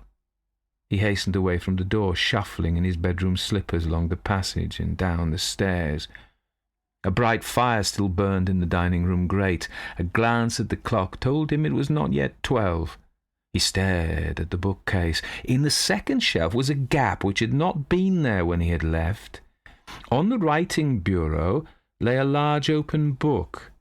He knew that he must cross the room and see what was written in it. Then, as before, words that he did not intend came sobbing and crying to his lips, muttering, No, not that. Never, never, never. But he crossed the room and looked down at the book. As last time, the message was in only 2 words. Infantem occide. He slipped and fell forward against the bureau. His hands clutched at the book, lifted it as he recovered himself, and with his finger he traced out the words that had been written. The smell of corruption crept into his nostrils. He told himself that he was not a snivelling dotard, but a man stronger and wiser than his fellows, superior to the common emotions of humanity, who held in his hands the sources of ancient and secret power. He had known what the message would be. It was, after all, the only safe and logical thing to do. Jean had acquired dangerous knowledge. She was a spy, an antagonist. That she was so unconsciously, that she was 8 years old, his youngest and favourite child, were sentimental appeals that could make no difference to a man of sane reasoning powers such as his own. Jean had sided with Mike against him. All that are not with me are against me, he repeated softly. He would kill both dog and child with the white powder that no one knew to be in his possession. It would be quite safe. He laid down the book and went to the door. What he had to do, he would do quickly, for again that sensation of deadly cold was sweeping over him. He wished he had not to do it tonight. Last night it would have been easier, but tonight she had sat on his knee and made him afraid. He imagined her lying very still in her bed, too still. But it would be she who would lie there, not he, so why should he be afraid? He was protected by ancient and secret powers. He held on to the door handle, but his fingers seemed to have grown numb, for he could not turn it. He clung to it, crouched and shivering, bending over it until he knelt on the ground, his head beneath the handle, which he still clutched with upraised hands. Suddenly the hands were loosened and flung outwards with the frantic gesture of a man falling from a great height, and he stumbled to his feet. He seized the book and threw it on the fire. A violent sensation of choking overcame him. He felt he was being strangled, as in a nightmare. He tried again and again to shriek aloud, but his breath would make no sound. His breath would not come at all. He fell backwards, heavily, down on the floor, where he lay, very still. In the morning, the maid who came to open the dining-room windows found her master dead. The sensation caused by this was scarcely so great in the city as that given by the simultaneous collapse of all Mr. Corbett's recent speculations. It was instantly assumed that he must have had previous knowledge of this and so committed suicide. The stumbling block to this theory was that the medical report defined the cause of Mr. Corbett's death as strangulation of the windpipe by the pressure of a hand, which had left the marks of its fingers on his throat. The Cold Embrace by Mary Elizabeth Braddon. He was an artist. Such things as happened to him happen sometimes to artists. He was a German. Such things as happen to him happen sometimes to Germans. He was young, handsome, studious, enthusiastic, metaphysical, reckless, unbelieving, heartless. And being young, handsome, and eloquent, he was beloved. He was an orphan, under the guardianship of his dead father's brother, his uncle Wilhelm, in whose house he had been brought up from a little child, and she who loved him was his cousin Gertrude, whom he swore he loved in return. Did he love her? Yes, when he first swore it. It soon wore out, this passionate love. How threadbare and wretched a sentiment it became at last in the selfish heart of the student. But in its golden dawn, when he was only 19, and had just returned from his apprenticeship to a great painter at Antwerp, and they wandered together in the most romantic outskirts of the city at rosy sunset, by holy moonlight, or bright and joyous morning. How beautiful a dream! They kept it a secret from Wilhelm, as he has the father's ambition of a wealthy suitor for his only child, a cold and dreary vision beside the lover's dream. So they are betrothed, and standing side by side when the dying sun and the pale rising moon divide the heavens, he puts the betrothal ring upon her finger, the white and taper finger, whose slender shape he knows so well. This ring is a peculiar one, a massive golden serpent, its tail in its mouth, the symbol of eternity. It had been his mother's, and he would know it amongst 1,000. If he were to become blind tomorrow, he could select it from amongst 1,000 by the touch alone. He places it on her finger, and they swear to be true to each other for ever and ever, through trouble and danger, sorrow and change, in wealth or poverty. Her father must needs be one to consent to their union by and by, for they were now betrothed, and death alone could part them. But the young student, the scoffer at revelation, yet the enthusiastic adorer of the mystical, asks, "Can death part us? I would return to you from the grave, Gertrude. My soul would come back to be near my love, and you, if you died before me, the cold earth would not hold you from me. If you loved me, you would return, and again these fair arms would be clasped round my neck as they are now." But she told him, with a holier light in her deep blue eyes than had ever shone in his, she told him that the dead who die at peace with God are happy in heaven, and cannot return to the troubled earth, and that it is only the suicide, the lost wretch on whom sorrowful angels shut the door of paradise, whose unholy spirit haunts the footsteps of the living.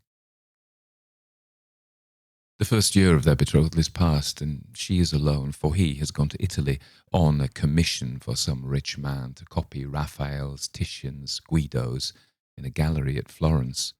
He has gone to win fame, perhaps, but it is not the less bitter. He is gone. Of course, her father misses his young nephew, who has been as a son to him, and he thinks his daughter's sadness no more than a cousin should feel for a cousin's absence. In the meantime, the weeks and months pass. The lover writes, often at first, then seldom. At last, not at all.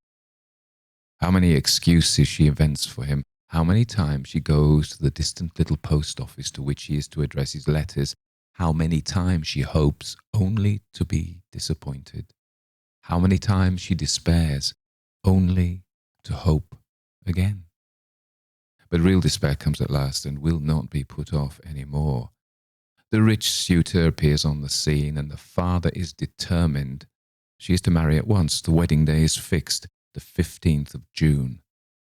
The date seems to burn into her brain. The date written in fire, dances forever before her eyes. The date, shrieked by the Furies, sounds continually in her ears. But there is time yet. It is the middle of May. There is time for a letter to reach him at Florence. There is time for him to come to Brunswick, to take her away and marry her, in spite of her father, in spite of the whole world. But the days and the weeks fly by, and he does not write. He does not come. This is indeed despair which usurps her heart and will not be put away. It is the 14th of June. For the last time she goes to the little post office. For the last time she asked the old question, and they give her for the last time the dreary answer. No, no letter. For the last time. For tomorrow is the day appointed for the bridal. Her father will bear no entreaties. Her rich suitor will not listen to her prayers. They will not be put off a day, an hour. Tonight alone is hers, this night, which she may employ as she will. She takes another path than that which leads home. She hurries through some by-streets of the city, out onto a lonely bridge, where he and she had stood so often in the sunset, watching the rose-coloured light glow, fade, and die upon the river. He returns from Florence. He had received her letter, that letter blotted with tears, entreating, despairing. He had received it, but he loved her no longer. A young Florentine who had sat to him for a model had bewitched his fancy, that fancy which with him stood in place of a heart, and Gertrude had been half forgotten. If she had a rich suitor, good, let her marry him. Better for her, better far for himself. He had no wish to fetter himself with a wife. Had he not his art always, his eternal bride, his unchanging mistress? Thus he thought it wiser to delay his journey to Brunswick so that he should arrive, when the wedding was over, arrive in time to salute the bride. And the vows, the mystical fancies, the belief in his return even after death to the embrace of his beloved, gone out of his life, melted away forever, those foolish dreams of his boyhood. So, on the 15th of June, he enters Brunswick by that very bridge on which she stood, the stars looking down on her the night before. He strolls across the bridge and down by the water's edge, a great rough dog at his heels, and the smoke from his short meerschaum pipe curling in blue wreaths fantastically in the pure morning air. He has his sketchbook under his arm, and attracted now and then by some objects that catch his artist's eye, stops to draw. A few weeds and pebbles on the river's bank, a crag on the opposite shore, a group of pollard willows in the distance.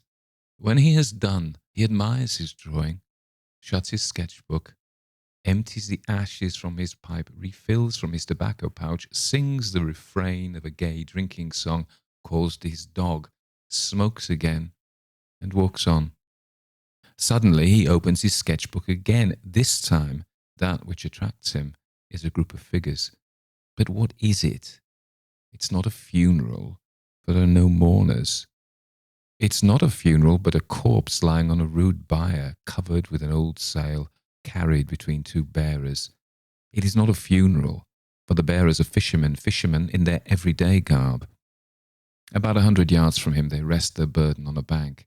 One stands at the head of the bier, the other throws himself down at the foot of it, and thus they form the perfect group. He walks back 2 or 3 paces, selects his point of sight, and begins to sketch a hurried outline. He has finished it before they move. He hears their voices, though he cannot hear the words, and wonders what they can be talking of. Presently he walks on and joins them. "You have a corpse there, my friends," he says. "Yes, a corpse washed ashore an hour ago." "Drowned?" "Yes, drowned. Young girl, very handsome." "Suicides are always handsome," says the painter, and then he stands for a little while, idly smoking and meditating, looking at the sharp outline of the corpse and the stiff folds of the rough canvas covering. Life is such a golden holiday for him, young, ambitious, clever, that it seems as though sorrow and death could have no part in his destiny. At last he says that, as this poor suicide is so handsome, he should like to make a sketch of her. He gives the fishermen some money, and they offer to remove the sailcloth that covers her features. No, he'll do it himself. He lifts the rough, coarse, wet canvas from her face. What face? The face that shone on the dreams of his foolish boyhood. The face which once was the light of his uncle's home, his cousin Gertrude, his betrothed. He sees, as in one glance while he draws one breath, the rigid features, the marble arms, the hands crossed on the cold bosom, and on the third finger of the left hand, the ring which had been his mother's, the golden serpent, the ring which, if he were to become blind, he could select from 1,000 others by touch alone. But he is a genius and a metaphysician. Grief, true grief, is not for such as he. His first thought is flight. Flight anywhere out of that accursed city, anywhere far from the brink of that hideous river, anywhere away from remorse, anywhere to forget. He's miles on the road that leads from Brunswick before he knows that he has walked a step. It's only when his dog lies down panting at his feet that he feels how exhausted he is himself, and sits down upon a bank to rest. How the landscape spins round and round before his dazzled eyes, while his morning sketch of the two fishermen and the canvas-covered bier glares redly at him out of the twilight. At last, after sitting a long time by the roadside, idly playing with his dog, idly smoking, idly lounging, looking as any idle, light-hearted travelling student might look, yet all the while acting over that morning scene in his burning brain 100 times a minute. At last, he grows a little more composed, and tries presently to think of himself as he is, apart from his cousin's suicide. Apart from that, he was no worse off than he was yesterday. His genius was not gone. The money he had earned in Florence still lined his pocket-book. He was his own master, free to go whither he would. And while he sits on the roadside, trying to separate himself from the scene of that morning, trying to put away the image of the corpse covered with the damp canvas sail, trying to think of what he should do next, where he should go to be farthest away from Brunswick and remorse, the old diligence coming rumbling and jingling along. He remembers it. It goes from Brunswick to Aix-la-Chapelle. He whistles to the dog, shouts to the postilion to stop, and springs into the coupe. During the whole evening, through the long night, though he does not once close his eyes, he never speaks a word. But when morning dawns and the other passengers awake and begin to talk to each other, he joins in the conversation. He tells them that he is an artist, that he is going to Cologne and to Antwerp to copy Rubens's and the great picture by Quentin Matsys in the museum. He remembered afterwards that he talked and laughed boisterously, and that when he was talking and laughing loudest, a passenger, older and graver than the rest, opened the window near him and told him to put his head out. He remembered the fresh air blowing in his face, the singing of the birds in his ears, and the flat fields and roadside reeling before his eyes. He remembered this, and then, falling in a lifeless heap on the floor of the diligence. It is a fever that keeps him for 6 long weeks on a bed at a hotel in Aix-la-Chapelle. He gets well, and, accompanied by his dog, starts on foot for Cologne. By this time, he is his former self once more. Again, the blue smoke from his short meerschaum curls upwards in the morning air. Again, he sings some old university drinking song. Again, stops here and there, meditating and sketching. He is happy. He has forgotten his cousin, and so on to Cologne. It is by the great cathedral he is standing, with his dog at his side. It is night. The bells have just chimed the hour, and the clocks are striking 11. The moonlight shines full upon the magnificent pile over which the artist's eye wanders, absorbed in the beauty of form. He is not thinking of his drowned cousin, for he has forgotten her, and is happy. Suddenly, something, from behind him, puts 2 cold arms around his neck and clasps its hands on his breast. And yet there is no one behind him, for on the flags bathed in the broad moonlight, there are only 2 shadows, his own and his dog's. He turns quickly round. There is no one, nothing to be seen in the broad square but himself and his dog, and though he feels, he cannot see the cold arms clasped round his neck. It is not ghostly, this embrace, for it is palpable to the touch. It cannot be real, for it is invisible. He tries to throw off the cold caress. He clasps the hands in his own to tear them asunder and to cast them off his neck. He can feel the long, delicate fingers cold and wet beneath his touch. And on the third finger of the left hand, he can feel the ring which was his mother's, the golden serpent, the ring which he has always said he would know amongst 1,000 by the touch alone. He knows it now. His dead cousin's cold arms are around his neck. His dead cousin's wet hands are clasped upon his breast. He asks himself if he is mad. "Up, Leo," he shouts. "Up, up, boy." And the Newfoundland leaps to his shoulders. The dog's paws are on the dead hands, and the animal utters a terrific howl and springs away from his master.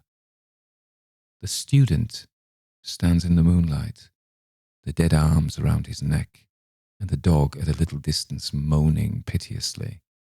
Presently a watchman, alarmed by the howling of the dog, comes into the square to see what is wrong. In a breath, the cold arms are gone. He takes the watchman home to the hotel with him and gives him money. In his gratitude, he could have given the man half his little fortune. Will it ever come to him again, this embrace of the dead? He tries never to be alone. He makes 100 acquaintances and shares the chamber of another student. He starts up, if he is left by himself in the public room of the inn where he is staying, and runs into the street. People notice his strange actions and begin to think he is mad. But in spite of all, he is alone once more. For one night, the public room being empty for a moment, when on some idle pretence he strolls into the street is empty too. And for the second time, he feels the cold arms round his neck. And for the second time, when he calls his dog, the animal shrinks away from him with a piteous howl. After this, he leaves Cologne, still travelling on foot, of necessity now, for his money is getting low. He joins travelling hawkers. He walks side by side with labourers. He talks to every foot passenger he falls in with and tries from morning till night to get company on the road. At night he sleeps by the fire in the kitchen of the inn at which he stops, but do what he will, he is often alone, and it is now a common thing for him to feel the cold arms round his neck. Many months have passed since his cousin's death, autumn, winter, early spring. His money is nearly gone, his health is utterly broken. He is the shadow of his former self, and he is getting near to Paris. He will reach that city at the time of the carnival. To this he looks forward. In Paris, at carnival time, he need never surely be alone, never feel that deadly caress. He may even recover his lost gaiety, his lost health, once more resume his profession, once more earn fame and money by his art. How hard he tries to get over the distance that divides him from Paris, while day by day he grows weaker and he steps slower and more heavy. But there is an end at last. The long, dreary roads are past. This is Paris, which he enters for the first time. Paris, of which he has dreamed so much. Paris, whose million voices are to exercise his phantom. To him, tonight, Paris seems one vast chaos of lights, music, and confusion. Lights which dance before his eyes and will not be still. Music that rings in his ears and deafens him. Confusion which makes his head whirl round and round. But in spite of all, he finds the opera house, where there is a masked ball. He has enough money left to buy a ticket of admission and to hire a domino to throw over his shabby dress. It seems only a moment after his entering the gates of Paris that he is in the very midst of all the wild gaiety of the opera house ball. No more darkness, no more loneliness, but a mad crowd shouting and dancing, and a lovely débardeur hanging on his arm. The boisterous gaiety he feels surely is his old light-heartedness come back. He hears the people round him talking of the outrageous conduct of some drunken student, and it is to him they point when they say this, to him who has not moistened his lips since yesterday at noon. For even now he will not drink, though his lips are parched and his throat burning. He cannot drink. His voice is thick and hoarse, and his utterance indistinct, but still, this must be his old light-heartedness come back that makes him so wildly gay. The little débardeuse is wearied out. Her arm rests on his shoulder, heavier than lead. The other dancers, one by one, drop off. The lights in the chandeliers, one by one, die out. The decorations look pale and shadowy in that dim light, which is neither night nor day. A faint glimmer from the dying lamps, a pale streak of cold grey light from the newborn day, creeping in through half-opened shutters. And by this light, the bright-eyed débardeuse fades sadly. He looks her in the face. How the brightness of her eyes dies out. Again, he looks her in the face. How white that face has grown. Again, and now it is the shadow of her face alone that looks into his. Again, and they are gone, the bright eyes, the face, the shadow of the face. He is alone, alone in that vast saloon. Alone, and in the terrible silence, he hears the echoes of his own footsteps in that dismal dance which has no music. No music, but the beating of his breast. The cold arms around his neck, they whirl him round, they will not be flung off or cast away. He can no more escape from their icy grasp than he can escape from death. He looks behind him, there is nothing but himself in that great empty salle, but he can feel cold, death-like. But oh, how palpable. The long, slender fingers, and the ring, which was his mother's. He tries to shout, but he has no power in his burning throat. The silence of the place is only broken by the echoes of his own footsteps in the dance from which he cannot extricate himself. Who says he has no partner? The cold hands are clasped on his breast, and now he does not shun their caress. No, one more polka if he drops down dead. The lights are all out, and half an hour after, the gendarmes come in with a lantern to see that the house is empty. They are followed by a great dog that they have found seated howling on the steps of the theatre. Near the principal entrance, they stumble over the body of a student who has died from want of food, exhaustion, and the breaking of a blood vessel. The Hound by H P Lovecraft. In my tortured ears there sounds unceasingly a nightmare whirring and flapping, and a faint, distant baying of some gigantic hound. It is not dream, it is not, I fear, even madness, for too much has already happened to give me these merciful doubts. St. John is a mangled corpse, I alone know why, and such is my knowledge that I am about to blow out my brains for fear I shall be mangled in the same way. Down unlit and illimitable corridors of eldritch fantasy sweeps the black, shapeless nemesis that drives me to self-annihilation. May heaven forgive the folly and morbidity which led us both to so monstrous a fate. Wearied with the commonplace of a prosaic world where even the joys of romance and adventure soon grow stale, St. John and I had followed enthusiastically every aesthetic and intellectual movement which promised respite from our devastating ennui. The enigmas of the symbolists and the ecstasies of the pre-Raphaelites all were ours in their time, but each new mood was drained too soon of its diverting novelty and appeal. Only the sombre philosophy of the decadence could hold us, and this we found potent only by increasing gradually the depth and diabolism of our penetrations. Baudelaire and Huysmans were soon exhausted of thrills, until finally there remained for us only the more direct stimuli of unnatural personal experiences and adventures. It was this frightful emotional need which led us eventually to that detestable course which even in my present fear I mention with shame and timidity, that hideous extremity of human outrage, the abhorred practice of grave robbing. I cannot reveal the details of our shocking expeditions or catalogue even partly the worst of the trophies adorning the nameless museum we prepared in the great stone house where we jointly dwelt, alone and servantless.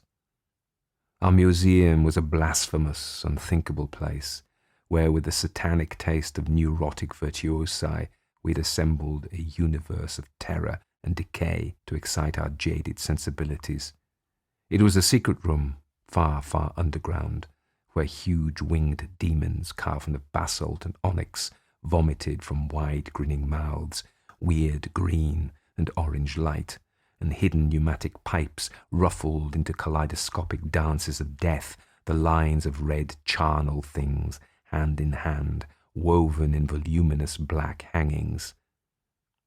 Through these pipes came at will the odours our moods most craved, sometimes the scent of pale funereal lilies, sometimes the narcotic incense of imagined eastern shrines of the kingly dead, and sometimes, how I shudder to recall it, the frightful, soul-upheaving stenches of the uncovered grave. Around the walls of this repellent chamber were cases of antique mummies alternating with comely, lifelike bodies perfectly stuffed and cured by the taxidermist's art, and with headstones snatched from the oldest churchyards of the world. Niches here and there contained skulls of all shapes and heads preserved in various stages of dissolution. There one might find the rotting bald pates of famous noblemen and the fresh and radiantly golden heads of new buried children. Statues and paintings there were, all of fiendish subjects, and some executed by St. John and myself.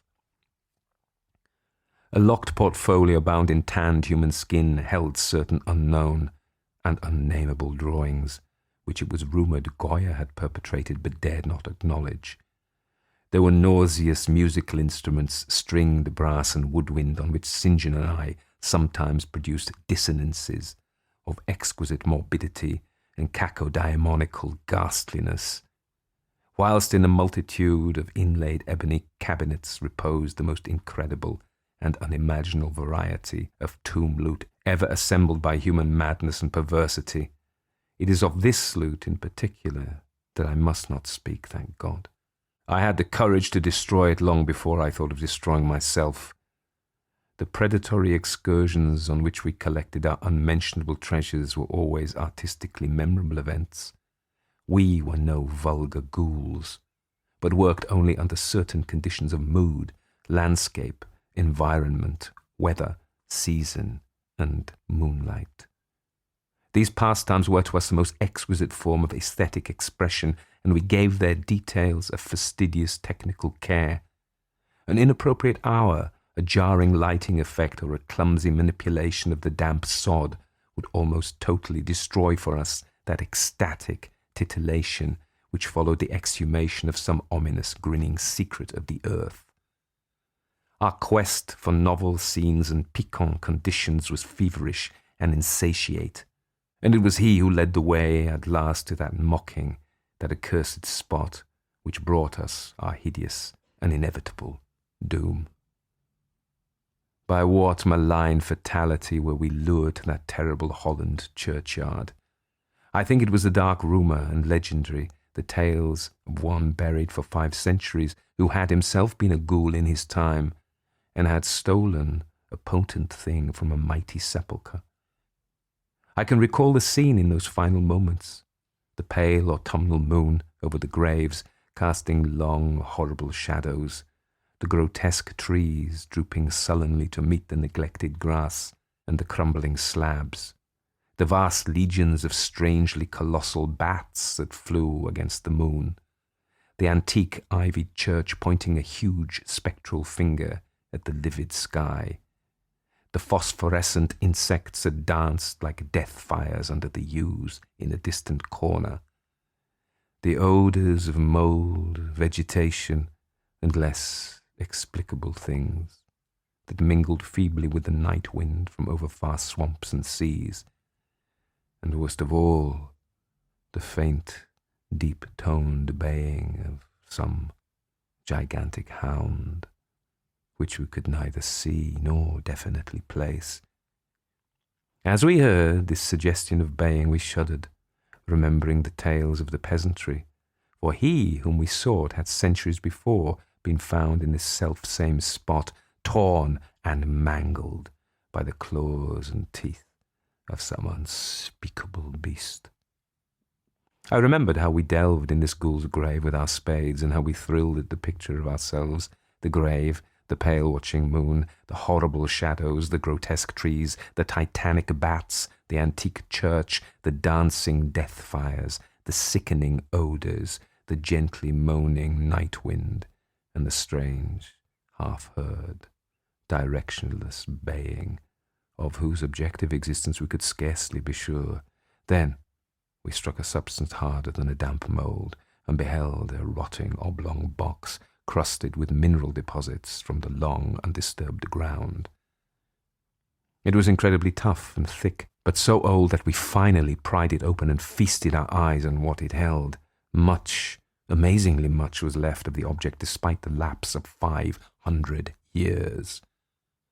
The skeleton, though crushed in places by the jaws of the thing that had killed it, held together with surprising firmness, and we gloated over the clean white skull and its long firm teeth and its eyeless sockets that once had glowed with a charnel fever like our own.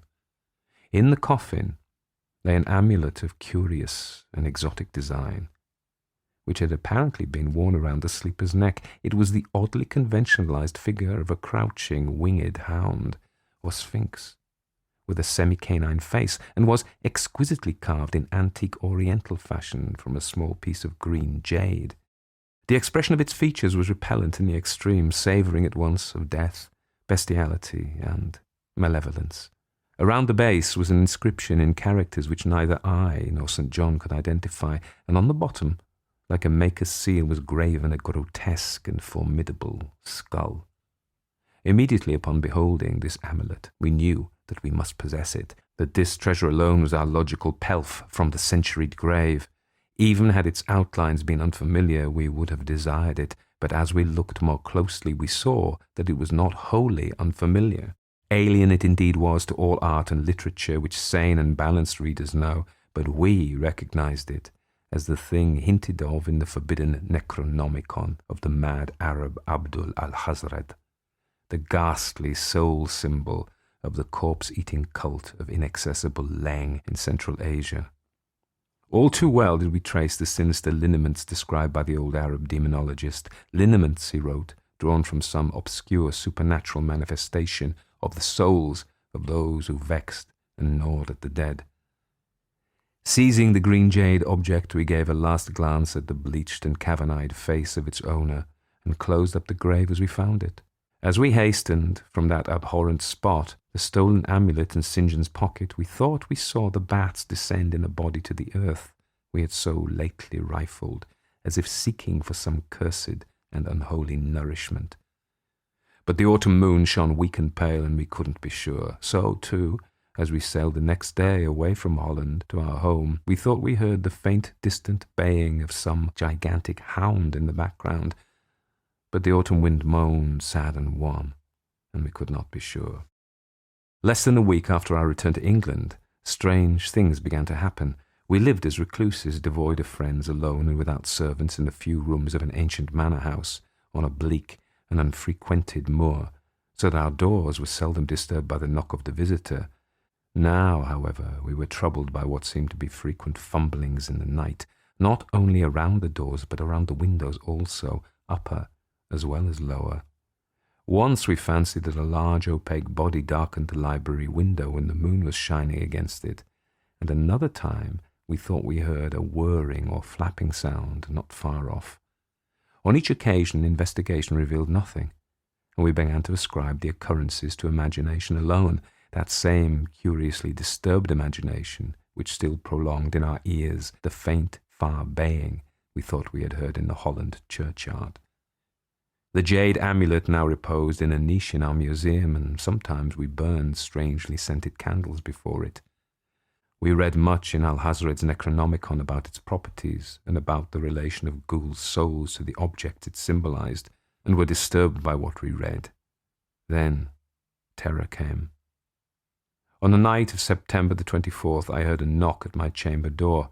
Fancying it St. John's, I bade the knocker enter, but was answered only by a shrill laugh. There was no one in the corridor. When I aroused St. John from his sleep, he professed entire ignorance of the event and became as worried as I. It was that night that the faint, distant baying over the moor became to us a certain and dreaded reality. 4 days later, whilst we were both in the hidden museum, there came a low, cautious scratching at the single door which led to the secret library staircase. Our alarm was now divided, for besides our fear of the unknown, we had always entertained a dread that our grisly collection might be discovered. Extinguishing all lights, we proceeded to the door and threw it suddenly open, whereupon we felt an unaccountable rush of air and heard, as if receding far away, the queer combination of rustling, tittering, and articulate chatter. Whether we were mad, dreaming, or in our senses, we did not try to determine. We only realized, with the blackest of apprehensions, that the apparently disembodied chatter was beyond a doubt in the Dutch language. After that, we lived in growing horror and fascination. Mostly we held to the theory that we were jointly going mad from our life of unnatural excitements, but sometimes it pleased us more to dramatize ourselves as the victims of some creeping and appalling doom. Bizarre manifestations were now too frequent to count. Our lonely house was seemingly alive with the presence of some malign being whose nature we could not guess, and every night that demonic baying rolled over the windswept moor, always louder and louder. On October the 29th, we found in the soft earth underneath the library window a series of footprints utterly impossible to describe. They were as baffling as the hordes of great bats which haunted the old manor house in unprecedented and increasing numbers. The horror reached a culmination on November the 18th, when St. John, walking home after dark from the distant railway station, was seized by some frightful carnivorous thing and torn to ribbons. His screams had reached the house, and I had hastened to the terrible scene in time to hear a whir of wings and see a vague, black, cloudy thing silhouetted against the rising moon. My friend was dying when I spoke to him, and he could not answer coherently. All he could do was to whisper, "The amulet, that damned thing." Then he collapsed, an inert mass of mangled flesh. I buried him the next midnight in one of our neglected gardens and mumbled over his body one of the devilish rituals he had loved in life. And as I pronounced the last demoniac sentence, I heard afar on the moor the faint baying of some gigantic hound. The moon was up, but I dared not look at it. And when I saw on the dim-litten moor a wide nebulous shadow sweeping from mound to mound, I shut my eyes and threw myself face down upon the ground. When I arose trembling, I know not how much later, I staggered into the house and made shocking obeisances before the enshrined amulet of green jade. Being now afraid to live alone in the ancient house on the moor, I departed on the following day for London, taking with me the amulet, after destroying by fire and burial the rest of the impious collection in the museum. But after 3 nights I heard the baying again, and before a week was over felt strange eyes upon me whenever it was dark. One evening, as I strolled along on Victoria Embankment for some needed air, I saw a black shape obscure one of the reflections of the lamps in the water. A wind stronger than the night wind rushed by, and I knew what had befallen St. John must soon befall me. The next day I carefully unwrapped the green jade amulet and sailed for Holland.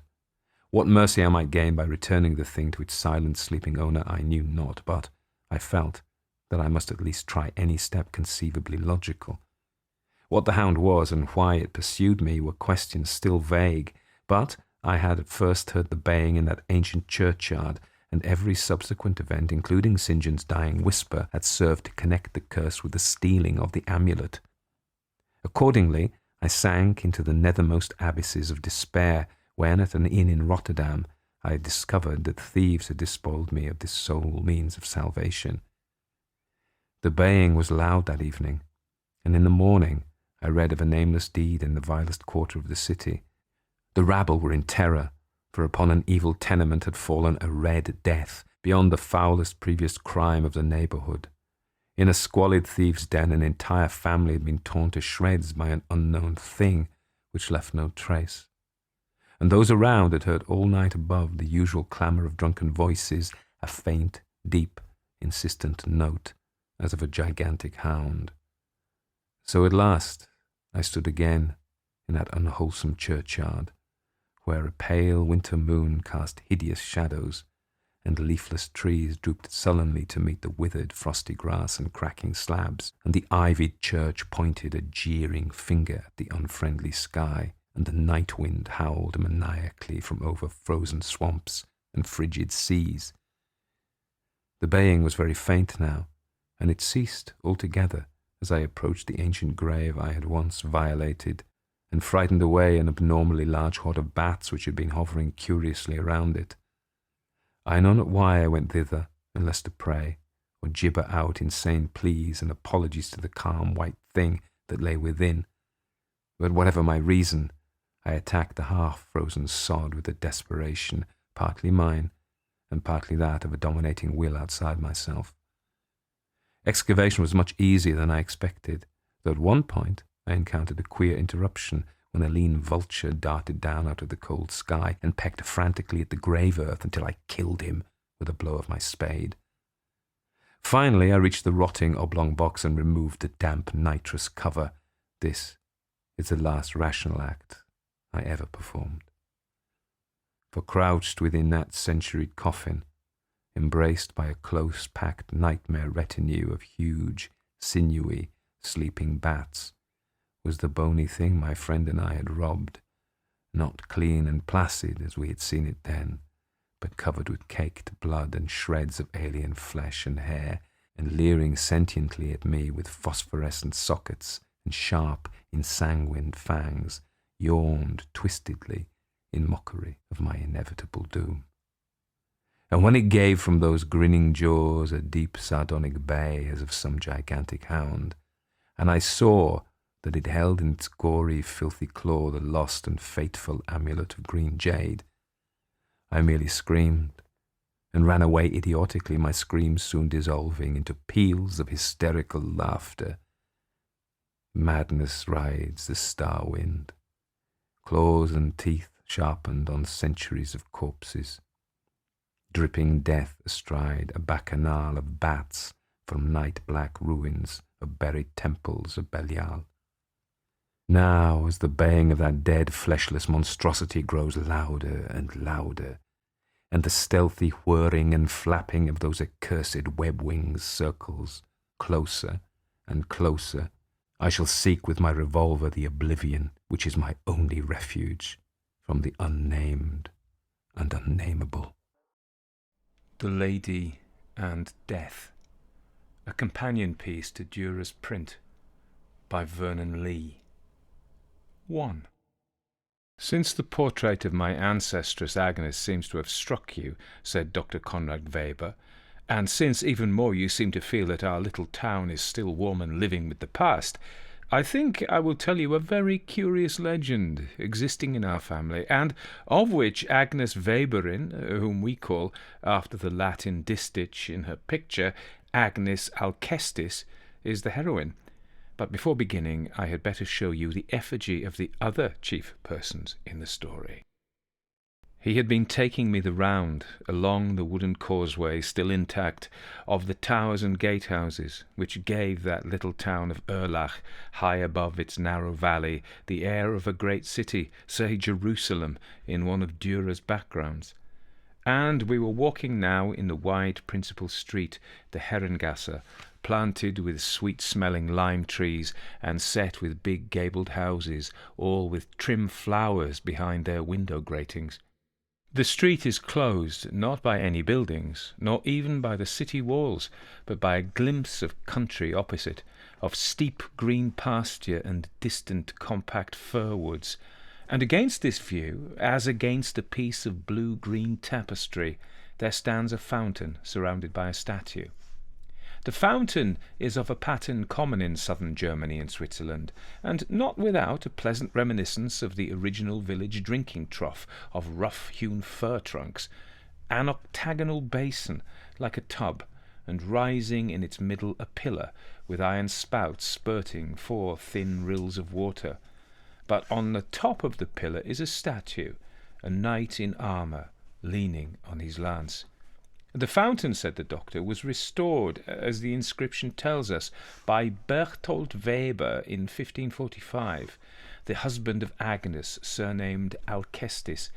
But the statue is, as you see, considerably earlier, and belongs to that interesting and insufficiently known school of Franconian stonemasons who have left so many fine effigies of knights in our churches. It represents not St. George, you see the dragon is missing, but St. Theodulus, a holy warrior whom you have probably never heard of.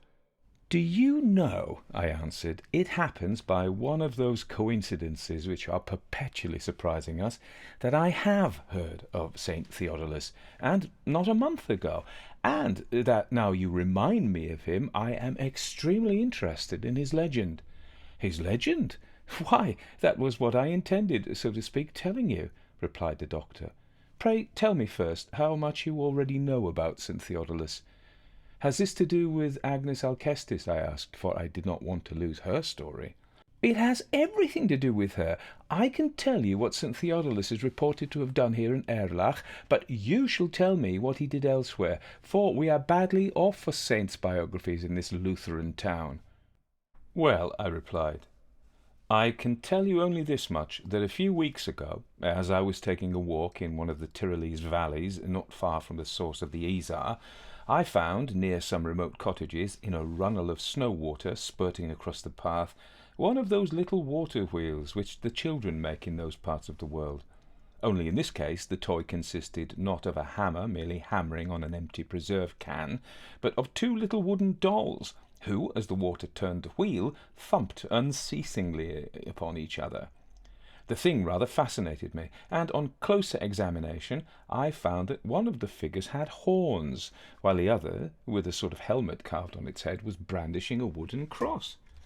A little girl came out of one of the chalets, and, seeing me in contemplation of the toy, told me her big brother had made it, and that it represented St. Theodulus fighting with the devil.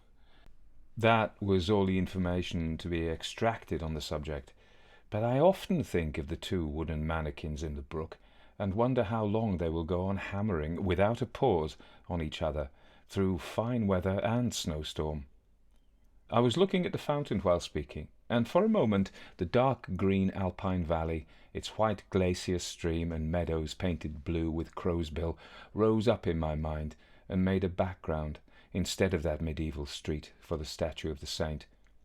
The weather had given him the look of being made of rusty iron, and on his hip swung a real iron sword, and an iron pennon creaked like a weather vane from his lance. He reminded me of the metal knights at Innsbruck round Maximilian's tomb, but less barbaric and finer. The armour was rendered with every detail of strap and buckle, but the beardless face, surrounded by a nest or nimbus of wiry hair, was of archaic rigidity. Yet, doll-like though he was, it had an amount of expression, a tense, worn, pathetic resoluteness. What you say interests me very much, answered the doctor, his eye following mine along the fountain, and I am rather struck by what you say about the saint and the devil going on thumping one another day and night for ever and ever. That is the characteristic of all mythology. The saints or gods, or whatever they are, never leave off from their especial act, however unnoticed in the imagination of the people. It must have been the case with St. Theodulus. And the question arises, was the legend which you met in that Catholic Tyrolese valley an outcome of the story which purports really to have taken place in Protestant times in this Lutheran town of Erlach, but arranged to suit the requirements of Catholicism? And the question arises, was the legend which you met in that Catholic Tyrolese valley an outcome of the story which purports really to have taken place in Protestant times in this Lutheran town of Erlach, but arranged to suit the requirements of Catholicism? Or was our Erlach story merely an adaptation, connected with real dates and persons of an old Catholic legend which Protestantism could not destroy. I felt bound to protest. "'Pon my word," I said, "you are too much of a German, dear Dr. Weber. Here am I waiting to be told the story of one of your own ancestors, and instead of telling it me, you launch out into scientific speculations about its mythological aspect." The doctor smiled. "Perhaps you're right," he answered, "and I will do my best to tell you the story like a real story, the more so that I believe it is a true one. Well, to begin, but first let me draw your attention to the carvings on the base of the column and on the slabs of the fountain. They have to do with the business." I had noticed them already. Like the rest of the fountain, they were imitation Italian of the 16th century. They represented cupids, but cupids holding trophies of death's head and crossbones. "When you have told me the story," I said, "I shall ask you to give the rein to your scientific interests, and to tell me the reason why, throughout all your German art of the Renaissance, from Dürer to Holbein to the smallest little master, there is always death skulking round the corner." "Ah, you've noticed that," replied Dr. Weber. The skeleton grinning behind a door, or looking down from the tree, or putting his hand in the pedlar's pack, or waving his hourglass at the lady and her gallant. Everywhere death. Herr Tod, as he is called in the ballad I shall tell you part of. My story bears precisely on that point. By the way, can you see in your mind's eye Dürer's print of The Night and Death? 2. "My ancestor Berthold," began Dr. Weber as we sat after early dinner in the little steep garden behind his ancestral house, "was the most remarkable physician of a family in which, as you know, we have practised medicine from father to son for 400 years. And I think I may say, judging by contemporary accounts and his books and manuscripts, one of the most remarkable philosophers of his day, the forerunner of the chemists and anatomists of the 17th century. He had been born in 1480 of Conrad Weber and Barbara Perlacherin, and returned to his native town of Erlach about 1525, after years of study and travel in Italy and the East. Returned not without a pretty bad reputation already for illicit knowledge. You must not imagine that Erlach, even in its greatest days, was a busy trading or manufacturing town like Nuremberg or Basel. It took its political importance from being on the crossroads from North Germany to Switzerland, and from Frankfurt to Italy. But it was then, as now, an agricultural centre, and our forebears, burghers or knights, were merely the farmers of the neighbouring fertile districts, able to store forage and grain on their impregnable hillside, and thus to victual or to starve contending potentates. Such being the case, they were not accustomed to science and philosophy, and the fact of their having followed the Lutheran movement had merely given them a narrow-minded pietism, so that Berthold Weber, a Catholic, but of the slack pattern of the wicked Italians, a friend of Erasmus, a hanger-on of godless worldly prelates, a philosopher, and a man who openly declared that diseases were not sent by heaven, Dr. Berthold, I say, was not looked on with favour. And the rumour of the strange laboratory he fitted up in his house, of the queer animals he kept, the bones and skeletons he collected, and, they said, even bought at the gallows under Ravenstone, did not improve his reputation. So that, although he was not openly molested, people fought shy of him. And the celebrated Dr. Stumpfius, in a sermon at the Wolfgangkirche, even went the length of blaming his eminent fellow-citizen, Councillor Heinrich Stoss, for giving his daughter Agnes in marriage to what he called a noted follower of Epicurus. This Agnes, the little maid Agnes of the Stosses, was the one whose portrait you have seen, with the Latin distich comparing her to Alcestis, and I suspect that the choice of the elderly and not very well-famed Dr. Berthold was an only child's wilful decision, reluctantly given into by her doting father. But for all the preacher's insinuations, it was impossible for the burghers of Erlach to fall upon or exile so quiet and harmless a person as my learned ancestor, or one so often visited and sent for by the greatest princes.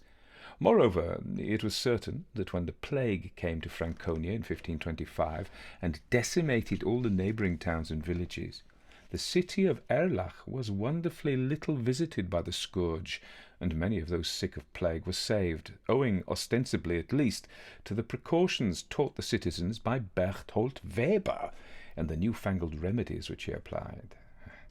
But of course, although this debt of gratitude made it impossible to molest the doctor's person, the sense of it only increased the existing badness of his reputation. For it began to be whispered at every fountain and washing trough, and hinted more openly in every wine cellar frequented by the theologians and the more zealous burghers, that if Berthold Weber had succeeded in stemming the tide of the plague and saving his countrymen's lives, this was owing not really to his nefarious learning, but to a compact he had made with the Prince of Terrors in person, promising his own life in return for those of his fellow citizens, out of sinful curiosity and carnful vaingloriousness. Just the sort of disgraceful rubbish which our forefathers were always bandying about, eh? I quite agree. But was the accusation false? There, my dear friend, I confess I do not feel so sure. People's contemporaries often accuse them of things they haven't done, but not so often of things which they themselves don't think quite possible in others. Among all the 1,000 witches who were burnt in Germany, a fair proportion in our town of Erlach, and the papers of the trial still exist. I don't suppose there were 10 who didn't believe in witchcraft, and a large proportion had been to the Brocken Sabbath, or thought they had. Apply this to the case of Dr. Berthold Weber. Nonsense, you'll exclaim. A learned man, a physician, a discoverer who forestalled Leeuwenhoek and Haller. But in those days of Paracelsus and Cardan, one could be all that much and yet believe in things which every modern schoolchild laughs at. For science consists merely in fitting a few facts which we discover or guess at into a scheme given ready-made by tradition and by fancy, and this scheme varies perpetually. Ours today is full of unintelligible things called laws, forces, and so forth. Theirs, in the days of Berthold Weber, had other paraphernalia, more picturesque and perhaps, after all, as reasonable. Essences, virtues, almost human in shape, spirits like those invoked by Faust and drawn by Dürer in his Melancholia, bogies like the ones of Wohlgemuth and Cranach. Let us suppose that our ingenious and learned contemporary Dr. Weissmann had been brought up to think of heredity, evolution, etc., etc., not as laws, but as real entities, sorting the world's affairs from thrones up in the Empyrean. Supposing Dr. Weissmann to think this, would he not be acting like a genuine man of science if he took the necessary steps to meet, let us say, the Lady Panmixia, attired like a muse or sibyl, with attributes and fluttering ribbons, and ask her, face to face, the true history of her relations with the spirit of natural selection, her honoured parent? You laugh, because, allow me to say so, you are a mere writer, and believe in science with a big S, as something infallible and unchanging.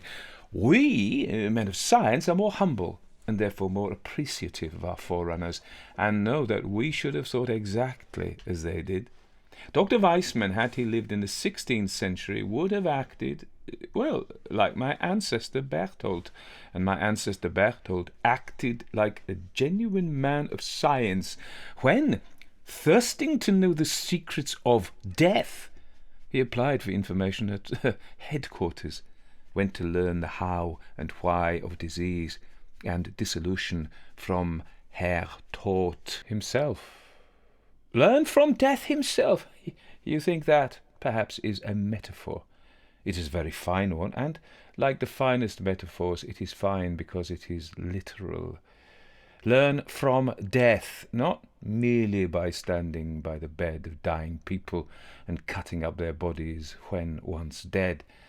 No, my dear friend, but by going down to the Todesstall, to Death's Valley, and making a tryst, a compact with the skeleton hair in person, as the burgesses and theologians of Erlach, on the evidence of a certain woodcutter, asserted Berthold Weber to have done at the time of the Black Death. 3.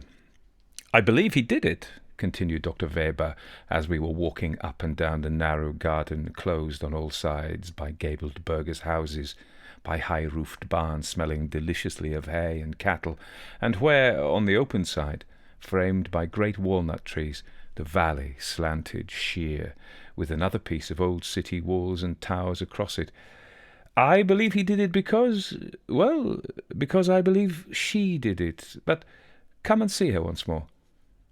Her portrait was hanging on the wide wooden staircase which led up out of the big entrance hall, where the swallows nested above the doctor's dog-cart and the children's latest withered Christmas tree, surrounded by the portraits of bearded worthies in ruffs and wigged worthies in bands, surrounded also by quaint mottos in praise of God, of wine, and of song, painted in red Gothic letters along the walls.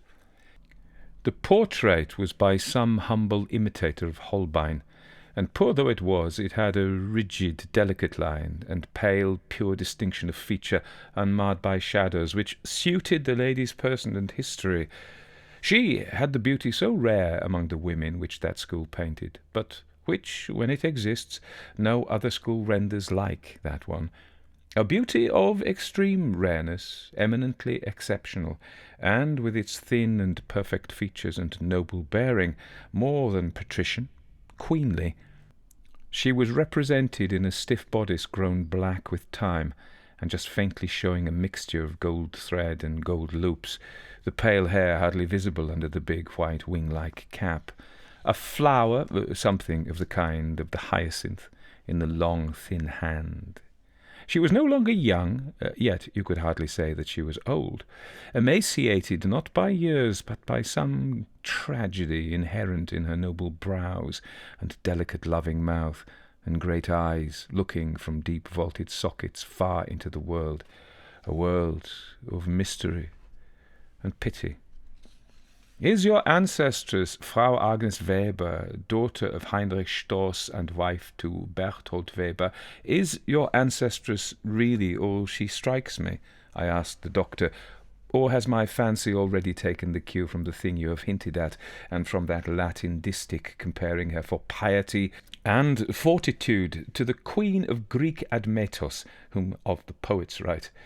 She certainly looks as if she might be some medieval Alcestis years after her stay in the kingdom of Hades, but with the remembrance of it always in her eyes.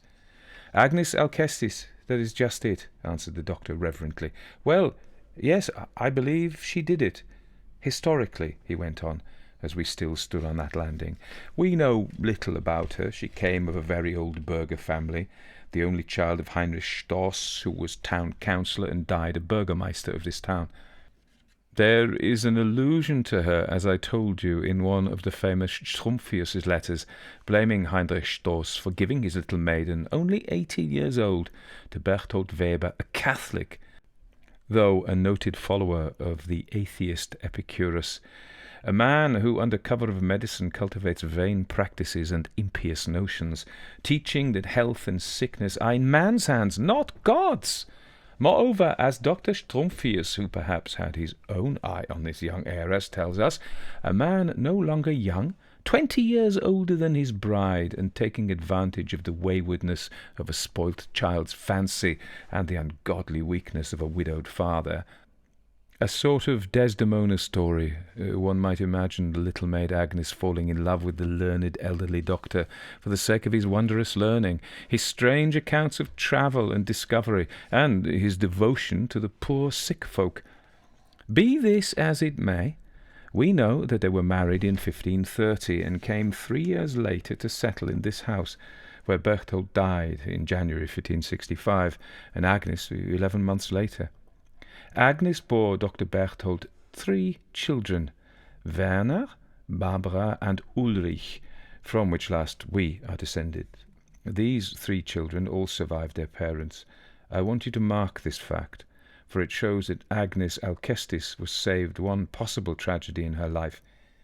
Neither does it appear from Berchtholdt's carefully kept family records that any of these children was ever dangerously ill, and as we find them all married early and safely established as prosperous citizens, we may conclude that they did not give their parents unnecessary trouble by their conduct.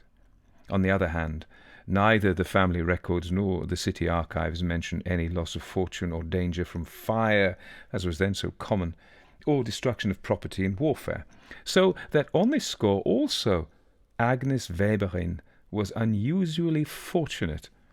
What circumstances, therefore, could have given rise to that comparison of the doctor's wife with Alcestis?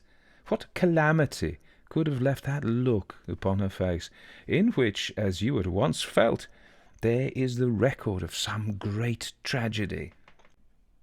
Besides that Latin distich and the ballad I shall read you later, only one indication still remains, and that is even more mysterious. Here it is. Dr. Weber had taken me downstairs again, and entered the long, narrow room which was his study, as it had been 350 years ago the study of his ancestor Berchthold.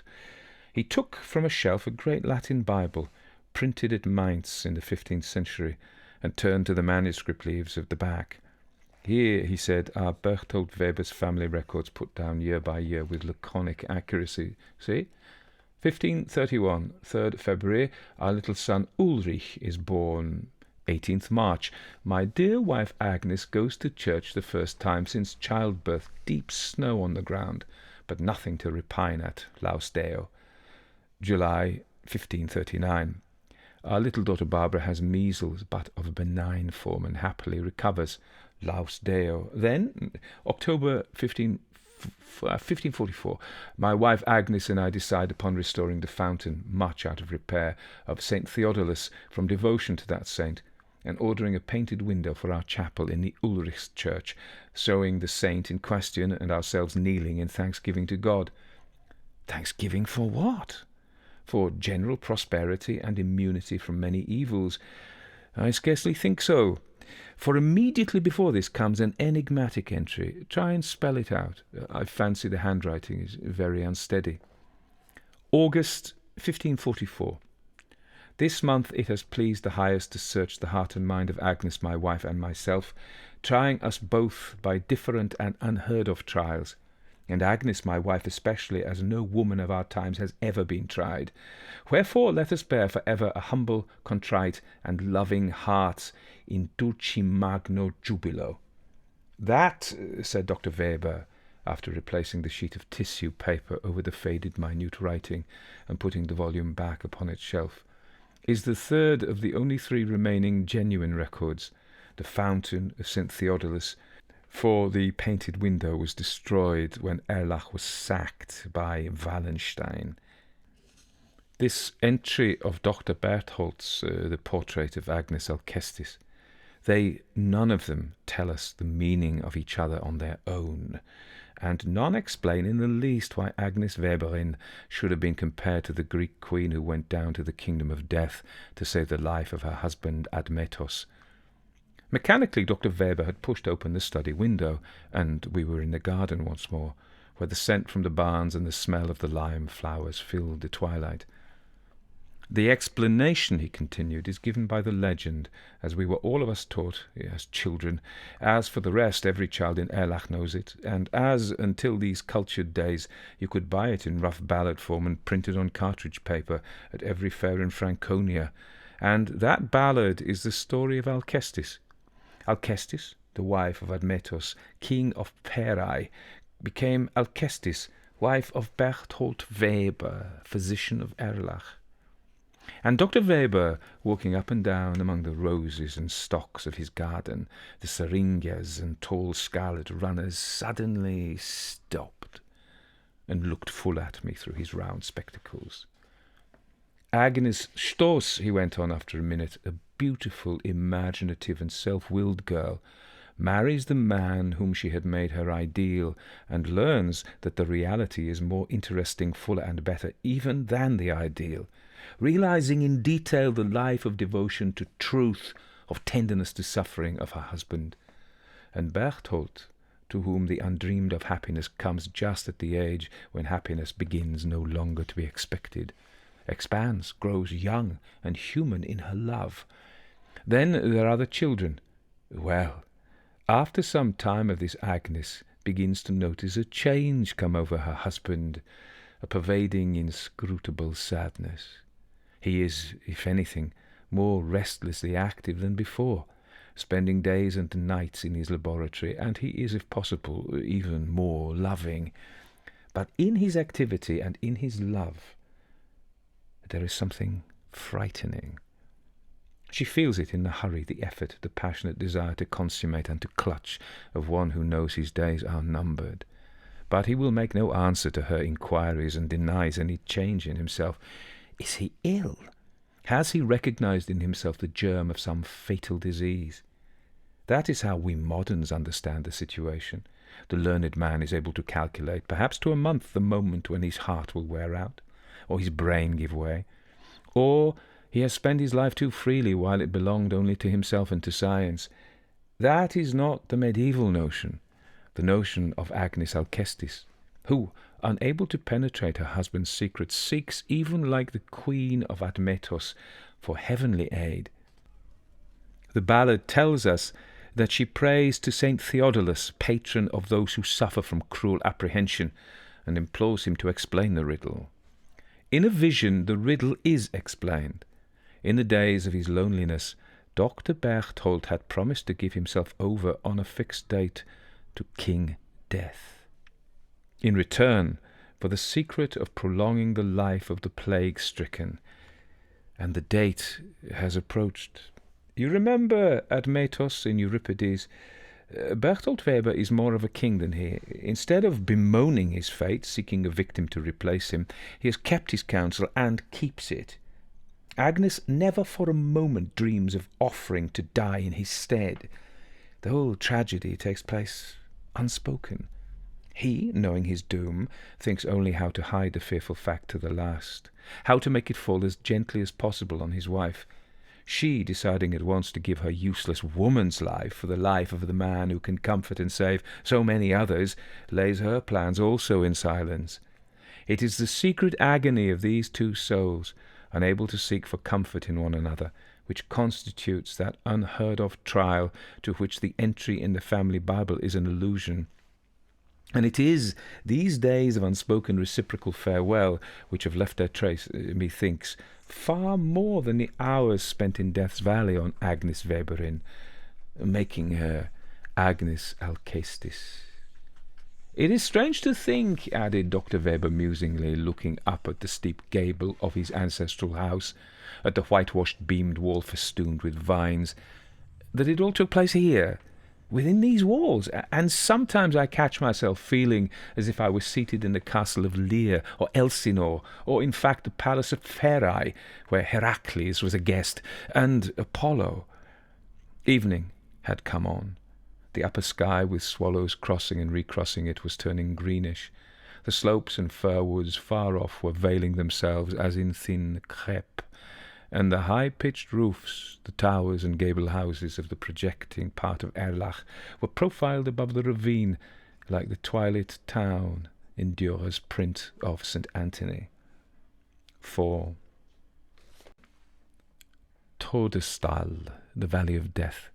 That also sounds merely an appropriate metaphor, said Dr. Weber, as he took me on a country walk the next morning. Well, it is not. It is a concrete reality. The Valley of Death lies northeast of Erlach, its opening where the Brook of Death, Todesbach, runs into the Erl, just a mile outside the Bamberg gate. I can show it you all on the ordnance map. And what is more, you are at present standing in the middle of it. He had led me across the high-lying cornfields and the thick fir woods, and then by a scrambling track along the rocks suddenly into a narrow valley. It was a corridor cut as with a knife out of the surrounding tableland, its steep walls of soft yellow stone, fringed at the top with trees and bushes, and barely wider than the shallow stream which stagnated in pools among its stones. In the rest of the world it was a sunny, breezy day, the green crops rustling like watered silk.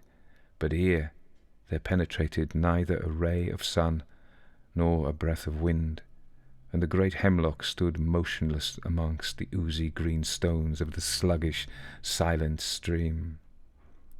After a few yards, the corridor widened into a kind of circular chamber, its floor of thick wet grass, its side more perpendicular still, with hardy little spruce firs and stunted pines striking their wedge-shaped roots into its top, and among them, high up like a hermitage in a Dürer print, was a tiny chapel with wooden extinguisher roof. Dr. Weber sat down on the trunk of the old fir, which must have fallen ages ago over the wall of the valley.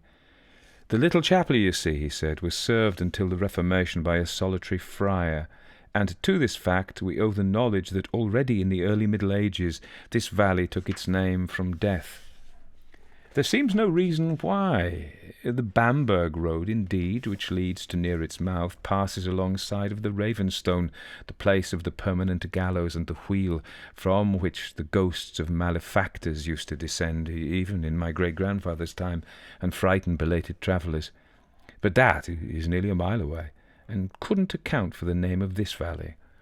Perhaps, indeed, the name is merely a corruption of some word of wholly different meaning, but which changed in this way from a certain appropriate quality.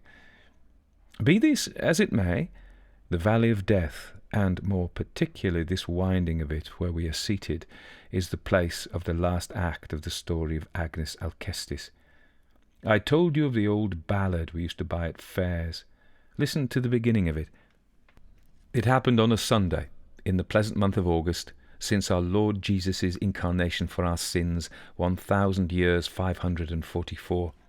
The good folk of Erlach, with all the town guard with their pikes and crossbows, and all the guilds with banners, many thousand men and women and children, all who could walk or ride or crawl, went forth outside the city walls to look down on the jousting in a certain valley. For you must know that in that place a trusty knight was going to challenge death in person, and force him to restore Frau Agnes, Berthold Weber's wife, who was willing to die in her husband's stead. And the town crier has summoned the good folk of Erlach from the tower top, and they have gone outside the town, men, women, and children, many thousands, all who could walk or ride or crawl, to look down at the jousting in the Todesstall. That is how the ballad begins, went on Dr. Weber. Then the trusty knight bids the herald blow his trumpet, and 3 times the herald blows, and 3 times calls on death by name. Herr Tod! Herr Tod! Herr Tod! And summons him to give back Frau Agnes or meet the trusty knight in single combat. The 3rd time the herald also throws down the trusty knight's glove. Then Herr Tod appears, riding down the valley on a thin, pale horse. He has on a helmet wreathed with straw, and a gallant black sash embroidered with gold, but with no armour or other garments. For, says the ballad, he had on him no flesh to hurt, and in him had he no blood that could be spilt. The ballad does not mention it, but I imagine my poor ancestress kneeling close by, like the poor princess in the pictures of St. George.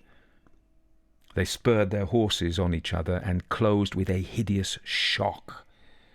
The lance of Herr Tod had struck in the pommel of the trusty knight, and very nearly thrown him off his horse. The trusty knight wheeled round his red roan horse, and rushed upon his adversary, but alas! His lance merely shivered against the iron ribs of Herr Tod's pale horse, and fell on the knight in splinters. But again the trusty knight wheeled round, letting go the reins on the neck of his red roan, and grasping his great sword with both hands. And as he came up with Herr Tod, who had also drawn, he let the great sword crash down on Herr Tod, and the skeleton, with dreadful screams as of vultures and a rattle of bones such as never was heard, fell backwards to the ground. Then the trusty knight took Frau Agnes behind him on his red roan horse, and carried her back to Erlach, all the inhabitants following, and the bells all ringing greeting, to where stood Berthold Weber with his 3 young children weeping on their doorstep. That is the end of the ballad, said Dr. Weber, after a pause, rising from the tree trunk and preceding me along the narrow path and across the oozy stream. But there are two versions of it which differ in one important particular. The more recent version, written down when Erlach had turned completely Protestant and was smarting from its cruel treatment by Wallenstein, says that the trusty knight was one Dietrich von Krenglingen, whom the father of Agnes had hidden in his house during the persecution of the independent nobles by Kaiser Maximilian. But the earlier version of the ballad, dating from a time when Lutherans and Catholics still lived peaceably together in our town and were not very clearly distinguishable, tells us that the trusty knight was no other than Theodulus, the heavenly patron of the Webers, and who had descended from his fountain to defend them. It seems rather difficult to decide at this distance of time, and I think you may safely choose whichever of the two champions you prefer. At a sudden bend, we had come to the mouth of the narrow valley, and in front of us, where its perpendicular sides and fringe of birches and firs ended, there rose, high up against the sunny sky, the distant walls, the towers and high-pitched roofs of Erlach. As regards myself, said Dr. Weber meditatively, as I have learned from comparative mythology that nothing is more usual than to be two totally different persons at the same time, I am willing to accept both Dietrich von Krenlingen and Saint Theodulus as the Heracles who released from the bonds of death my ancestress Alcestis.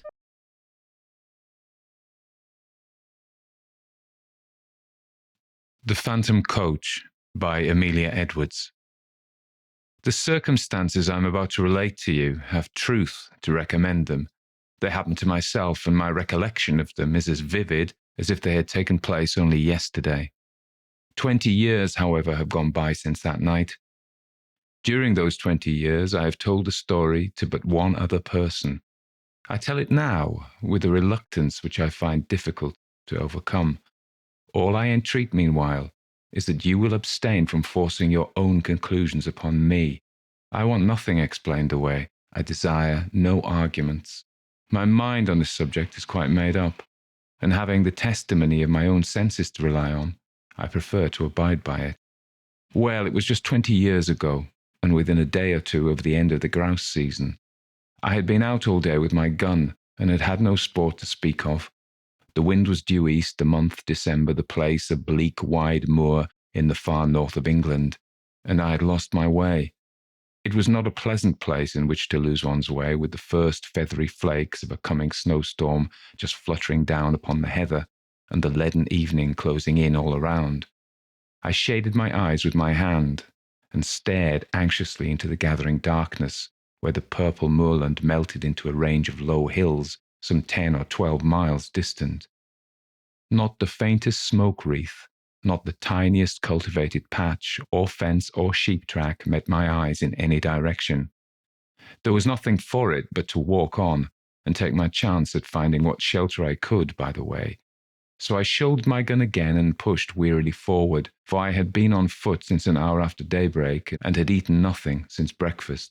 Meanwhile, the snow began to come down with ominous steadiness, and the wind fell. After this, the cold became more intense, and the night came rapidly up.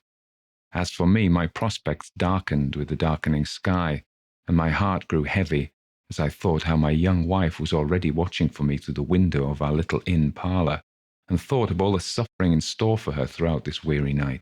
We had been married 4 months, and having spent our autumn in the Highlands, were now lodging in a remote little village situated just on the verge of the great English moorlands. We were very much in love and, of course, very happy. This morning, when we parted, she had implored me to return before dusk, and I had promised her that I would. What would I not have given to keep my word? Even now, weary as I was, I felt that with a supper, an hour's rest, and a guide, I might still get back to her before midnight, if only guide and shelter could be found. And all this time the snow fell and night thickened. I stopped and shouted every now and then, but my shouts seemed only to make the silence deeper, Then a vague sense of uneasiness came upon me, and I began to remember stories of travellers who had walked on and on in the falling snow until, wearied out, they were fain to lie down and sleep their lives away. Would it be possible, I asked myself, to keep on thus through all the long dark night? Would there not come a time when my limbs must fail and my resolution give way? When I, too, must sleep the sleep of death? Death! I shuddered. How hard to die just now when life lay so bright before me. How hard for my darling whose whole loving heart was given to me, but that thought was not to be borne. To banish it, I shouted again, louder and longer, and then listened eagerly.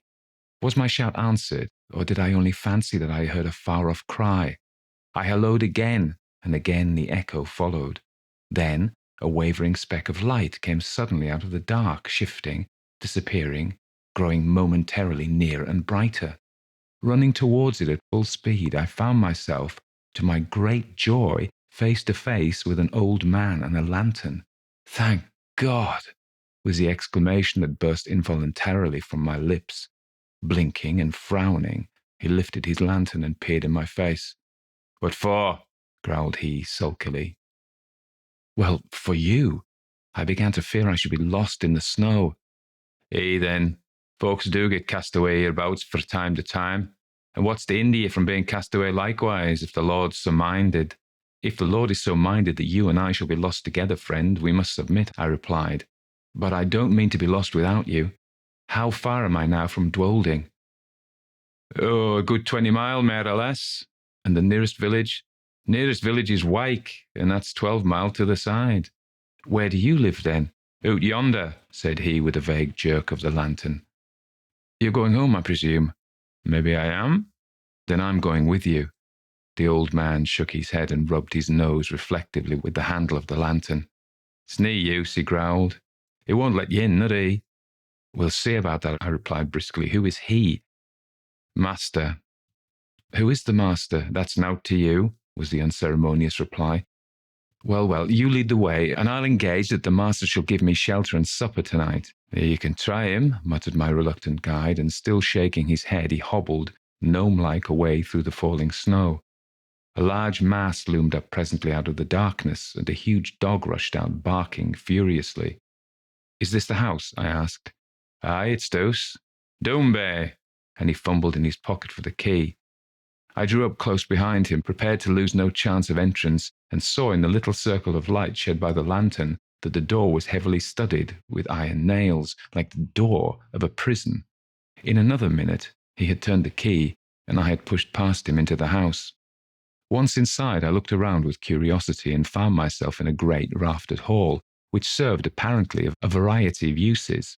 One end was piled to the roof with corn like a barn.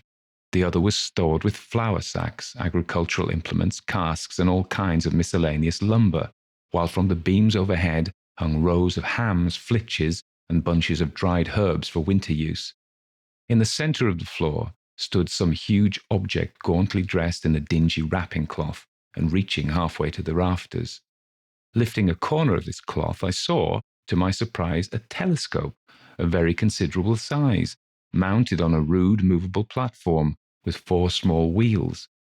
The tube was made of painted wood, bound round with bands of metal, rudely fashioned. The speculum, so far as I could estimate its size in the dim light, measured at least 15 inches in diameter.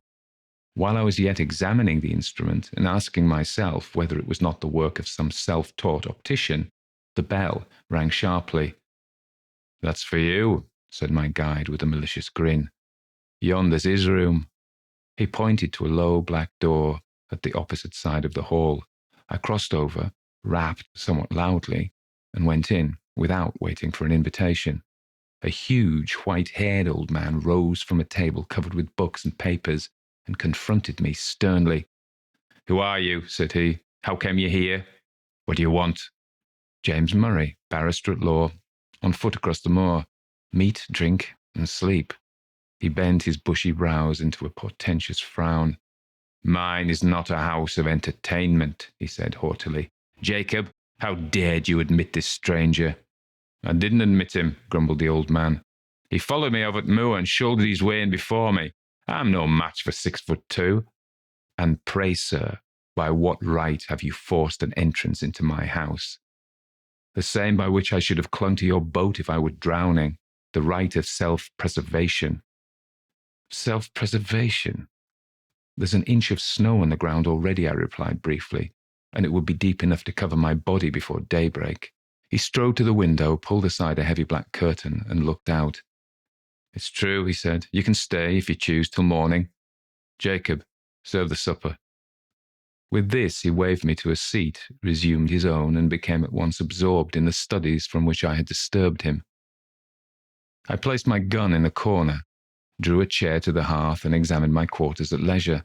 Smaller and less incongruous in its arrangements than the hall, this room contained nevertheless much to awaken my curiosity. The floor was carpetless.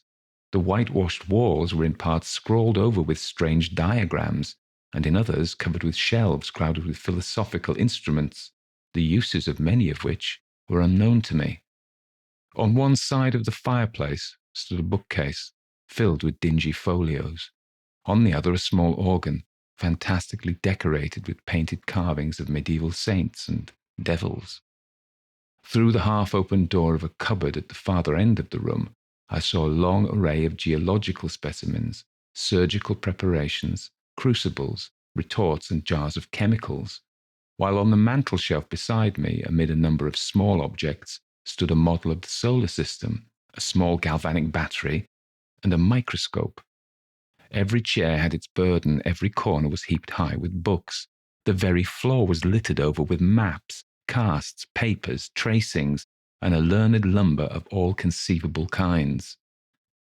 I stared about me with an amazement increased by every fresh object upon which my eyes chanced to rest. So strange a room I had never seen, yet seemed it stranger still to find such a room in a lone farmhouse amid those wild and solitary moors. Over and over again I looked from my host to his surroundings, and from my surroundings back to my host, asking myself who and what he could be. His head was singularly fine, but it was more the head of a poet than a philosopher, broad in the temples, prominent over the eyes, and clothed with a rough profusion of perfectly white hair. It had all the ideality and much of the ruggedness that characterizes the head of Louis von Beethoven.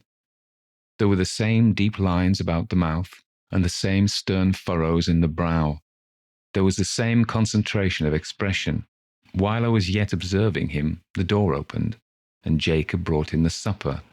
His master then closed his book, rose, and with more courtesy of manner than he had yet shown, invited me to the table. A dish of ham and eggs, a loaf of brown bread, and a bottle of admirable sherry were placed before me. I have but the homeliest farmhouse fare to offer you, sir, said my entertainer. Your appetite, I trust, will make up for the deficiencies of our larder.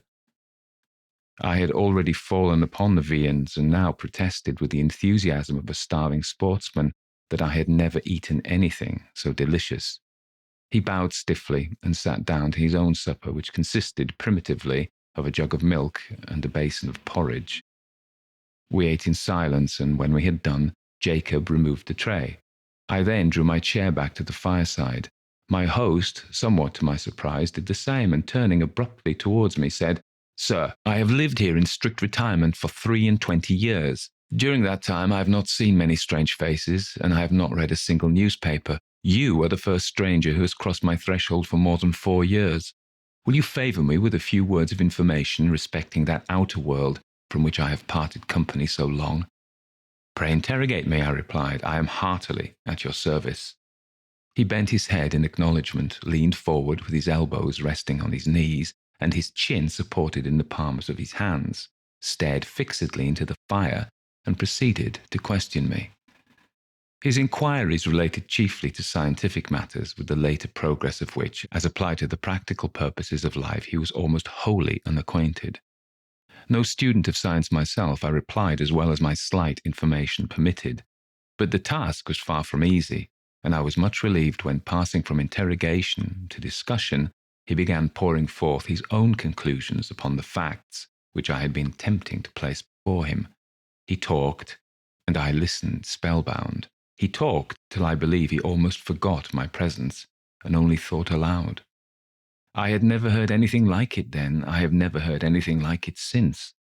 Familiar with all systems of all philosophies, subtle in analysis, bold in generalization, he poured forth his thoughts in an uninterrupted stream, and still leaning forward in the same moody attitude with his eyes fixed upon the fire, wandered from topic to topic, from speculation to speculation, like an inspired dreamer, from practical science to mental philosophy, from electricity in the wire to electricity in the nerve, from Watts to Mesmer, from Mesmer to Reichenbach, from Reichenbach to Swedenborg, Spinoza, Condillac, Descartes, Berkeley, Aristotle, Plato, and the Magi and mystics of the East were transitions which, however bewildering in their variety and scope, seemed easy and harmonious upon his lips as sequences in music. By and by, I forget now by what link of conjecture or illustration, he passed onto that field which lies beyond the boundary line of even conjectural philosophy and reaches, no man knows whither. He spoke of the soul and its aspirations, of the spirit and its powers, of second sight, prophecy, of those phenomena which, under the names of ghosts, spectres, and supernatural appearances, have been denied by the skeptics and attested by the credulous of all ages. The world, he said, grows hourly more and more skeptical of all that lies beyond its own narrow radius, and our men of science foster the fatal tendency. They condemn as fable all that resists experiment. They reject as false all that cannot be brought to the test of the laboratory or the dissecting room. Against what superstition have they waged so long and obstinate a war as against the belief in apparitions? And yet, what superstition has maintained its hold upon the minds of men so long and so firmly? Show me any fact in physics, in history, in archaeology, which is supported by testimony so wide and so various, attested by all races of men, in all ages and in all climates, by the soberest sages of antiquity, by the rudest savage of today, by the Christian, the pagan, the pantheist, the materialist. This phenomenon is treated as a nursery tale by the philosophers of our century. Circumstantial evidence weighs with them as a feather in the balance. The comparison of causes with effects, however valuable in physical science, is put aside as worthless and unreliable. The evidence of a competent witness, however conclusive in a court of justice, counts for nothing. He who pauses before he pronounces is condemned as a trifler. He who believes is a dreamer or a fool. He spoke with bitterness, and having said thus, relapsed for some minutes into silence. Presently, he raised his head from his hands and added, with an altered voice and manner, I, sir, paused, investigated, believed, and was not ashamed to state my convictions to the world. I, too, was branded as a visionary, held up to ridicule by my contemporaries, and hooted from that field of science in which I had laboured with honour during all the best years of my life. These things happened just 23 years ago. Since then, I have lived as you see me living now, and the world has forgotten me, as I have forgotten the world. You have my history. It's a very sad one, I murmured, scarcely knowing what to answer. It is a very common one, he replied. I have only suffered for the truth, as many a better and wiser man has suffered before me. He rose, as if desirous of ending the conversation, and went over to the window. It has ceased snowing, he observed, as he dropped the curtain and came back to the fireside. Ceased? I exclaimed, starting eagerly to my feet. Oh, if it were only possible, but no, it's hopeless. Even if I could find my way across the moor, I could not walk 20 miles tonight. Walk 20 miles tonight, repeated my host. What are you thinking of? Of my wife, I implied impatiently, of my young wife, who doesn't know that I've lost my way, and who is at this moment breaking her heart with suspense and terror. Where is she? At Dwolding, 20 miles away. At Dwolding, he echoed thoughtfully. Yes, the distance, it is true, is 20 miles, but are you so very anxious to save the next 6 or 8 hours? So very, very anxious that I would give 10 guineas at this moment for a guide and a horse. Your wish can be gratified at a less costly rate, said he, smiling. The night mail from the north, which changes horses at Dwolding, passes within 5 miles of this spot, and will be due at a certain crossroad in about an hour and a quarter. If Jacob were to go with you across the moor and put you into the old coach road, you could find your way, I suppose, to where it joins the new one. Easily, gladly. He smiled again, rang the bell, gave the old servant his directions, and taking a bottle of whisky and a wine-glass from the cupboard in which he kept his chemicals, said, "The snow lies deep, and it will be difficult walking tonight on the moor. A glass of ishkabar before you start." I would have declined the spirit, but he pressed it on me, and I drank it. It went down my throat like liquid flame and almost took my breath away.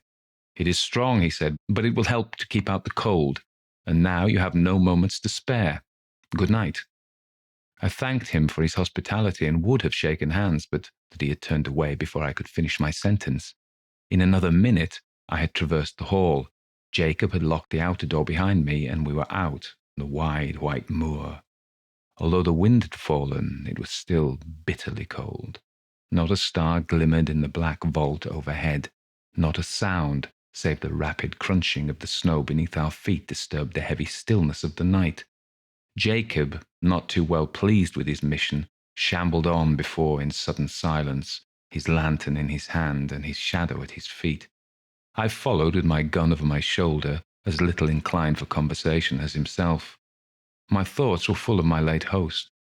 His voice yet rang in my ears, his eloquence yet held my imagination captive. I remember to this day with surprise how my overexcited brain retained whole sentences and parts of sentences, troops of brilliant images and fragments of splendid reasoning in the very words in which he had uttered them. Musing thus over what I had heard and striving to recall a lost link here and there, I strode on at the heels of my guide, absorbed and unobservant. Presently, at the end, as it seemed to me, of only a few minutes, he came to a sudden halt and said, "Yon's your road. Keep stone fence on your right hand, and you can't fail of the way." "Then this is the old coach road?" "Aye, it's the old coach road." "And how far do I go before I reach the crossroads?" "Nigh upon 3 mile." I pulled out my purse, and he became more communicative. "The road's a fair road enough," said he, "for foot passengers, but it was over steep and narrow for the northern traffic. You'll mind where the parapet's broken away, close to the signpost. It's never been mended since the accident." "What accident?" The night mail pitched right over into yon valley below, a good 50 feet and more, just at the worst bit of the road in the whole county." "Horrible. Were many lives lost?" "All. 4 were found dead, and t'other 2 died next morning." "How long is it since it happened?" "Just 9 year." "Near the signpost, you say? I'll bear it in mind. Good night." "Good night, sir, and thank ye." Jacob pocketed his half-crown, made a faint pretence of touching his hat, and trudged back by the way he had come. I watched the light of his lantern till it quite disappeared, and then turned to pursue my way alone. This was no longer matter of the slightest difficulty, for, despite the dead darkness overhead, a line of stone fence showed distinctly enough against the pale gleam of the snow. How silent it seemed now, with only my footsteps to listen to. How silent and how solitary. A strange, disagreeable sense of loneliness stole over me. I walked faster. I hummed a fragment of a tune. I cast up enormous sums in my head and accumulated them at compound interest. I did my best, in short, to forget the startling speculations to which I had been just but listening, and to some extent, I succeeded. Meanwhile, the night air seemed to become colder and colder, and though I walked fast, I found it impossible to keep myself warm. My feet were like ice. I lost sensation in my hands and grasped my gun mechanically. I even breathed with difficulty, as though, instead of traversing a quiet north country highway, I was scaling the uppermost heights of some gigantic Alp. This last symptom became presently so distressing that I was forced to stop for a few minutes and lean against the stone fence. As I did so, I chanced to look back up the road, and there, to my infinite relief, I saw a distant point of light, like the gleam of an approaching lantern. I had first concluded Jacob had retraced his steps and followed me, but even as the conjecture presented itself, a second light flashed into sight, a light evidently parallel with the first and approaching at the same rate of motion.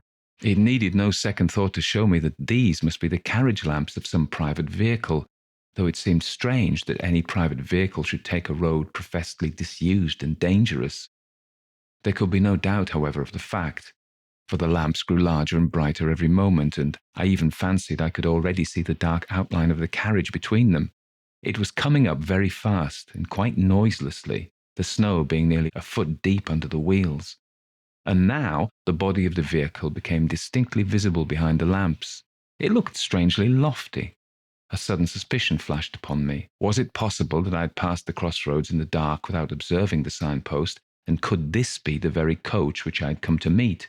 No need to ask myself that question a second time, for here it came round the bend of the road, guard and driver, one outside passenger and 4 steaming greys, all wrapped in a soft haze of light, through which the lamps blazed out like a pair of fiery meteors. I jumped forward, waved my hat, and shouted. The mail came down at full speed and passed me. For a moment I feared that I had not been seen or heard, but it was only for a moment. The coachman pulled up. The guard, muffled to the eyes in capes and comforters and apparently sound asleep in the rumble, neither answered my hail nor made the slightest effort to dismount. The outside passenger didn't even turn his head. I opened the door for myself and looked in. There were but 3 travellers inside, so I stepped in, shut the door, slipped into the vacant corner, and congratulated myself on my good fortune. The atmosphere of the coach seemed, if possible, colder than that of the outer air, and was pervaded by a singularly damp and disagreeable smell. I looked round at my fellow passengers. They were all 3 men, and all silent. They did not seem to be asleep, but each leaned back in his corner of the vehicle, as if absorbed in his own reflections. I attempted to open a conversation. "How intensely cold it is tonight," I said, addressing my opposite neighbour. He lifted his head, looked at me, but made no reply. "The winter," I added, "seems to have begun in earnest." Although the corner in which he sat was so dim that I could distinguish none of his features very clearly, I saw that his eyes were still turned full upon me, and yet he answered never a word. At any other time, I should have felt and perhaps expressed some annoyance, but at the moment I felt too ill to do either. The icy coldness of the night air had struck a chill to my very marrow, and the strange smell inside the coach was affecting me with an intolerable nausea. I shivered from head to foot, and turning to my left-hand neighbour, asked if he had any objection to an open window. He neither spoke nor stirred. I repeated the question somewhat more loudly, but with the same result. Then I lost patience and let the sash down. As I did so, the leather strap broke in my hand, and I observed that the glass was covered with a thick coat of mildew, the accumulation apparently of years. My attention being thus drawn to the condition of the coach, I examined it more narrowly and saw by the uncertain light of the outer lamps that it was in the last stage of dilapidation. Every part of it was not only out of repair, but in a condition of decay. The sashes splintered at a touch, the leather fittings were crusted over with mould, and literally rotting from the woodwork. The floor was almost breaking away beneath my feet. The whole machine, in short, was foul with damp, and had evidently been dragged from some outhouse in which it had been mouldering away for years, to do another day or 2 of duty on the road. I turned to the 3rd passenger, whom I had not yet addressed, and hazarded one more remark. "This coach," I said, "is in a deplorable condition. The regular mail, I suppose, is under repair." He moved his head slowly and looked me in the face without speaking a word. I shall never forget that look while I live. I turned cold at heart under it. I turn cold at heart even now when I recall it. His eyes glowed with a fiery, unnatural lustre. His face was livid as the face of a corpse. His bloodless lips were drawn back as if in the agony of death, and showed the gleaming teeth between. The words that I was about to utter died upon my lips, and a strange horror, a dreadful horror, came upon me. My sight had by this time become used to the gloom of the coach, and I could see with tolerable distinctness. I turned to my opposite neighbour. He, too, was looking at me, with the same startling pallor in his face, and the same stony glitter in his eyes.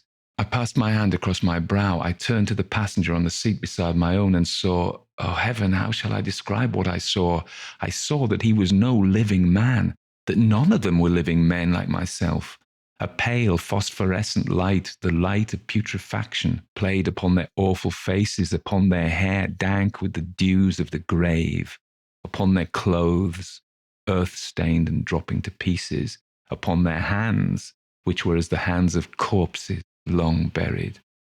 Only their eyes, their terrible eyes, were living, and those eyes were all turned menacingly upon me. A shriek of terror, a wild, unintelligible cry for help and mercy burst from my lips as I flung myself against the door and strove in vain to open it. In that single instant, brief and vivid as a landscape beheld in the flash of summer lightning, I saw the moon shining down through a rift of stormy cloud, the ghastly signpost rearing its warning finger by the wayside, the broken parapet, the plunging horses, the black gulf below. Then the coach reeled like a ship at sea. Then came a mighty crash, a sense of crushing pain, and then darkness. It seemed as if years had gone by when I awoke one morning from a deep sleep and found my wife watching beside my bedside. I will pass over the scene that ensued and give you, in a half a dozen words, a tale she told me with tears of thanksgiving. I had fallen over a precipice close against the junction of the old coach road and the new, and had only been saved from certain death by lighting upon a deep snowdrift that had accumulated at the foot of the rock beneath. In this snowdrift I was discovered at daybreak by a couple of shepherds, who carried me to the nearest shelter and brought a surgeon to my aid. The surgeon found me in a state of raving delirium, with a broken arm and a compound fracture of the skull. The letters in my pocketbook showed my name and address. My wife was summoned to nurse me, and thanks to my youth and a fine constitution, I came out of danger at last. The place of my fall, I need scarcely say, was precisely that at which a frightful accident had happened to the North Mail 9 years before. I never told my wife the fearful events which I have just related to you. I told the surgeon who attended me, but he treated the whole adventure as a mere dream born of the fever in my brain. We discussed the question over and over again, until we found that we could discuss it with temper no longer, and then we dropped it. Others may form what conclusions they please.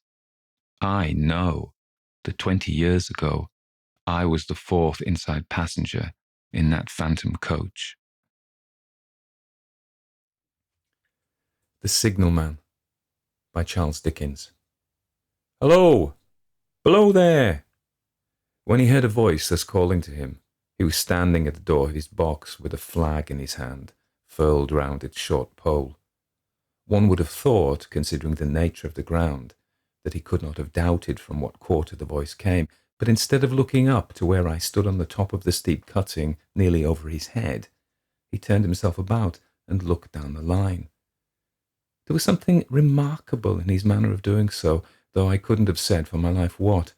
But I know it was remarkable enough to attract my notice, even though his figure was foreshortened and shadowed down in the deep trench, and mine was high above him, so steeped in the glow of an angry sunset that I had shaded my eyes with my hand before I saw him at all. "Hello! Below!" From looking down the line, he turned himself about again and, raising his eyes, saw my figure high above him. "Is there any path by which I can come down and speak to you?" He looked up at me without replying, and I looked down at him without pressing him too soon with the repetition of my idle question. Just then there came a vague vibration in the earth and air, quickly changing into a violent pulsation and an oncoming rush that caused me to start back as though it had force to draw me down. When such vapour as rose to my height from this rapid train had passed me and was skimming away over the landscape, I looked down again and saw him refurling the flag he had shown while the train went by. I repeated my inquiry. After a pause, during which he seemed to regard me with fixed attention, he motioned with his rolled-up flag towards a point on my level, some 200 or 300 yards distant. I called down to him, "All right," and made for that point. There, by dint of looking closely about me, I found a rough, zigzag, descending path notched out, which I followed. The cutting was extremely deep and unusually precipitate. It was made through a clammy stone that became oozier and wetter as I went down. For these reasons, I found the way long enough to give me time to recall a singular air of reluctance or compulsion with which he had pointed out the path. When I came down low again upon the zigzag descent to see him again, I saw that he was standing between the rails on the way by which the train had lately passed, in an attitude as if he were waiting for me to appear. He had his left hand at his chin, and that left elbow rested on his right hand, crossed over his breast. His attitude was one of such expectation and watchfulness that I stopped a moment, wondering at it. I resumed my downward way, and stepping out upon the level of the railroad and drawing nearer to him, saw that he was a dark, sallow man, with a dark beard and rather heavy eyebrows. His post was in as solitary and dismal a place as I ever saw. On either side a dripping wet wall of jagged stone, excluding all view but a strip of sky.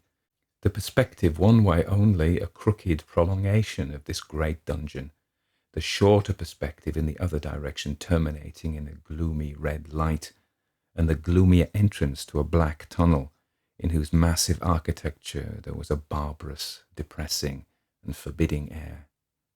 So little sunlight ever found its way to this spot that it had an earthy, deadly smell, and so much cold wind rushed through it that it struck chill to me, as if I had left the natural world. Before he stirred, I was near enough to him to have touched him. Not even then removing his eyes from mine, he stepped back one step and lifted his hand. This was a lonesome post to occupy, I said, and it had riveted my attention while I looked down from up yonder. A visitor was a rarity, I should suppose, not an unwelcome rarity, I hoped. In me he merely saw a man who had been shut up within narrow limits all his life, and who, being at last set free, had a newly awakened interest in these great works. To such purpose I spoke to him, but I am far from sure of the terms I used, for besides that I am not happy in opening any conversation, there was something in the man that daunted me. He directed a most curious look towards the red light near the tunnel's mouth, and looked all about it, as if something were missing from it, and then looked at me. That light was part of his charge, was it not? He answered in a low voice, "Don't you know it is?" The monstrous thought came into my mind, as I perused the fixed eyes and that saturnine face, that this was a spirit, not a man. I have speculated since whether there may have been infection in his mind. In my turn I stepped back, but in making the action I detected in his eyes some latent fear of me. This put the monstrous thought to flight. "You look at me," I said, forcing a smile, "as if you had a dread of me." "I was doubtful," he returned, "whether I'd seen you before." "Where?" He pointed to the red light he had looked at. "There," I said. Intently watchful of me, he replied, but without sound. "Yes." "My good fellow, what shall I do there? However, be that as it may, I never was there. You may swear." "I think I may," he rejoined. "Yes, I'm sure I may." His manner cleared like my own. He replied to my remarks with readiness and in well-chosen words. Had he much to do there? Yes, that was to say, he had enough responsibility to bear, but exactness and watchfulness were what was required of him, and of actual work, manual labour, he had next to none. To change that signal, to trim those lights, and to turn this iron handle now and again, was all he had to do under that head. Regarding those many long and lonely hours of which I seemed to make so much, he could only say that the routine of his life had shaped itself into that form, and he had grown used to it. He had taught himself a language down here, if only to know it by sight and to have formed his own crude ideas of its pronunciation could be called learning it. He had also worked at fractions and decimals and tried a little algebra, but he was, and had been as a boy, a poor hand at figures. Was it necessary for him when on duty always to remain in that channel of damp air, and could he never rise into the sunshine from between these high stone walls? Why, that depended on times and circumstances. Under some conditions there would be less upon the line than under others, and the same held good as to certain hours of the day and night. In bright weather he did choose occasions for getting a little above these lower shadows, but being at all times liable to be called by his electric bell, and at such times listening for it with redoubled anxiety, the relief was less than I'd suppose. He took me into his box where there was a fire, a desk for an official book in which he had to make certain entries, a telegraphic instrument with its dial, face and needles, and the little bell of which he had spoken. On my trusting that he would excuse the remark that he had been well educated, and I hoped I might say without offence, perhaps educated above that station, he observed that instances of slight incongruity in such wise would rarely be found wanting among large bodies of men, that he had heard it was so in workhouses, in the police force, even in that last desperate resource, the army, and that he knew it was so, more or less, in any great railway staff. He had been, when young, if I could believe it sitting in that hut, he scarcely could, a student of natural philosophy, and had attended lectures, but he had run wild, misused his opportunities, gone down, and never risen again. He had no complaint to offer about that. He had made his bed, and he lay upon it. It was far too late to make another. All that I have here condensed, he said in a quiet manner, with his grave, dark regards divided between me and the fire. He threw in the word "sir" from time to time, and especially when he referred to his youth, as though to request me to understand that he claimed to be nothing but what I found him. He was several times interrupted by the little bell and had to read off messages and send replies.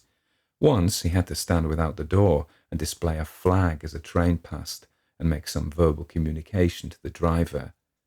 In the discharge of his duties I observed him to be remarkably exact and vigilant, breaking off his discourse at a syllable and remaining silent until what he had to do was done. In a word, I should have set this man down as one of the safest of men to be employed in that capacity, but for the circumstance that while he was speaking to me, he twice broke off with a fallen colour, turned his face towards the little bell when it did not ring, opened the door of the hut, which was kept shut to exclude the unhealthy damp, and looked out towards the red light near the mouth of the tunnel. On both of those occasions, he came back to the fire with the inexplicable air upon him which I had remarked, without being able to define, when we were so far asunder.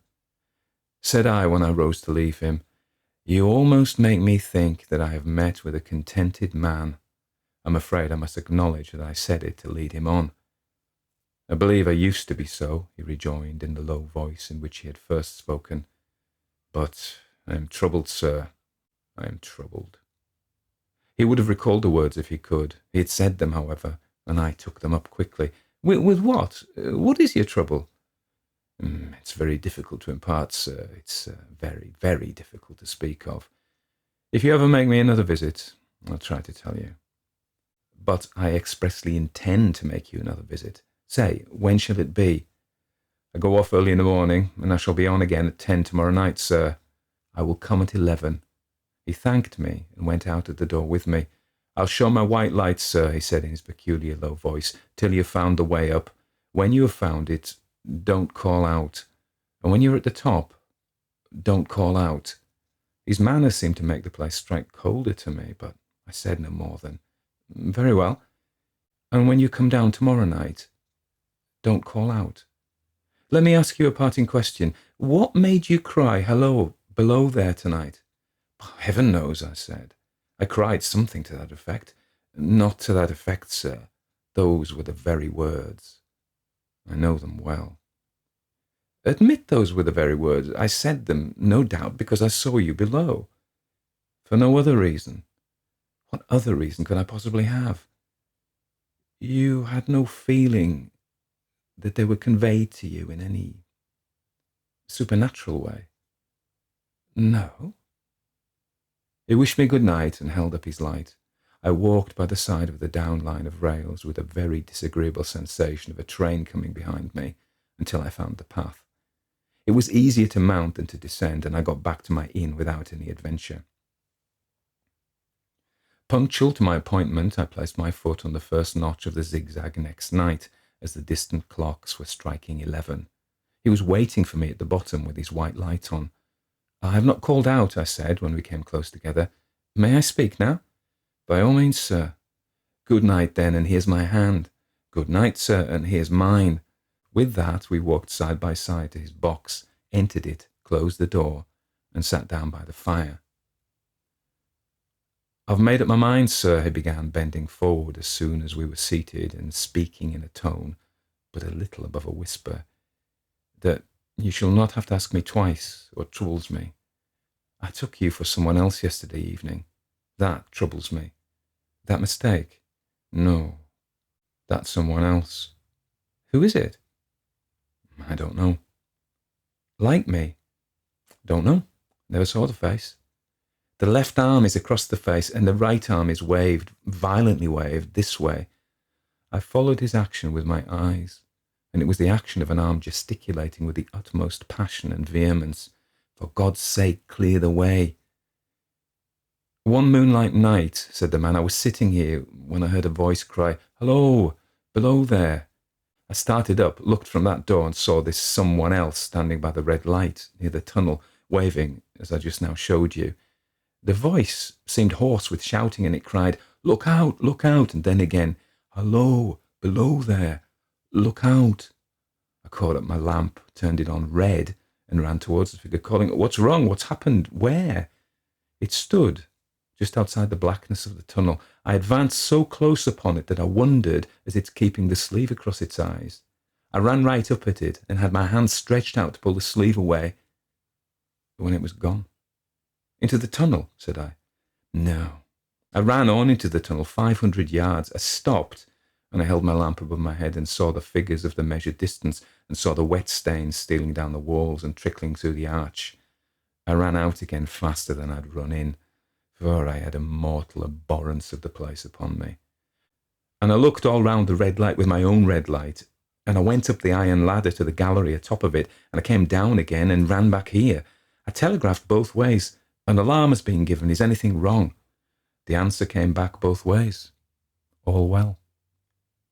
Resisting the slow touch of a frozen finger tracing out my spine, I showed him how that this figure must be deception of his sense of sight, and how that figures originating in disease of the delicate nerves that minister to the functions of the eye were known to have often troubled patients, some of whom had become conscious of the nature of their affliction and had even proved it by experiments upon themselves. "As to an imaginary cry," said I, "do but listen for a moment to the wind in this unnatural valley while we speak so low, and to the wild harp it makes of the telegraph wires." That was all very well, he returned, after we had sat listening for a while, and he ought to know something of the wind and the wires, he who so often passed long winter nights there alone and watching, but he would beg to remark that he had not finished. I asked his pardon, and he slowly added these words, touching my arm. "Within 6 hours after the appearance, the memorable accident on this line happened, and within 10 hours the dead and wounded were brought along through the tunnel over the spot where that figure had stood." A disagreeable shudder crept over me, but I did my best against it. It was not to be denied, I rejoined, that this was a remarkable coincidence, calculated deeply to impress his mind, but it was unquestionable that remarkable coincidences did continually occur, and they must be taken into account in dealing with such a subject, though, to be sure, I must admit, I added, for I thought I saw that he was going to bring the objection to bear upon me, men of common sense did not allow much for coincidences in making the ordinary calculations of life. He again begged to remark that he had not finished. I again begged his pardon for being betrayed into interruptions. "This," he said, again laying his hand upon my arm and glancing over his shoulder with hollow eyes, "was just a year ago. 6 or 7 months passed, and I had recovered from the surprise and shock, when one morning, as the day was breaking, I, standing at the door, looked towards the red light and saw the spectre again." He stopped with a fixed look at me. "Did it cry out?" "No." It was silent. "Did it wave its arm?" "No." It leaned against the shaft of the light with both hands before the face, like this. Once more I followed his action with my eyes. It was an action of mourning. I have seen such an attitude in stone figures on tombs. "Did you go up to it?" "I came in and sat down partly to collect my thoughts, partly because it had turned me faint. But when I went to the door again, daylight was above me. The ghost was gone. But nothing followed, and nothing came of this. He touched me on the arm with his forefinger twice or thrice, giving a ghastly nod each time. That very day, as the train came out of the tunnel, I noticed at a carriage window on my side what looked like a confusion of hands and heads, and something waved. I saw it just in time to signal the driver stop. He shut off and put his brake on, but the train drifted past here 150 yards or more. I ran after it, and as I went along, heard terrible screams and cries. A beautiful young lady had died instantaneously in one of the compartments and was brought in here and laid down on this floor between us. Involuntarily, I pushed my chair back as I looked from the boards at which he pointed to himself. True, sir, true, precisely as it happened. So I tell it you. I could think of nothing to say to any purpose, and my mouth was very dry.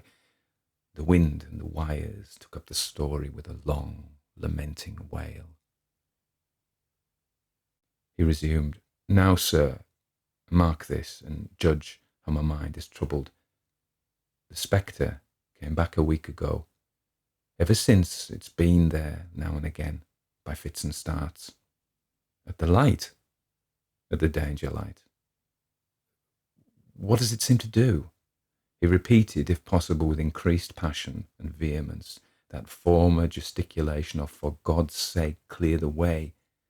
Then he went on, "I have no peace or rest for it.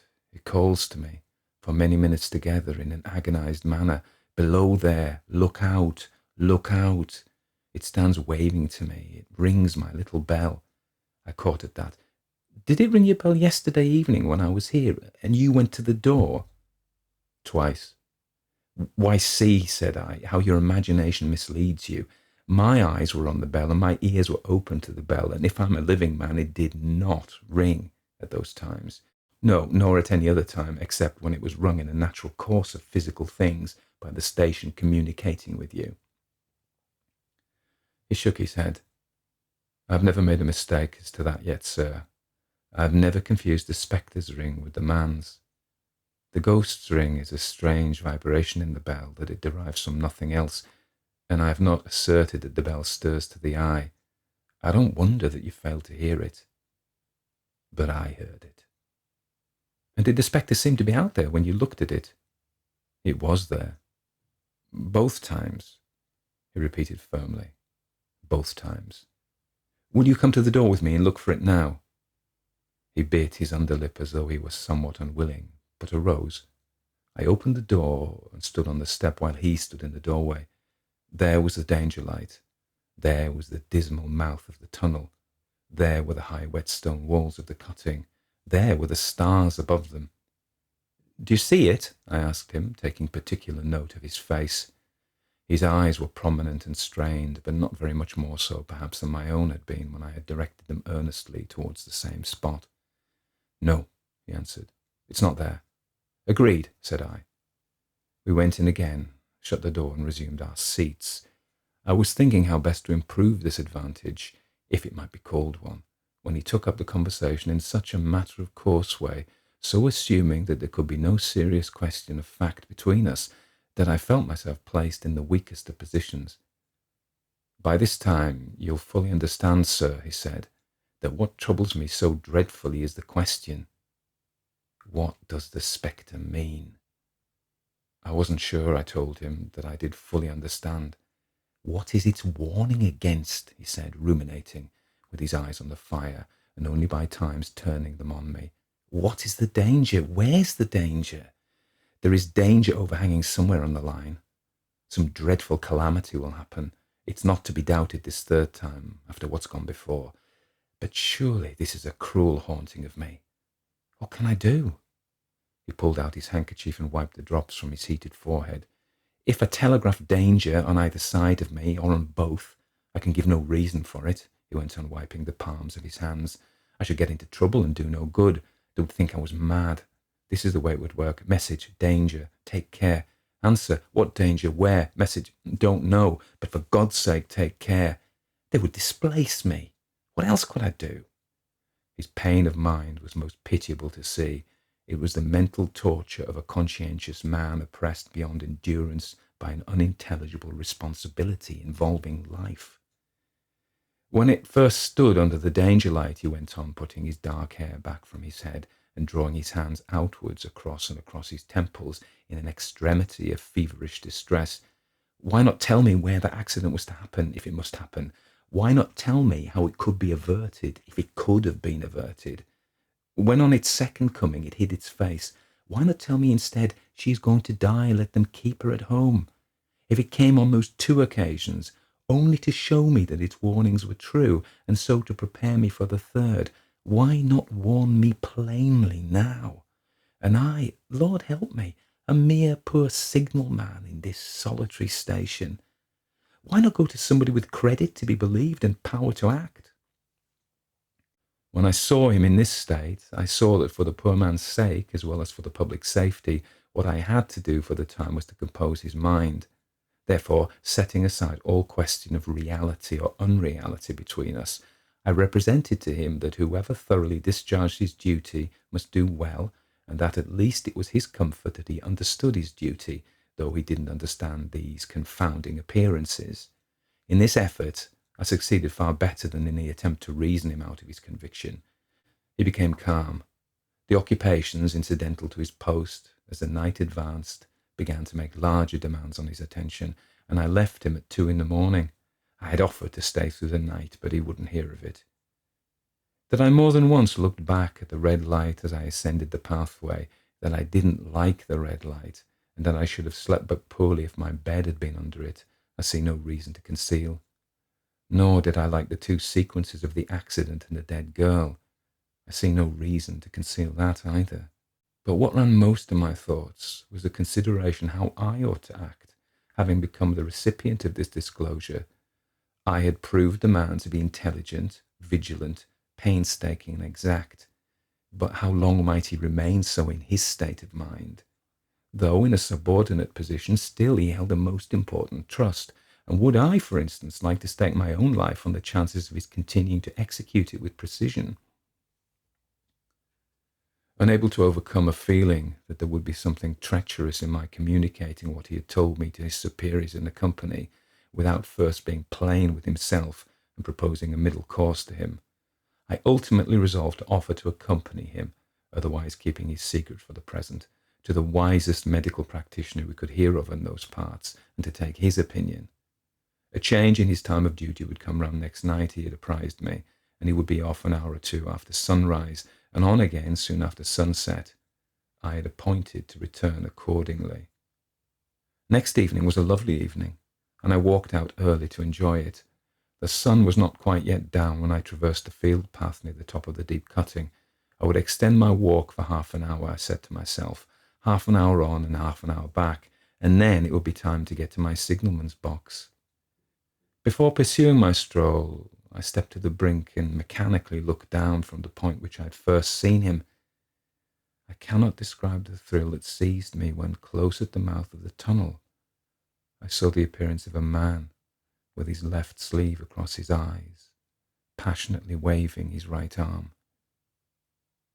The nameless horror that oppressed me passed in a moment, for in a moment I saw that this appearance of a man was a man indeed, and that there was a little group of other men standing at a short distance to whom he seemed to be rehearsing the gesture he made. The danger light was not yet lighted.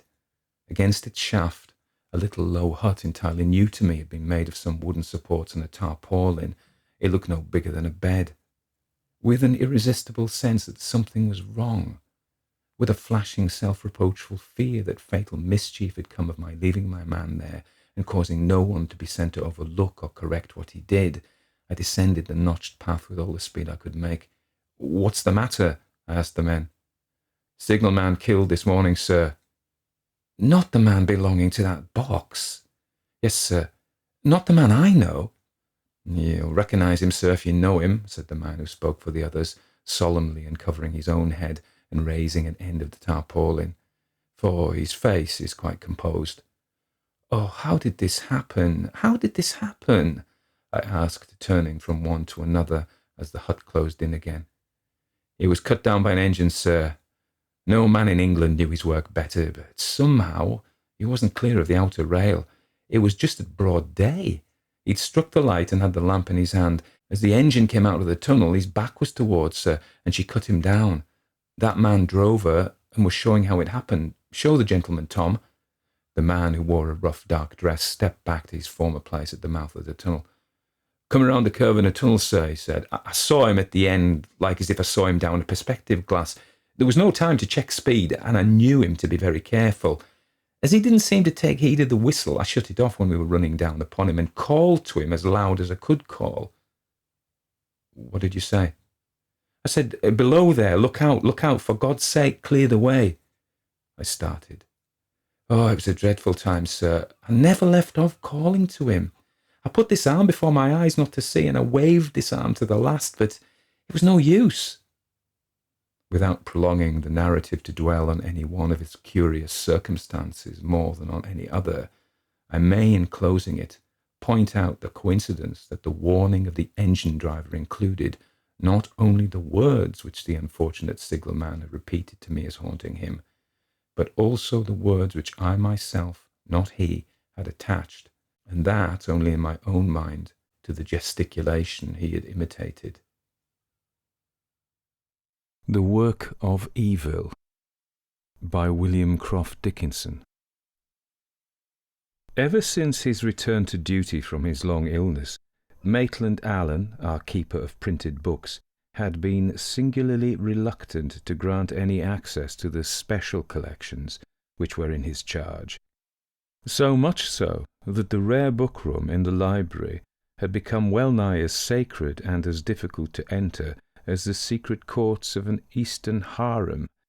Thus, when he suddenly said to me, "Come, and I'll show you the whole collection," I was taken completely by surprise. I had asked for an early Italian work by Aeneas Sylvius. The assistant at the library counter had disappeared with my form. Allen had come back with him. And now, strangely, I was to be shown the whole collection. Was this simply a piece of unexpected good fortune? Or had the man some ulterior purpose? I had noticed during the last 2 or 3 weeks that he had made a point of stopping to talk to me whenever we met in a room or corridor. Had he singled me out in some way from the rest of my colleagues? And if so, why? Everyone knew that his recent illness had made him a little queer. Opening a door marked "Staff Only," Allen led the way through a maze of book-lined passages until at last, passing a heavy steel door, we stopped before an inner iron grille. This he unlocked, and, stepping aside, he ushered me into the room. I glanced around with curiosity, but he gave me time for no more than a quick glance. "There they are," he said, pointing to one of the stacks. "An extraordinary collection, a frightening collection. Lucretia and Aurelius, which you want, happens to be in it, but it's very much of a stranger here. For the rest, I hate them." And his voice rose nervously, as if in emphasis. I walked over to the stack, but I noticed he did not accompany me. There, as I saw 2 long rows of beautiful bindings, I murmured something of my appreciation and delight. Reverently taking down one volume after another, I examined the bindings more closely. All were of rich leather elaborately tooled in a variety of intricate patterns, in which whorls and strange cabalistic signs predominated. I also turned to the title pages. Every work was either an incunabulum or of a date early in the 16th century, but every work was on the same theme. I ran my eye along the shelves, picking out the volumes which bore titles on their spines. Still the same theme. "Why," I exclaimed, turning towards him, "they're all on black magic and necromancy, what you might call a collection of evil, or, at any rate, a collection of evil intent. Who on earth gathered together all this devilry? It looks as though someone was striving hard to find something which at last would work." "An unfortunate young man, whose history you know as well as I do," answered Allen slowly. "John, 3rd Earl of Gowrie. You may remember that after studying here he became a law student at Padua. and was there said to have dabbled in magic and witchcraft. Well, here's his library, or part of it, and I wish it had never survived." Again I noticed the nervous pitch in his voice. "Well," I replied lightly, "if he did dabble in the forbidden art, he must have found it pretty ineffective. The very number of his books shows that. One would have thought that constant experiment, followed by constant failure and disappointment, would have been bound to bring disillusion." For a full minute Alan made no reply. Instead, he gazed at me with an odd look in his eyes. "Ineffective," he said at last. "I wish to God you were right. Do you see that safe over there? It contains one further book belonging to Gowry's collection. No one knows it's there but myself and, now, you. That book is the one book which at last Gowry found woodwork. Listen to me. You must listen to me. And I'll tell you a tale of devilry that has tormented me ever since this collection came in. Then you'll believe in its effectiveness." He had pointed to a small safe in a corner of the room. I made a step towards it, but he seized me by the arm. "Often I feel I must take the book in that safe and throw it into the middle of the sea," he continued, "but I can't do it. I'm too afraid. Only one small book. Yet it is evil itself. That one book seizes a man by the throat and strangles him to death." I looked at him in astonishment. Could it be Alan who was saying all this, and who was holding my arm so tightly that his fingers were biting into my flesh? "Whatever do you mean?" I asked, partly disturbed and partly angry at being held as though I were a child faced with something which might be dangerous. "I wish I knew," he replied slowly and in a quieter tone. "All I can tell you is that within the last 18 months 2 men have been strangled to death after looking into that book. That's all." I was dumbstruck, and not without reason. We stood there, tense and silent, like 2 conspirators surprised by something they couldn't name, and fearful of what it might mean. "The collection came to us towards the end of the war," said Alan, breaking the silence at last. "It came from the local antiquarian society, and it came in the wooden boxes in which it had been stored when Gowry House was pulled down in 1805, and in which it had remained untouched until we opened those boxes in this very room, nearly 150 years later. It's said that the books were discovered in a wall closet which had been panelled in and so lost to sight. It may well be so. Perhaps Gowry himself entombed them that way. Perhaps he, too, tried to rid himself of an evil incubus. Perhaps Gowry put one particular book, with all its fellows, into a hidden closet, as I have put that one particular book into a safe.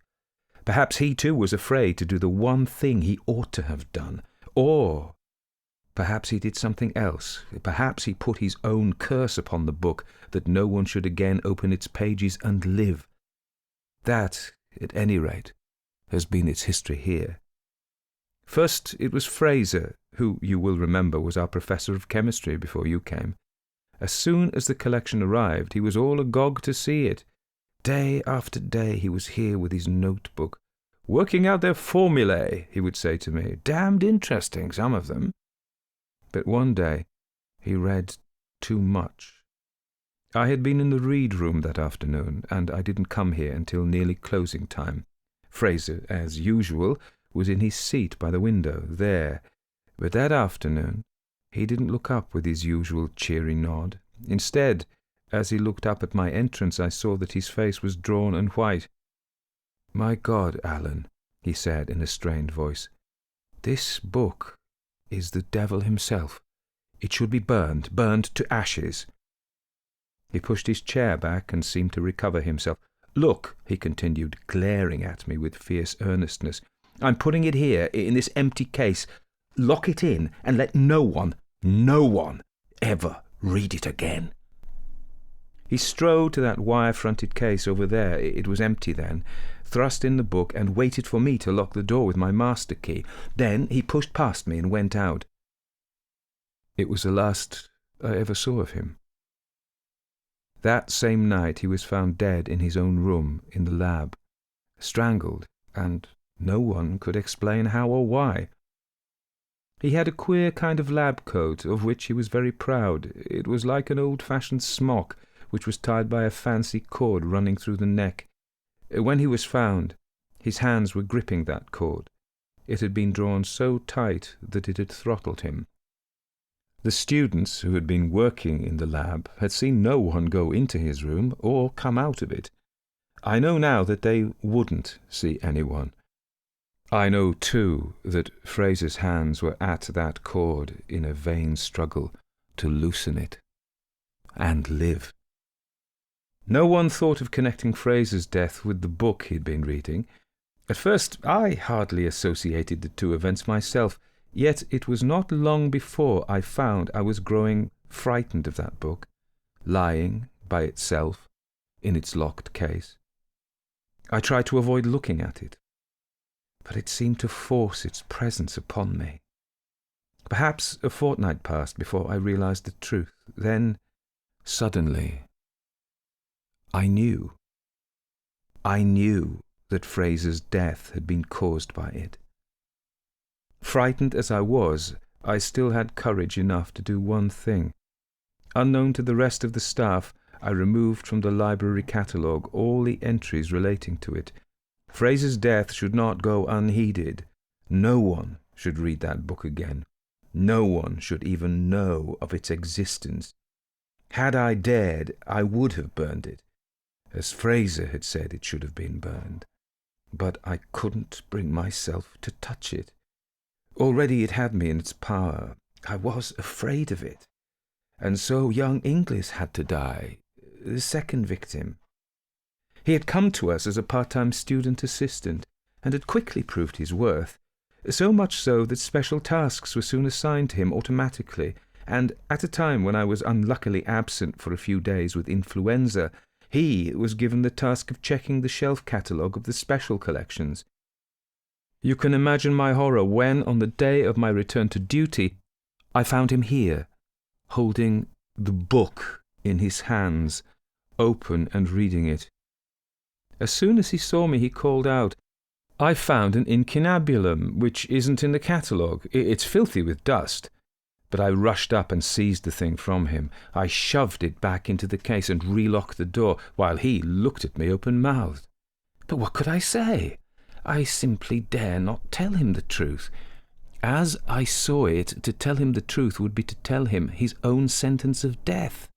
I made some feeble excuse, which I know he didn't believe, and sent him off. Then I sat down, sick and faint. What could I do to save him? Nothing. He was doomed.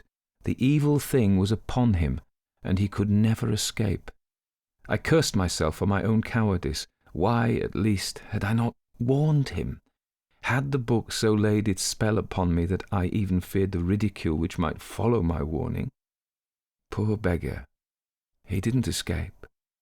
When the library was closing that night, one of the staff found that the automatic lift wouldn't work. Naturally, he assumed that someone on one of the floors had failed to shut the door properly, and he went to look. He found the door which wasn't shut. He also found Inglis. He was trapped by the outer door, and, strangely, he was trapped by the neck. Almost as though he had entered the lift and then, as the door was sliding to, had put out his head to look at something. Stranger still, but only to those who didn't know what I knew. The poor fellow was dead. I tell you, the pressure of the outer doors on that lift is so light that you can hold them back easily with one hand, yet Inglis was dead. He had been throttled by the light pressure of a lift door. Fraser had been strangled on the day he had opened the book. So had Inglis. Can you wonder that same night I had what was called a nervous breakdown? I was away for over a year, and, as you probably know, I have only been back for some 6 weeks or so. Surprisingly, I have kept my reason, though sometimes I'm not sure. Perhaps I am mad, or Perhaps I am suffering from some delusion. Yet I was the only person who knew that Inglis had opened the book. I was the only person who knew that Inglis was doomed to die. And he did die, as Fraser had died. God forgive me, I should destroy the thing. But I daren't. I'm too afraid of it. Yet about a fortnight ago, the day I spoke to you in the upper hall, I was brave enough to move it out of the bookcase and to lock it away in that safe.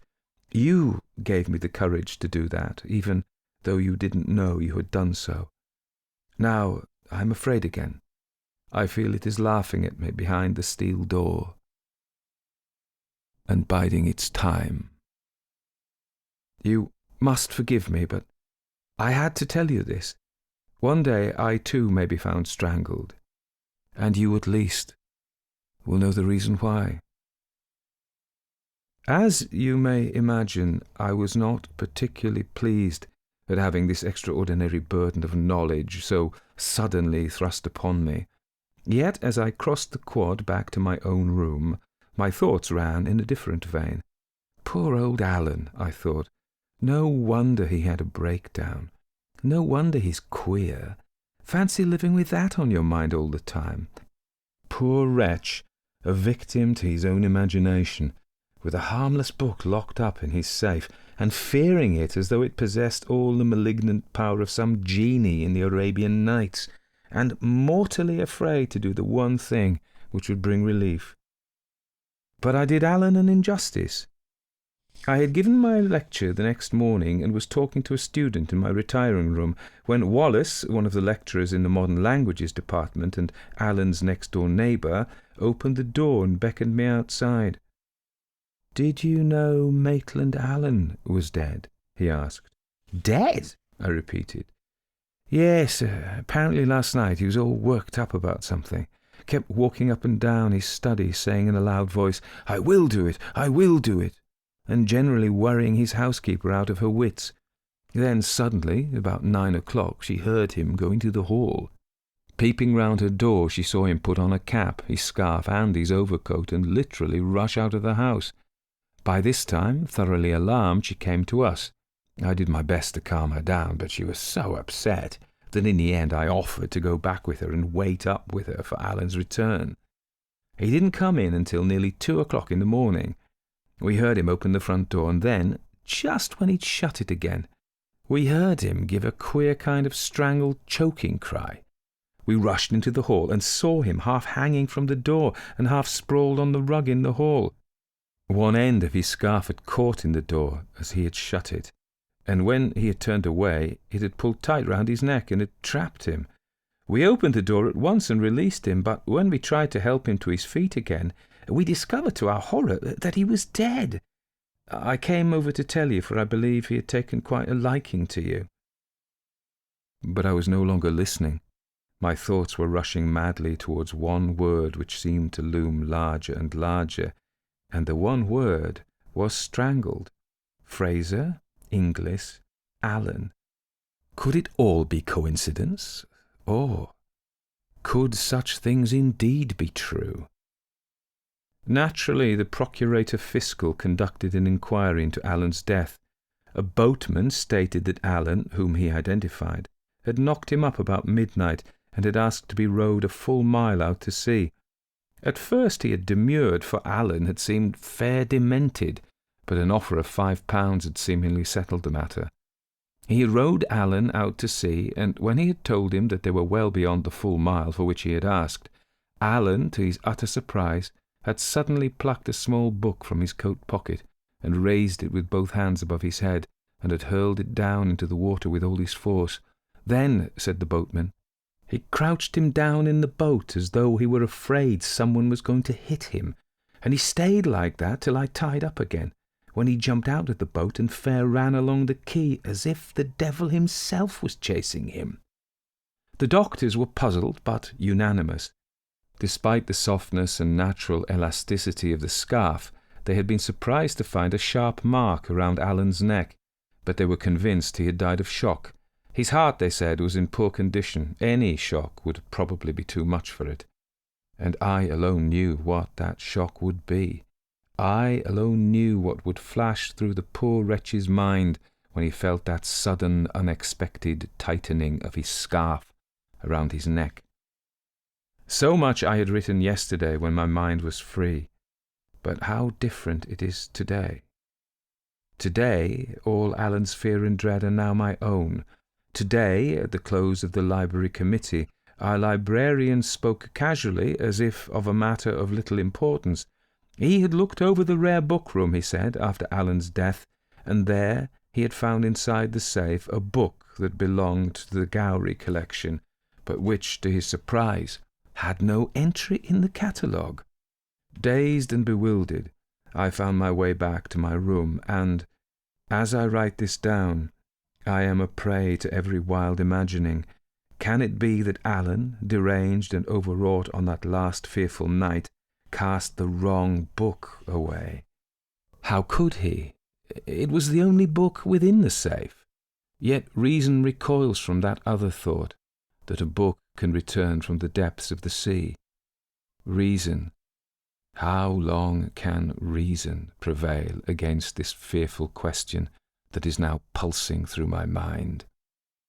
Already our librarian has handled the book and opened it.